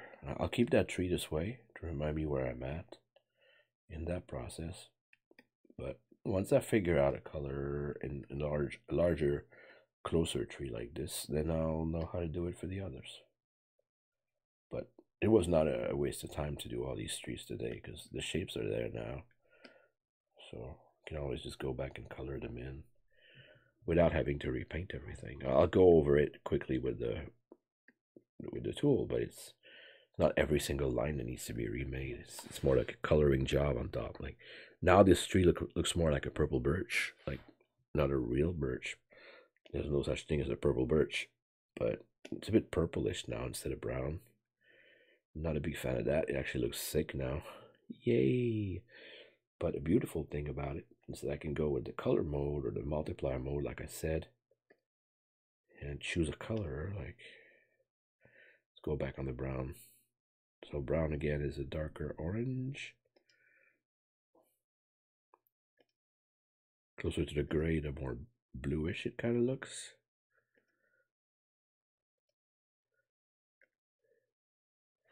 Can make a bigger brush and then go over it. With the color mode, I don't have to redo every single line. I'm just painting where I'm at. And I'm back to the brown. Although this is a weird brown now.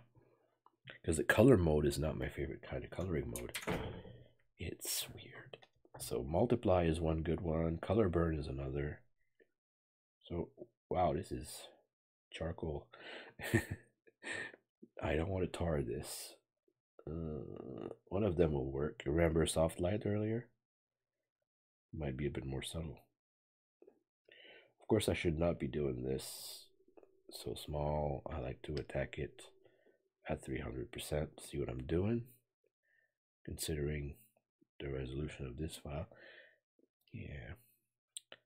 I do not want these trees to be purplish. They're not, but they appear to be. So for that reason, I might compensate with the brown again. Bring it closer to a neutral gray. Like I have stones here I could use as... Actually, I have actual bark samples I could use as inspiration, but didn't think of it today. It's not really a priority right now, but it will be next time. So, yeah, it's not so bad. Then I would go back and do some highlighting, but it still looks really, really blue to me. I'm not into the blueness. What if I went with overlay?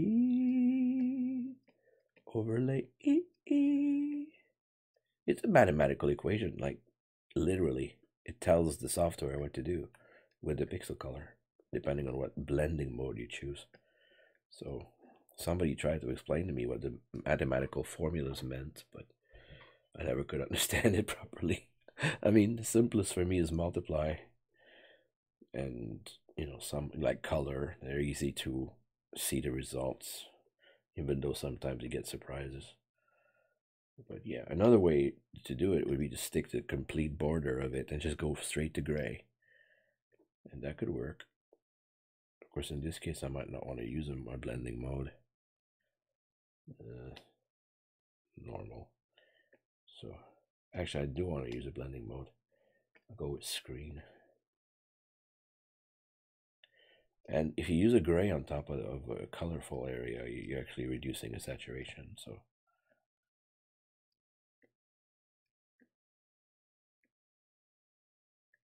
still looks purple. There is no purple there. It's just an illusion compared to the green around it. It's weird. Actually, this is looking more realistic now.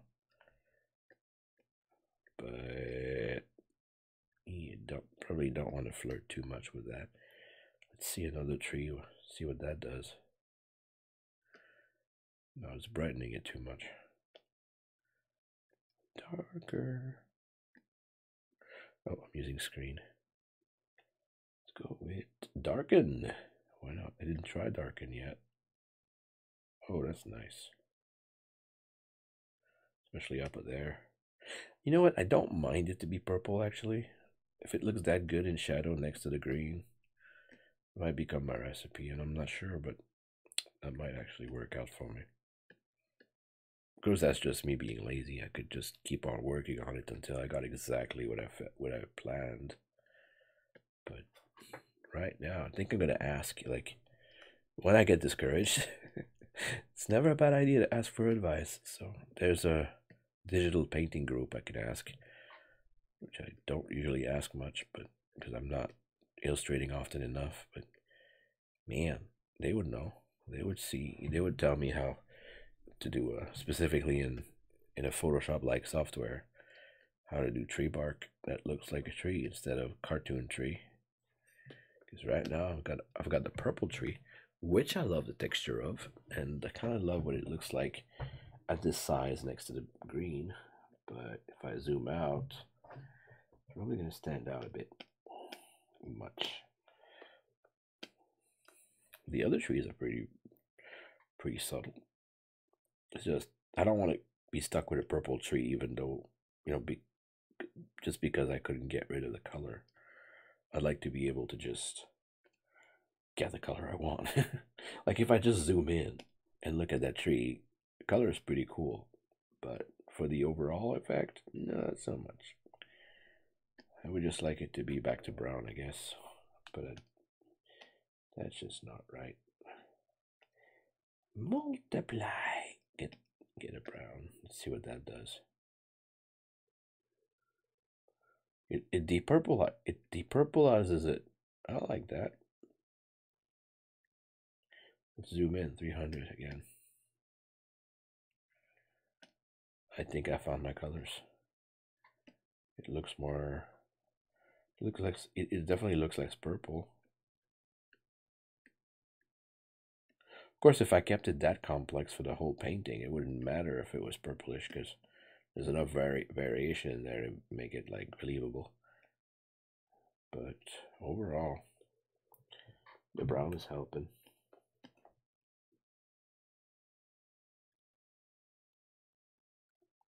But that's not my average tree.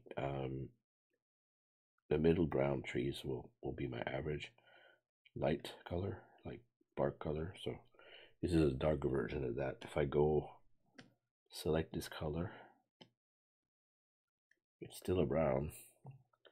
So if I brought this over to the middle ground trees, hey, where are your trees?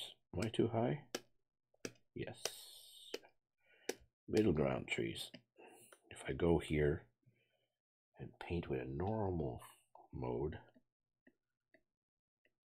oh yeah, definitely not as sick looking. I think they were too bright. Like, what kind of tree is that bright?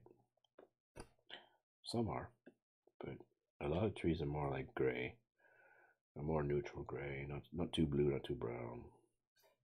These do look purple now, but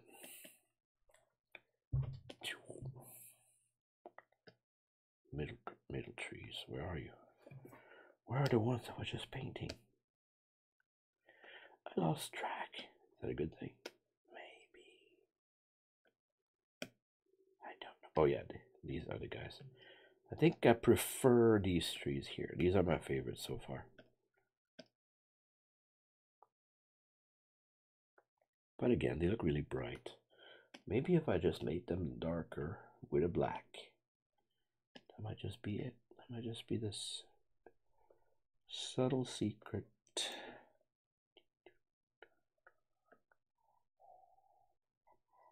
Yeah, as soon as you put a black on it, they look more purple. No. There's lots to learn, but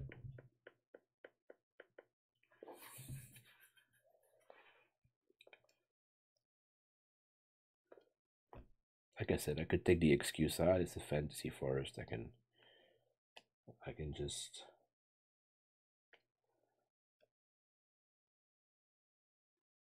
choose whatever color they have and make it so like I decided. But it is a decision. It's my job to do so. But luminosity that might work.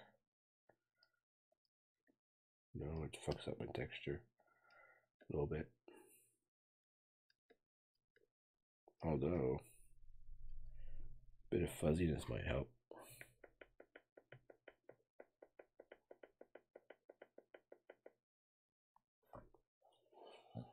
Luminosity. If I go with a gray instead of a black.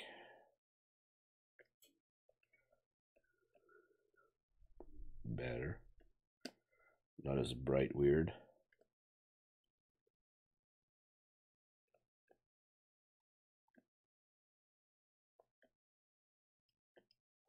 Maybe I'll have to write it down if I don't to remember for next time. But I'm a bit delirious right now, so maybe it's a good idea to take notes.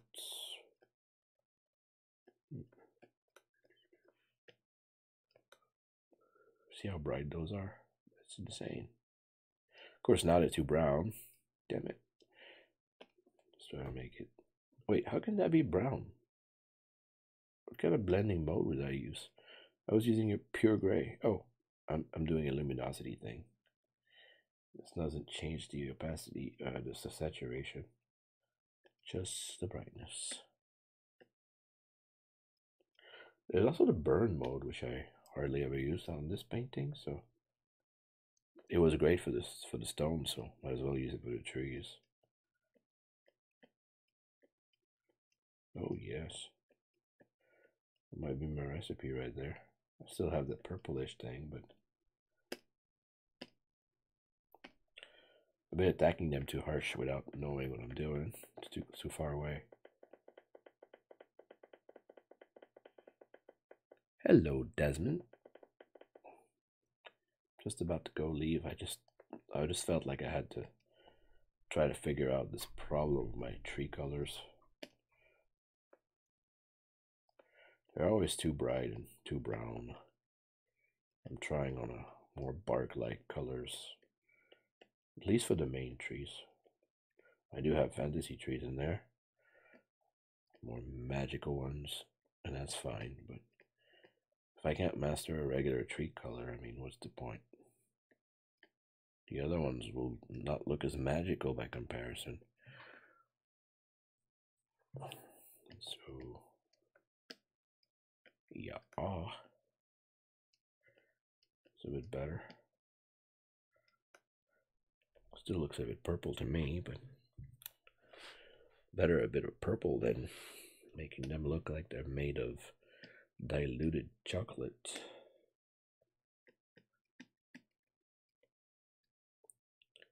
So luminosity, width pressure control. What if I reduce that pressure? See what I do.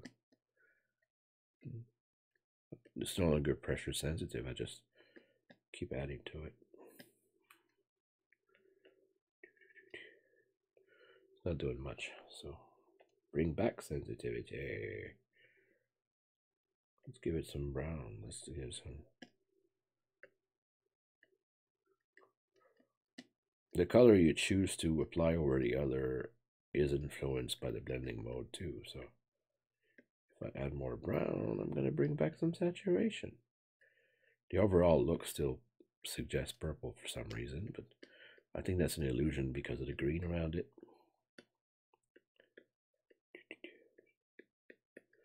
These are all speculations, of course. Zoom out a bit.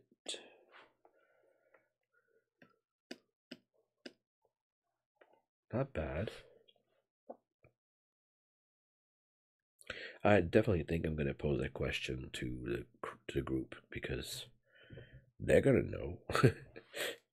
Like, I could totally do that easily with regular paint, but for digital paint, you know, I can improvise a lot. Look at these stones. I like these colors. But when it comes to realistic trees, my colors are off like crazy. I mean, I'm sure there are trees out there that look kind of like this, but that's no excuse. I want to be able to paint an average color of bark without having to go black and white and color it after the fact, which I just realized I could have done. Like, what would this look like if I actually went and removed all the saturation from these guys? You go saturation, and you go. Oh, actually, there's an option for that. There is a tool. There is a tool called desaturate or dodge. I think one of them is sponge tool with saturate or desaturate. Let's try that. Maybe I'll get my bark color. Maybe I'll fade between the two. Oh, no, just as I thought, it removes everything. It makes it look purple. Damn it. I don't want purple. If this whole thing became black and white, problem solved. But I want a full color painting because that's my challenge. Oh, remove vibrance limitation. Doesn't that look purple to you? Like, to me, it's like fully purple. Well, not fully, but you know, compared to the green, it's totally purple. Don't want that, do we? So, if I think it is, logically, if a black and white, if a gray looks purple, what would look less purple? I don't know. What would be the opposite of that gray? I'm not gonna go with desaturate then. I'm gonna go with regular brush. I said regular brush. And I think it might be one of those things, like you use a very weird color on top of it and it's gonna work. What if I color multiply? And I use a wild touch of bright orange. Orange, like Halloween orange. Cartoon brown again. That's kind of rich. I like it.